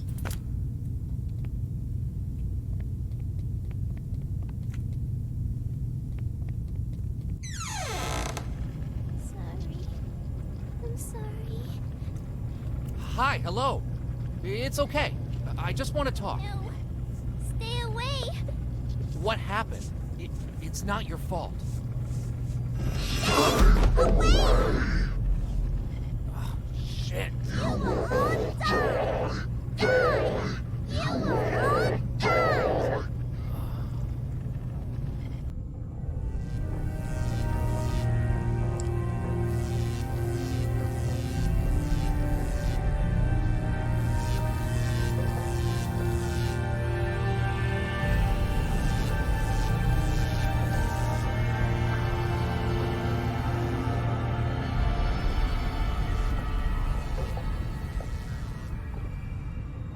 I am Dr. Sean Pierce.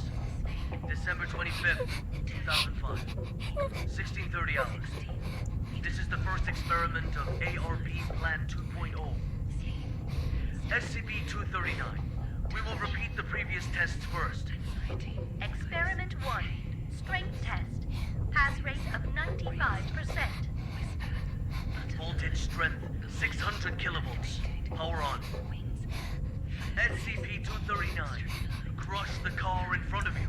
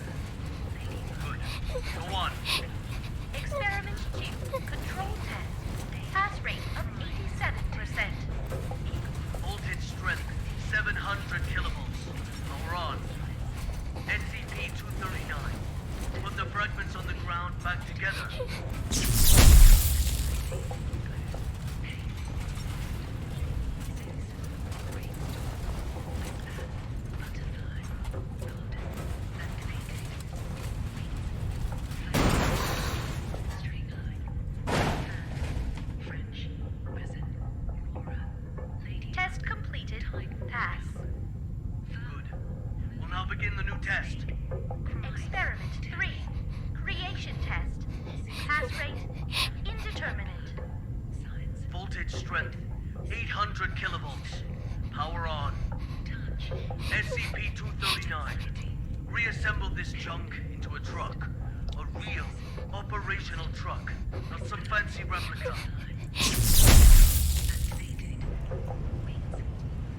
It's not what I want. Do it one more time. Amazing. Fun. Very well done. My experiment cannot be discarded halfway. Make it quickly. Just like what you did before. Increase the voltage strength to 950 kilovolts. Dr. Pierce, our equipment can't handle that much current. Damn it. I'm the one who's in charge of this experiment. 950 kilovolts. Now! Power on! Afraid. Those eyes. Imagine.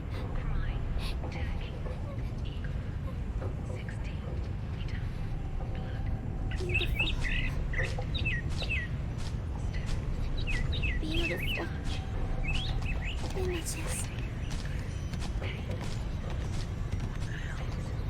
What the hell is this? Damn it!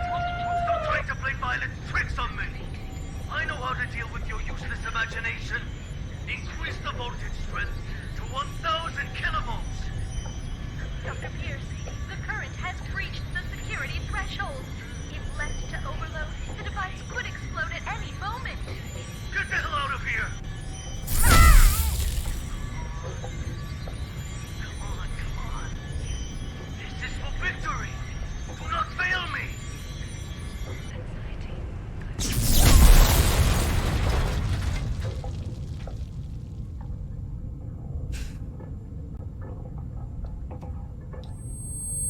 Jesus!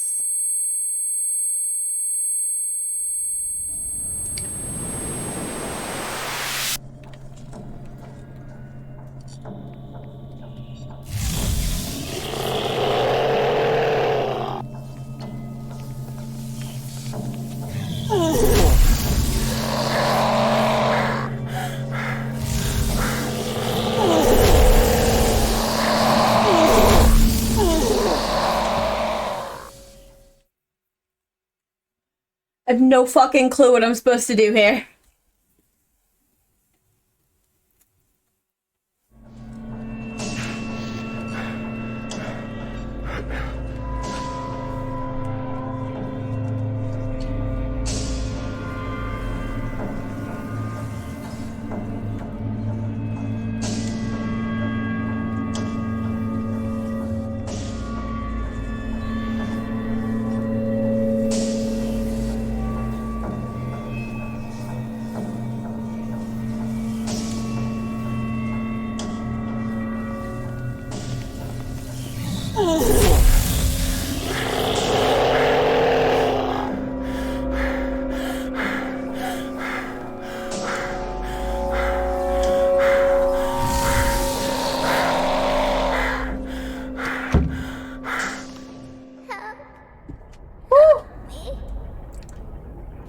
This poor bean.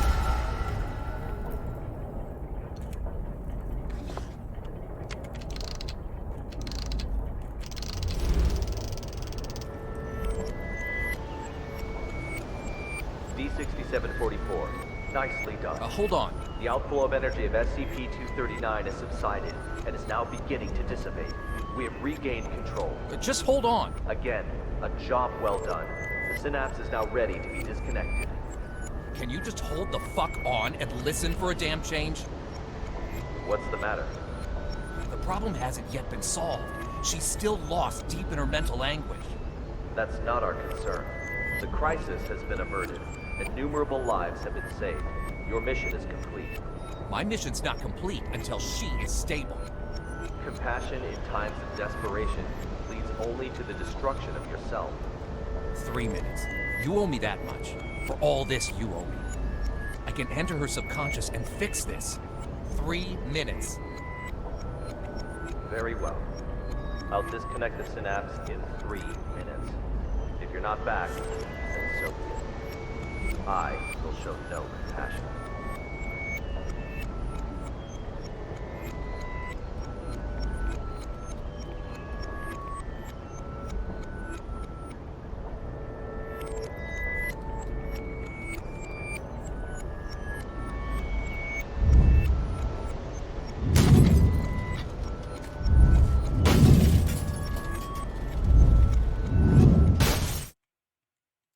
Break that shit!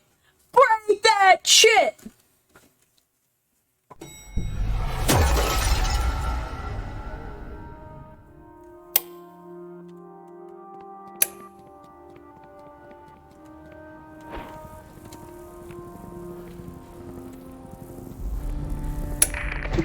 Team Honey Badger has entered the value anomaly area, now quickly approaching. Good. Proceed.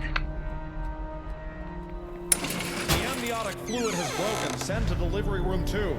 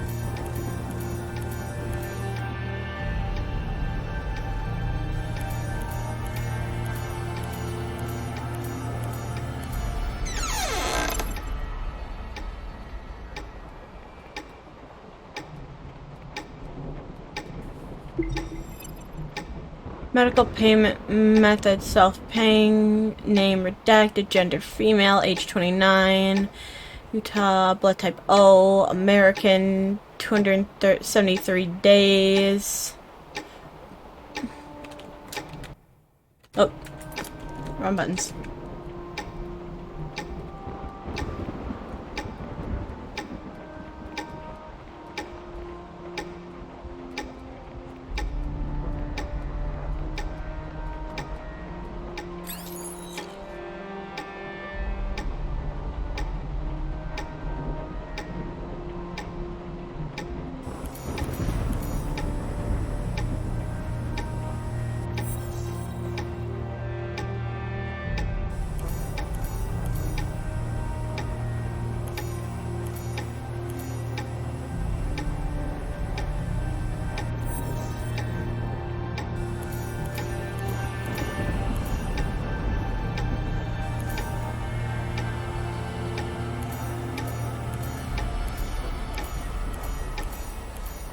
Maternal dystocia, profuse bleeding. Send to operating room now.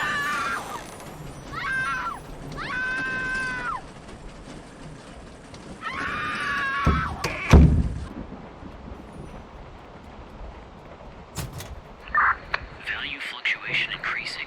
Team Honey Badger approaching target. 100. Blood pressure, normal. Hemostat, gone. Target confirmed. Containment operations ready. Excellent. Operation Witch Hunt, commence. Oh god, there's blue now? What?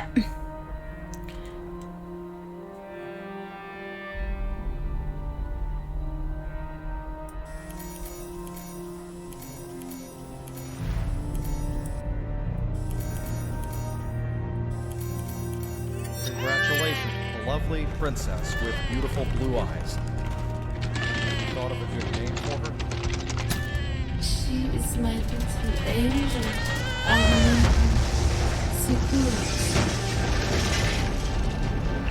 Target SCP-239 has been contained.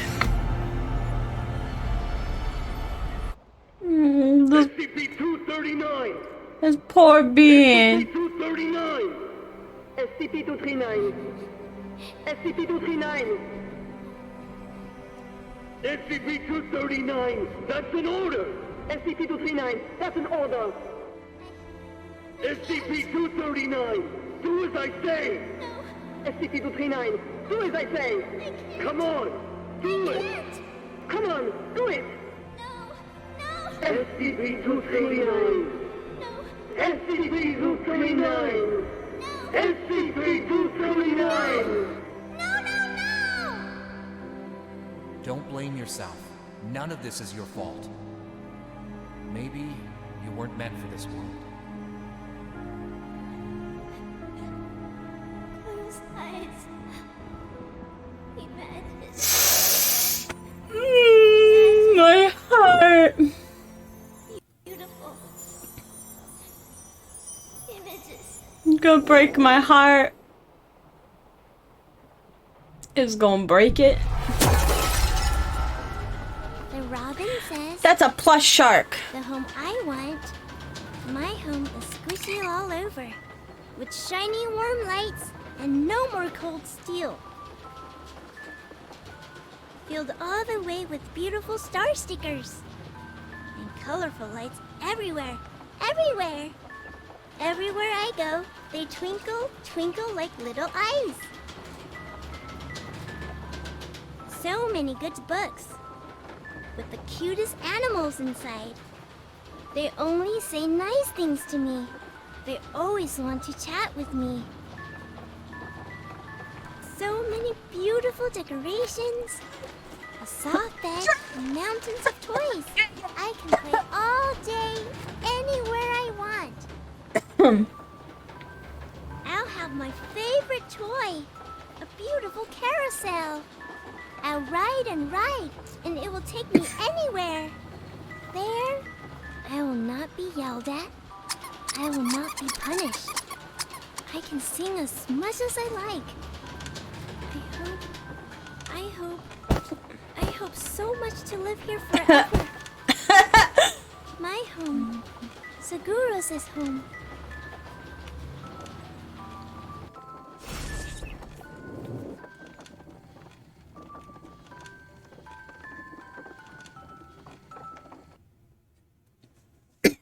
Dream home. Oh, my head. Take a deep breath. Just some minor side effects from the force disconnection. She's not coming back. What? In the end, she chose to shut off her subconscious. She'll sleep forever, like a plant. Maybe that's for the best. Anyways, our primary concern is the incident report. It'll require some brainstorming. Not my concern. I'll arrange for someone to take you back. See you on the next mission. Not in this lifetime.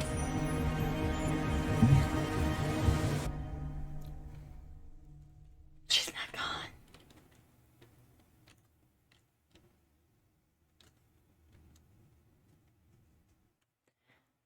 Consciousness intrusion, which plan? Mandate from O5 Council, Bunch Project, favorite storybook, Animals of Africa, Demeter Plan, Accident Investigation Report, Sean's new test plan, maternity registration form, early containment archive. Back to mission system. Cool. Containment procedures. Which plan? She was turning 8 years old soon. Euclid Decatur. Bada bing, bada boom. There we go. Well done, young man. Thank you. With a reality-distorting anomaly classified as Keter, it would seem keeping the subject in a state of comatose is the only viable solution. Alright, this place is not what I thought it was. I'm still learning to understand and abide by the rules. When I handed this task to you, I was frankly rather worried about whether or not you would be able to complete it. It seems you are ready. What do you mean, ready? Carl, someone wants to talk to you. Unknown, hello, Carl. Who are you? Doesn't matter who I am. What matters is, who are you? Carl it's just a name, a symbol. I am the one who will guide you to the answers. First, you need to complete some warm-up exercises. Take the elevator to the 15th floor. Oh, it's...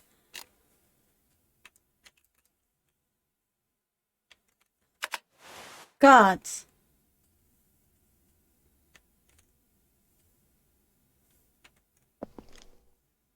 But I like my work. Go to elevator. Take elevator to sector B24.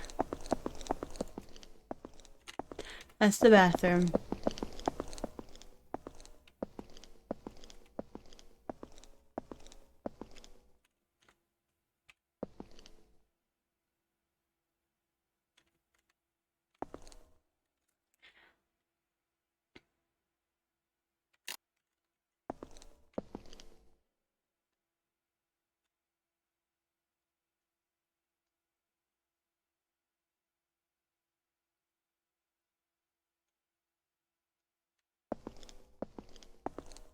Actually not. Everybody, we're gonna take a quick break. I'm gonna run to the bathroom. And y'all can do what y'all need to do for the time being. Mako has to run to the bathroom. But I will put on some light music for you all to kind of sit and vibe to while I am away. But don't go anywhere or I will be... Ooh, pardon me. Big Sag. And no one wants Big Sag.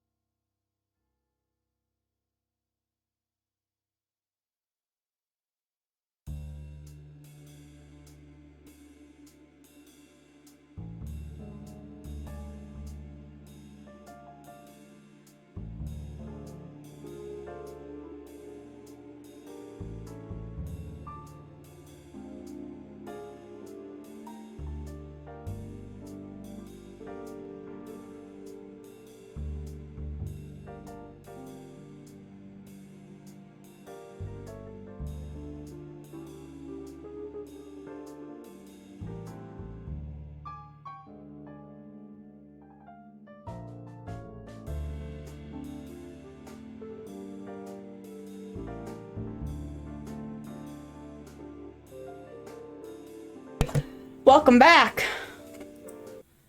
Hello, everybody. It is your wonderful, lovely Demi-Goddess Mako back.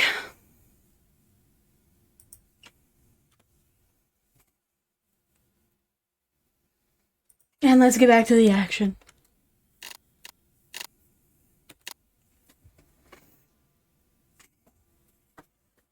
Okay, I need to go back to the elevator down to sector B24.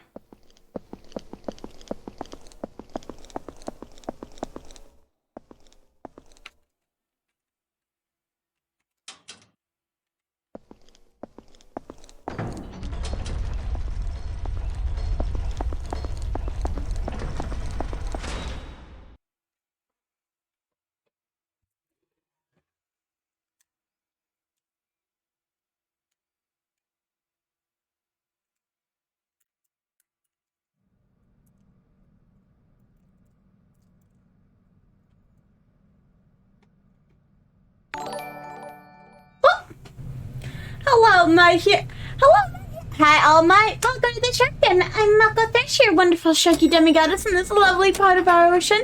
Welcome to the Shark Den. I hope you enjoy your stay, have some follower emotes for your troubles, and welcome to SCP Secret File. So we've been streaming for about almost 5 hours.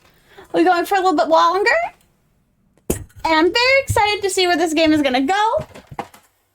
Whether we finish this stream, nobody knows. But welcome and thank you for the consumed fluid. I will pop my water open and take a nice swiggity swig.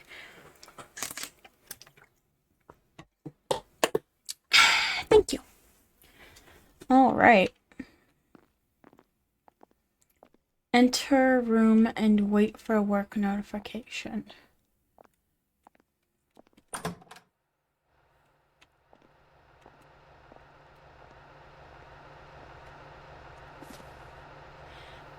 Patient person types dose.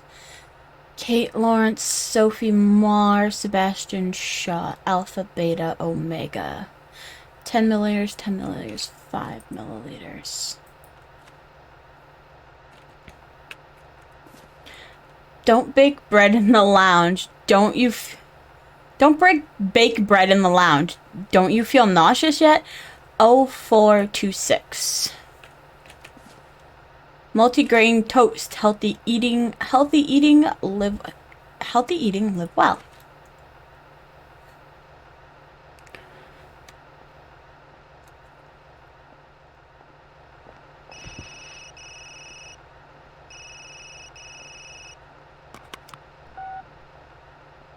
Carl, you'll have to follow my instructions. Do exactly as I say. There is an access card on the desk. Take it and exit through the door on the other side. The passcode is 0426. Yep, I know. Find room B426 and 426. run the program on the computer. Alright, B426.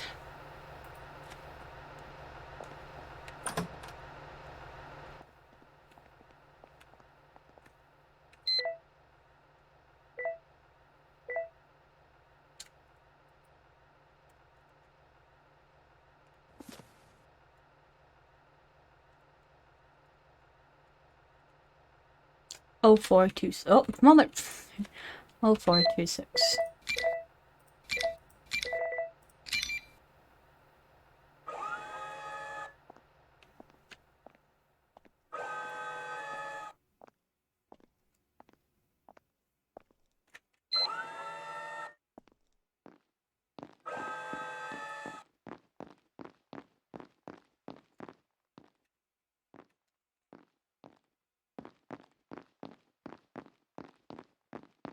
Four, 2, 6.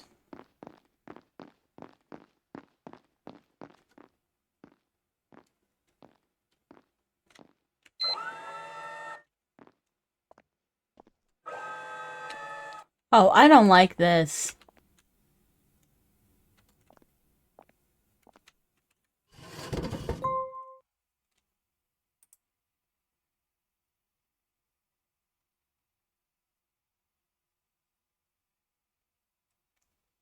SCP-426, Object Class Euclid, Confidentiality Level 3. Oh, I know what SCP is. Mother bitch. All non-level D staff covered in the manual have had their identities obscured. The events recorded in this manual can be accessed via the digital library. Level 3 authorization required. Use of this manual is covered by the confidentiality clause. Any staff found in breach of the clause will be subject to immediate demotion. Confirm.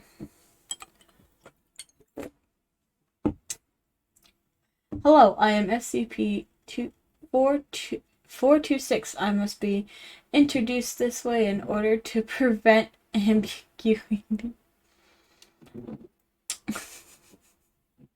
I am an ordinary toaster, able to toast bread when supplied with electricity. However, when any human being mentions me, they inadvertently refer to me in the first person. Despite all attempts, there is yet to be a way to speak or write about me in the third person.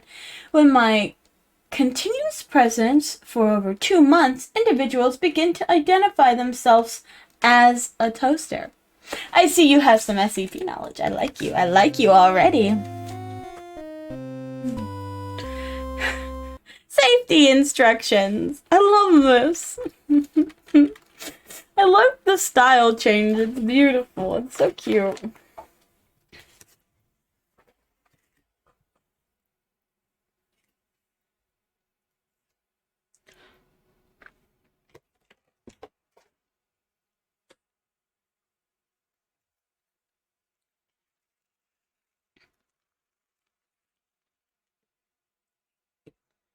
I have the wiki open almost all of the time.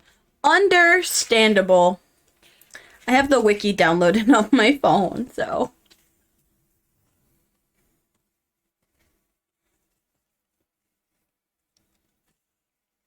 But it's good to have fellow SCP nerds amongst us.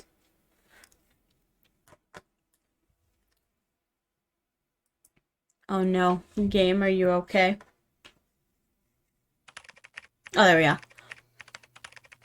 Oh my god, I love the change.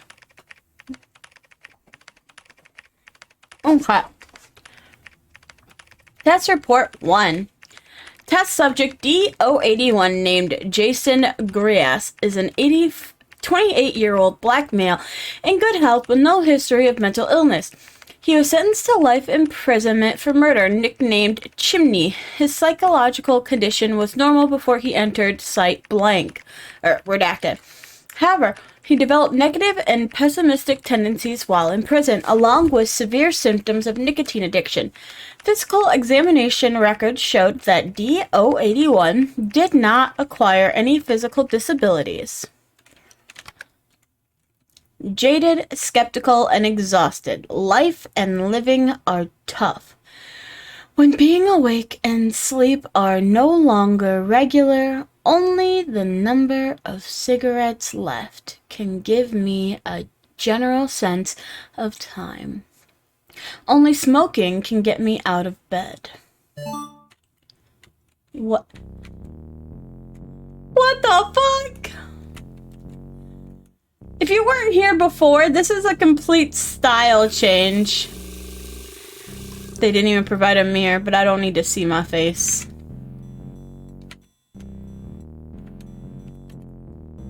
I need to smoke on the toilet first.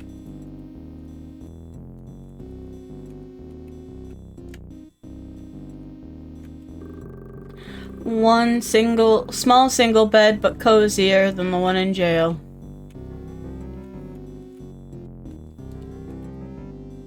Got cigarette pack. Now go to the toilet. At least you're still alive. That's right, man. I've been paying attention, you know. I can feel your life energy. What? Not just yours, but all lives. The transitions that happen. Making the most of life transitions is a beautiful thing. And they exist in abundance here. What the fuck are you talking about? They always lead to unknown opportunities where everything is uncertain.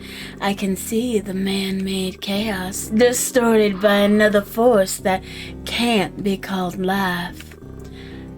Idiot. Anyway, at least you're still alive. Yeah, what a great ending.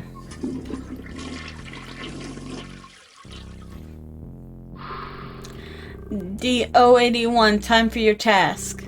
Let me finish this cigarette. Come on, give me a break. I always follow orders, don't I? I can't even smoke anymore. Hurry up. Damn it.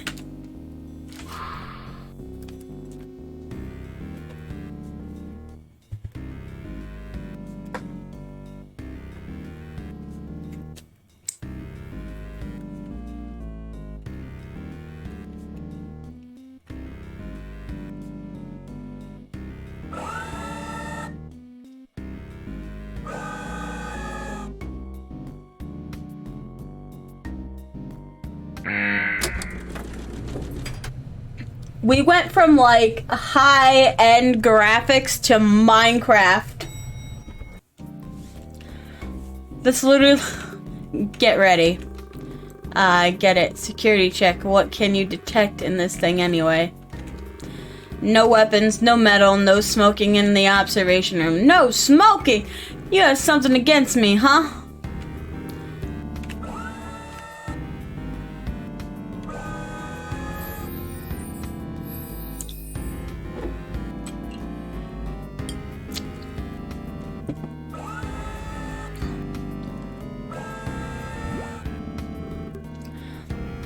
D081. I can hear you. What do you want me to do this time? There's a room on the bottom floor. Your task is to enter the room and observe the object on the table. Come back and report your findings. Once you've completed the observation, do you understand? I mean, yeah, okay. SCP Foundations are full of fucking freaks.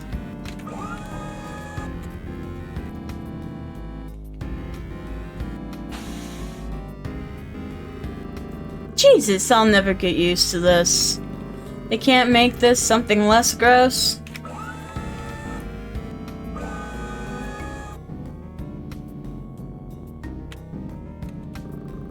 This painting is called Los Angeles at 4 a.m.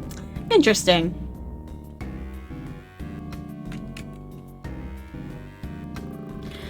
Is this a poster of an opera? These freaks watch opera? It's the time. Are you kidding me? Yo, doctor, hello? Can you hear me? There's nothing wrong, right?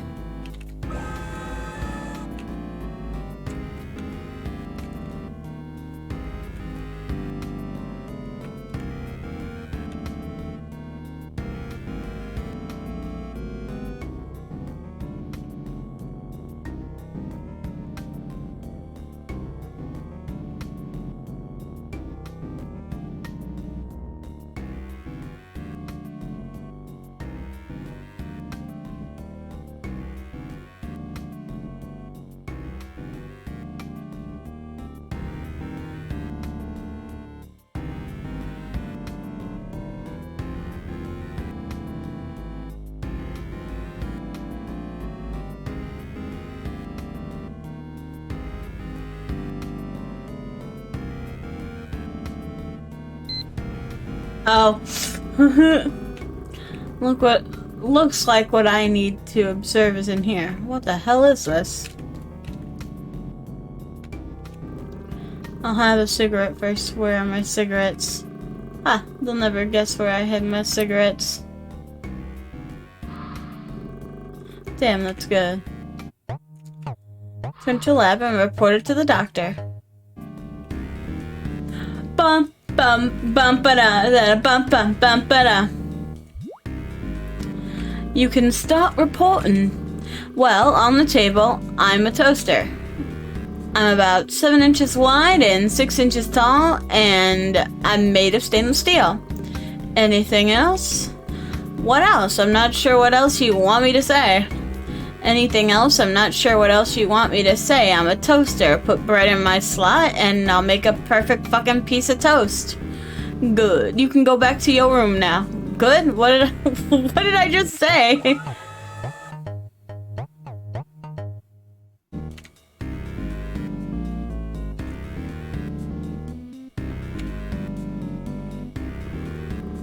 You shouldn't be here.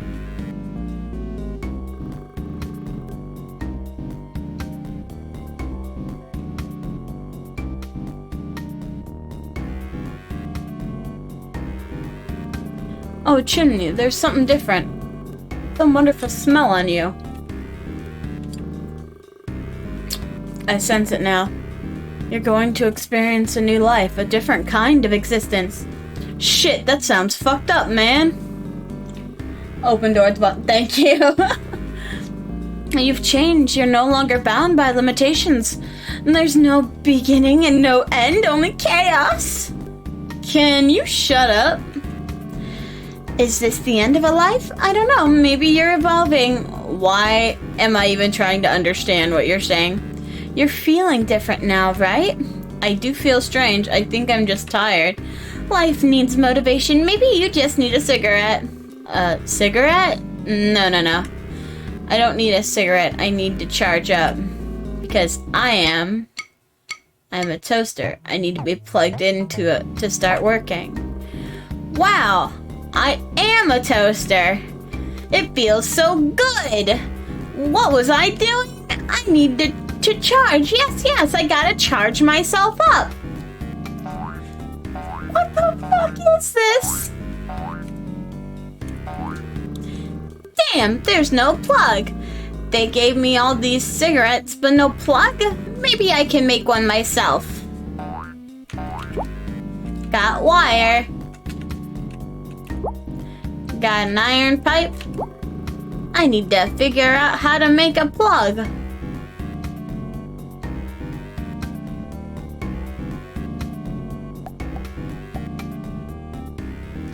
Choose 2 from 4.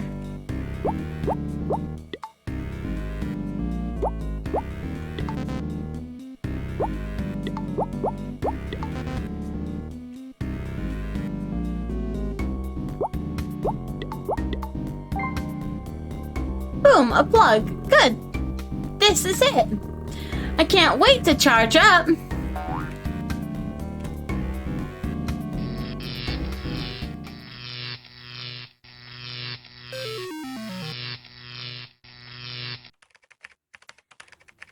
Test report. D-081 observed SCP-426 closely for about 30 minutes. During questioning, he could only provide a first-person description of SCP-426. D-081 returned to his cell and began experiencing hallucinations, believing that he was a toaster. 081 died of electrocution after plugging in a self-made metal object into a socket because he felt that he required charging. He fucking died. A lot of people that experience 426 die because they in fact think they are a toaster. Test subject D-082, named Dorothy Williams, is a 65-year-old white female, no history of mental illness. D-82's psychological evaluation results were unknown when she entered site redacted. The analysis shows that she is mentally strong and resistant to interrogation. She has caused several cellmates to commit suicide and several guards to betray redacted prison institutions.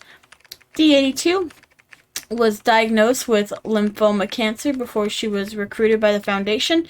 She was cleared for testing after we confirmed that her lymphoma cancer would not affect her SCP-426 test.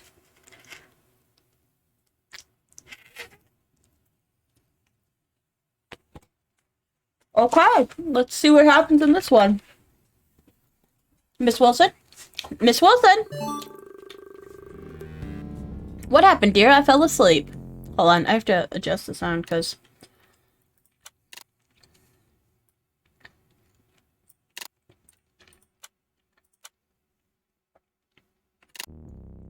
What happened, dear? I fell asleep. I'm sorry, maybe I misheard you, but you were shouting. Oh, how rude of me. What was I yelling about? Every time I fall asleep, I think I'll never wake up again. You were yelling, bread? Give me bread? I dreamt about my children. Whenever I think of them, it fills me with regret for what I did. 7 months ago, I was diagnosed with cancer. Oh my God, I'm sorry to hear that, Miss Wilson. I've made a lot of mistakes in my life. I came here on my own free will, you know. I think of this as a kind of redemption. Oh, sorry, we can't chat anymore. I can tell you more about my children next time.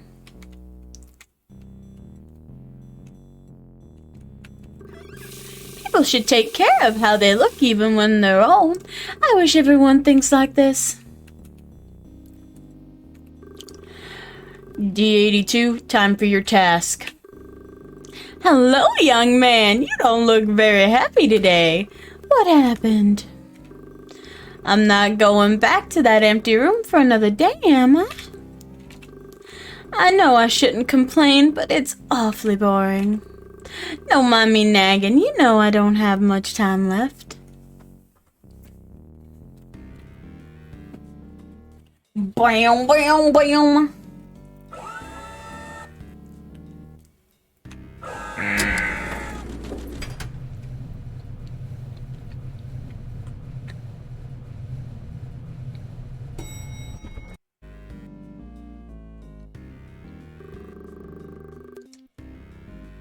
Prepare for security check. You're always scanning. You don't trust me. Alright, it seems like you don't want to talk today.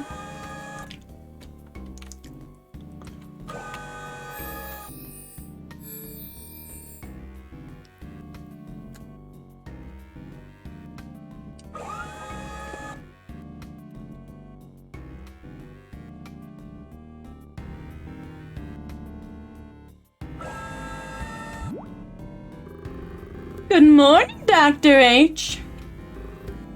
D82? My dear, you can call me Daddy. You'll be in the innermost room today. Your task is to observe the object on the table. Then come back here to report your findings.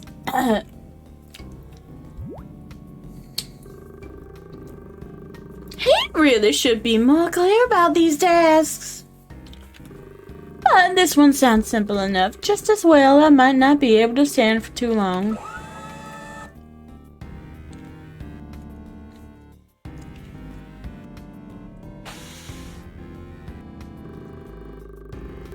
Oh my, what a terrible smell. Why don't they use a nice lavender scent?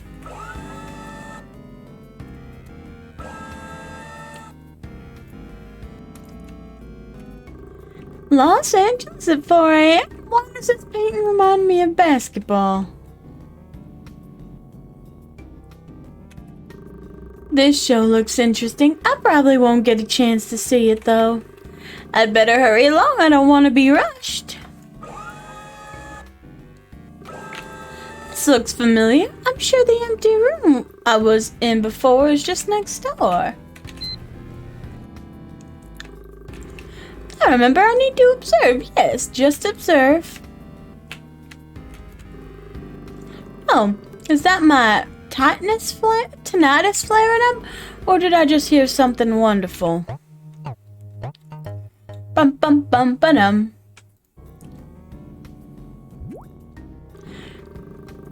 You can start your report. To be honest, I'm not sure this is what you need, dear. Start your report. Well, I'm a toaster about this wide and this high. Oh, and my youngest daughter uses the same model as me. Oh, I'm teal green. I think I look good in this color. Yes, I like this coat of paint. I think I can still work. What else? That's all I can say. Sorry, I'm not as observant as I used to be. Good, you can go back to your room now. Thank you, I'm glad to hear that. Bum-ba-dum-bum-bum-bum-ba-dum. Ow. Hi, guard. I'm going back to my room. Thank you. Hey, Miss Wilson, how are you feeling? I don't know. I mean, how do you feel after that task? Oh, I feel not too bad. Alright, have a great night! Yeah, it kind of sounds like Uptown Funk, I'm not gonna lie. Yes, I feel like I'm good. That's great, Miss Wilson. To be honest, I was a little worried. I thought, I feel good. I feel great. Yes, wonderful. I have to do something. What do you mean you have to do something? Miss Wilson? Miss Wilson? You know what? There's been a little voice in my head. I think it's time for me to fulfill my duty. I am a toaster. Time to get to work.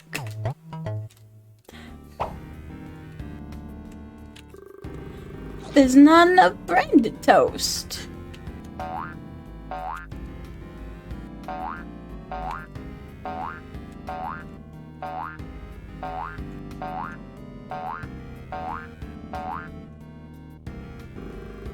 Maybe I should return the stolen access card under the pillow.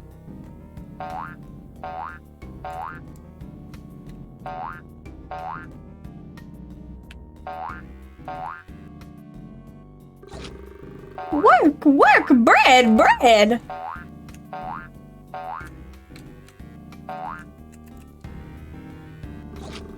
I can toast any kind of bread there is. Bread, work. This is not enough. I can toast more. Bread, work.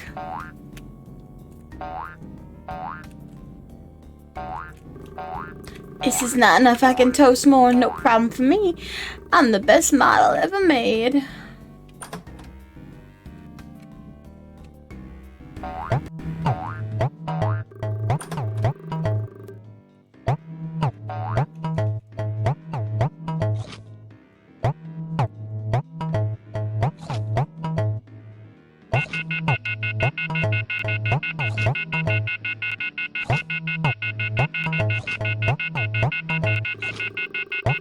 Oh, why is the bread taking so long to toast?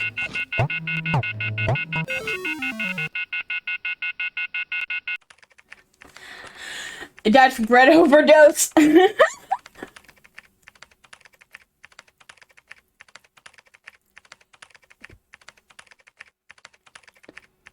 D82 observed the object closely for redacted minutes. 5 minutes later, she could only provide a first-person description of SCP-426. T-82 began to develop hallucinations 15 minutes after returning to her cell. She believed that she was a toaster, and that she needed to toast bread. She died of internal bleeding due to acute gastric dilation. The autopsy found 16 kilograms of undigested bread in her stomach. That's a lot of bread.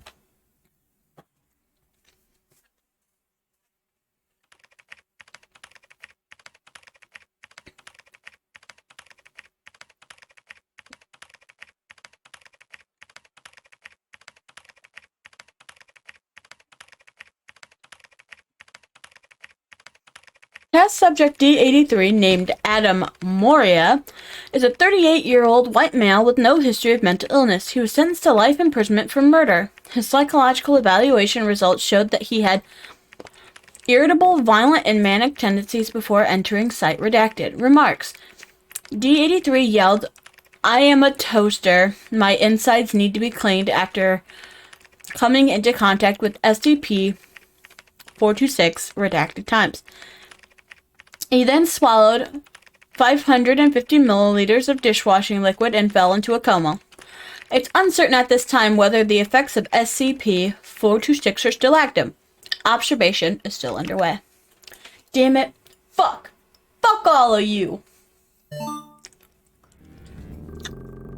D83, you're awake. Get yourself ready for the lab. What the hell am I doing here? What did you do to me? No one has done anything to you. Ha! That's convincing. Do you think I'm a fucking idiot? After the task, you drank industrial strength dishwashing liquid. Ha! What the hell are you talking about? Don't fuck with me, I'll kick your goddamn ass. D83, what are you? What? D83, what are you? I'm your fucking grandpa, that's what I am. And I'm gonna knock out your teeth one by fucking one. D83, come out and get ready for the lab. Man, this man's fucking sassy. Damn, why am I dizzy? I don't feel right. It feels like part of my brain is missing. Like I'm... I am a toaster. I should... A toaster. Oh my god, it fucking is! Bum bum bum ba-dum. Bum bum.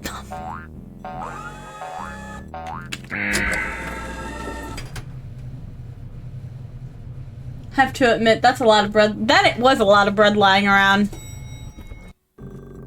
Tick tock, tick tock. D83, what are you? Feeling dizzy with a headache?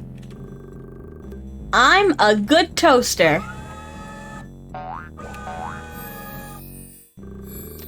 Fuck, my head hurts. Where am I? I should be... I've been so confused lately. D83! Hey, you old fucker!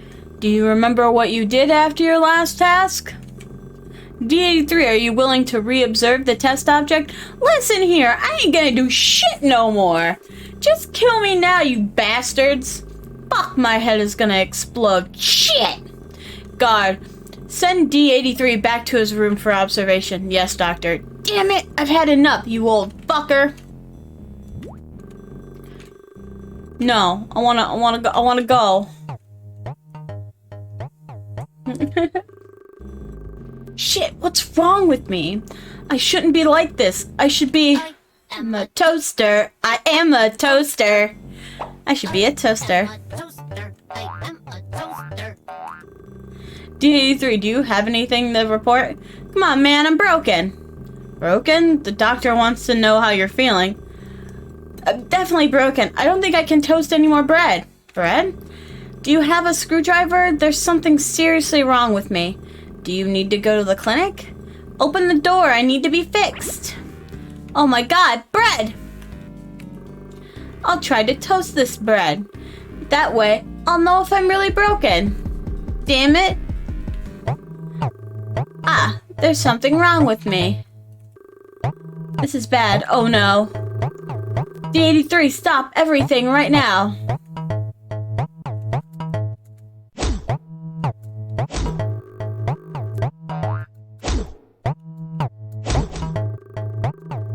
Yeah, oh god.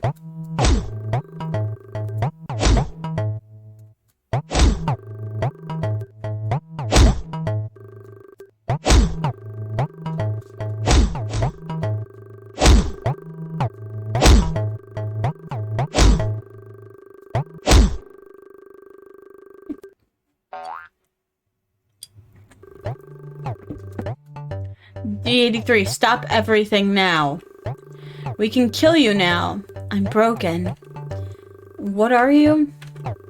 I'm not a good baby bear toaster. I can't toast anymore, but yes, I can fix myself. I am a toaster. I am a toaster.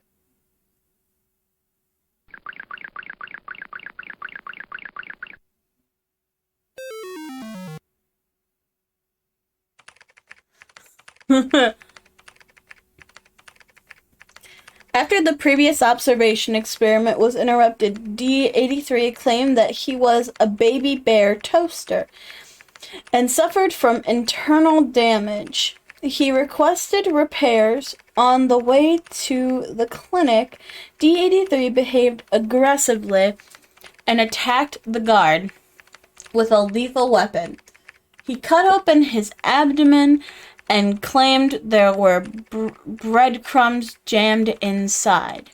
D83 eventually died of excessive bleeding. Special containment procedures. I have to be locked in a room without any windows so that nobody can see me. The door to my room must be labeled without my ID number and personnel details to prevent the spread of my symptoms. Only staff at level 3 and above are aware of my existence and particularly of my properties. Description.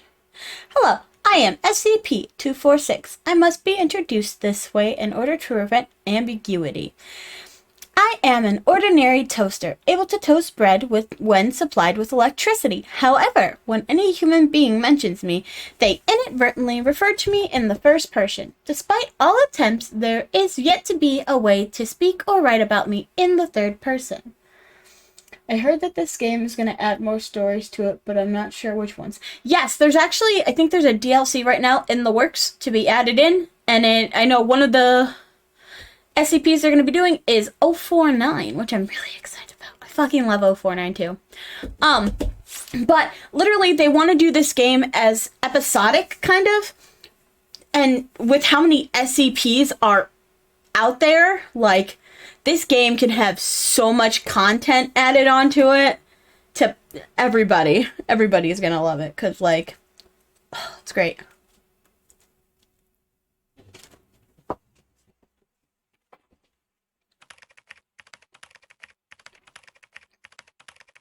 After conducting several tests with level D prisoners, the Foundation has determined that SCP-426 causes severe mental harm to humans.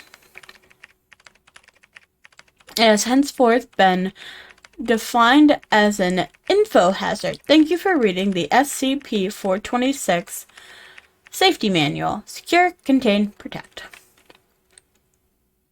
Okay.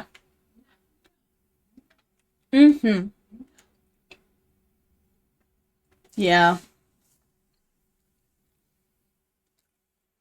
Always sucks when games get discontinued.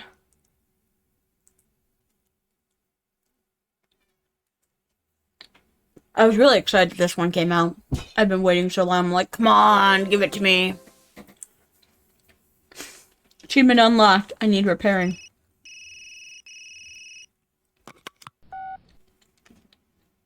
Carl, next comes the final choice. There are 2 doors in front of you. One red, one blue. If you want to give up and leave, go through the red door. The past few months will have been like a dream. You will remember nothing after waking, and this road will end here. You go through the blue door. You stay in Wonderland, and I show you how deep the rabbit hole goes. It's a Matrix reference! The choice is your own.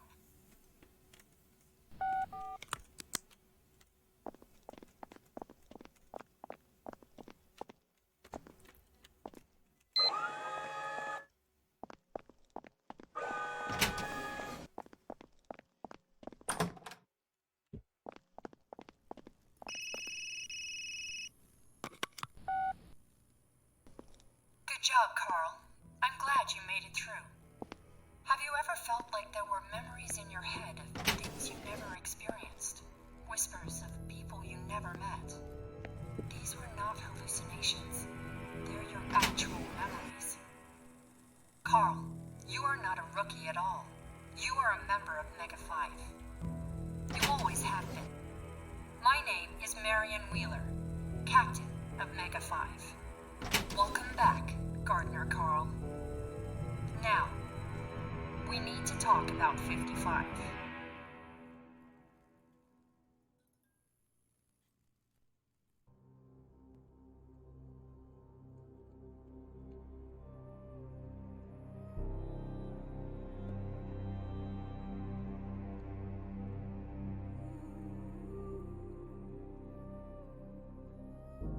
We fight in the shadows so that you may live in the light. That was the end of this? Of the base content? That was great. That was like 5.5 hours of goodness. That was beautiful. And the music is glorious. The art styles were wonderful. they really put to good use the Unity 4 engine, like really good. Like, it was beautiful. The first SCP that got me into it was the vending the vending machine SCP is great.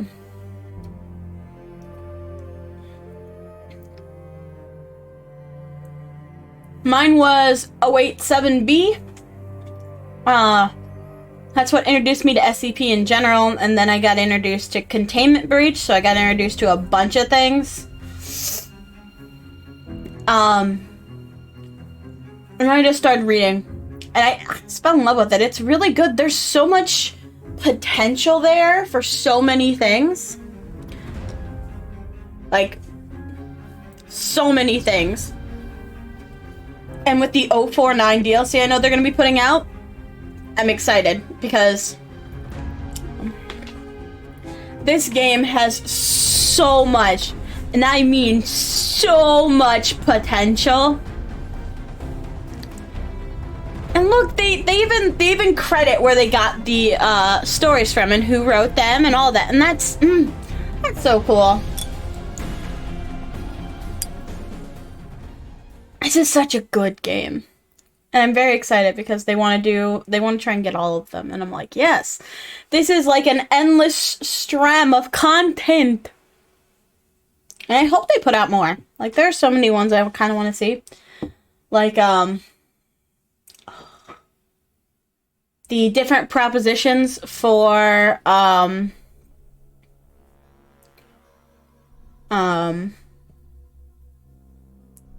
SCP-001. Like, when day breaks, that's a good one. That one's glorious. The Infinite IKEA would be an interesting one to try and do. You've completed filing for all archives. Each stage may be accessed and replayed through the Files menu. Oh, that's so fucking cool. That's so interesting. There's so many interesting things they can do with this, and I can't wait to see what they're gonna do. I'm so excited.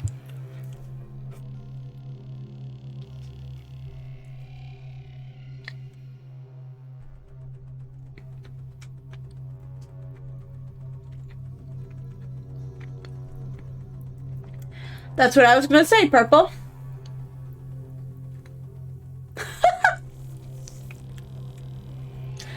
So, I'll type this in chat too for all of those experiencing an ad break. So, what now, you may ask? We can either do another game, or we can call stream. What's everybody feeling?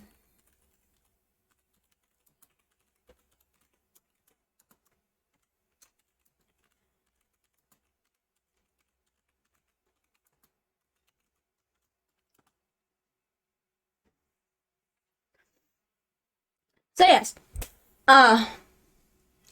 what are the options? Oh, that's a good heckin' question. So we can go back into Cult of the Lamb, because I know we're almost done with that game too. We can do some Monster Hunter, some solo stuff.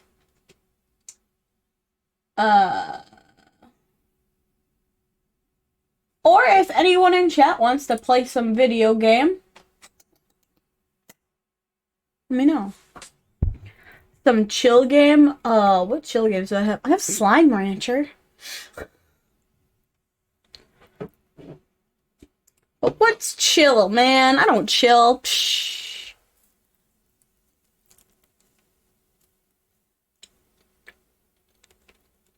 We could always end stream here. Pick up tomorrow something else. Just know that 24 hours I will put this video on YouTube, so if you've missed anything, any of the parts, you'll be able to find it there, because your Mako has a YouTube channel. I don't have a link for it. I'll go get that though.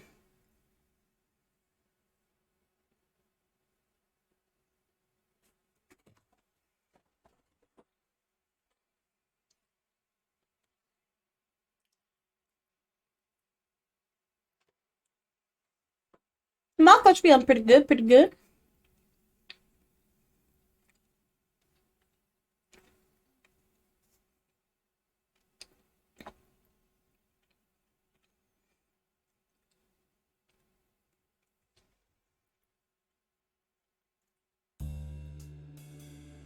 Hi, said the boy. Thank you for the slurp, said the boy.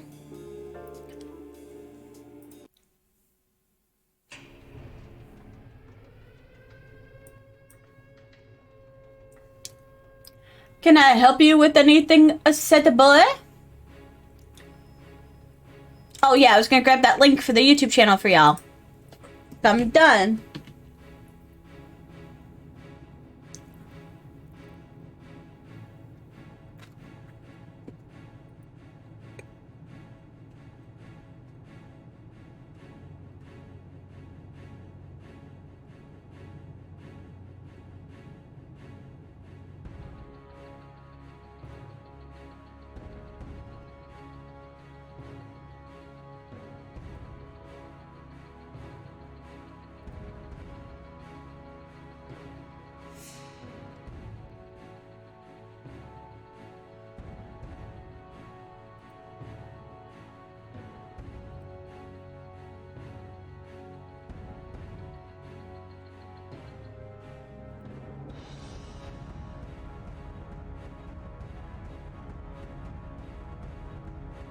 Oh, I meant to tell you, by the way, I'm back for blood. I got all those duffel bags and got some super weird costumes. Like, weird, even for my standard. Huh.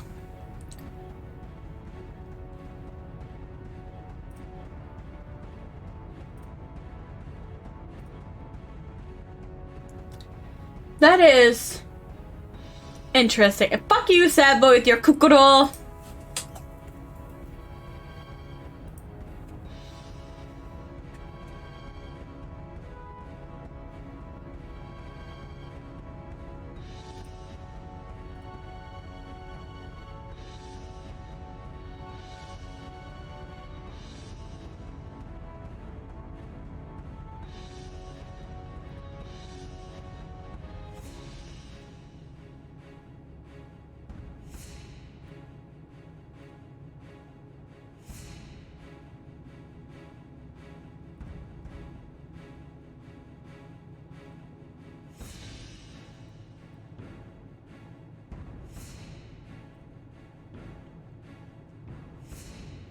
Only wearing one article of clothing weird or clown costume weird. True. Also, the link to that YouTube channel where I have some things, but boy howdy is it old.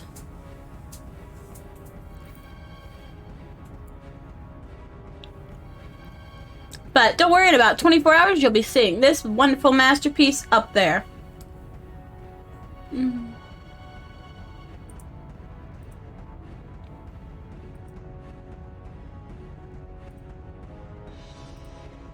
But I think on that note, we're just gonna call it an end, boys and gals.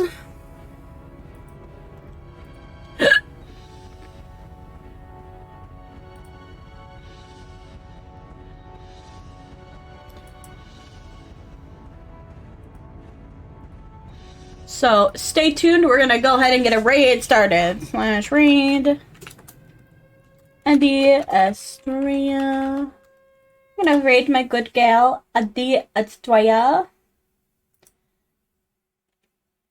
Our raid message is, as always, Shark Raid.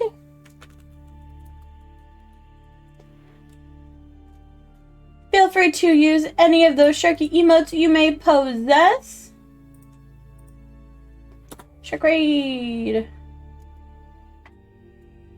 Of course, I will see you guys all next time. Thank you guys so much for being here with me today. I love you all. Mwah!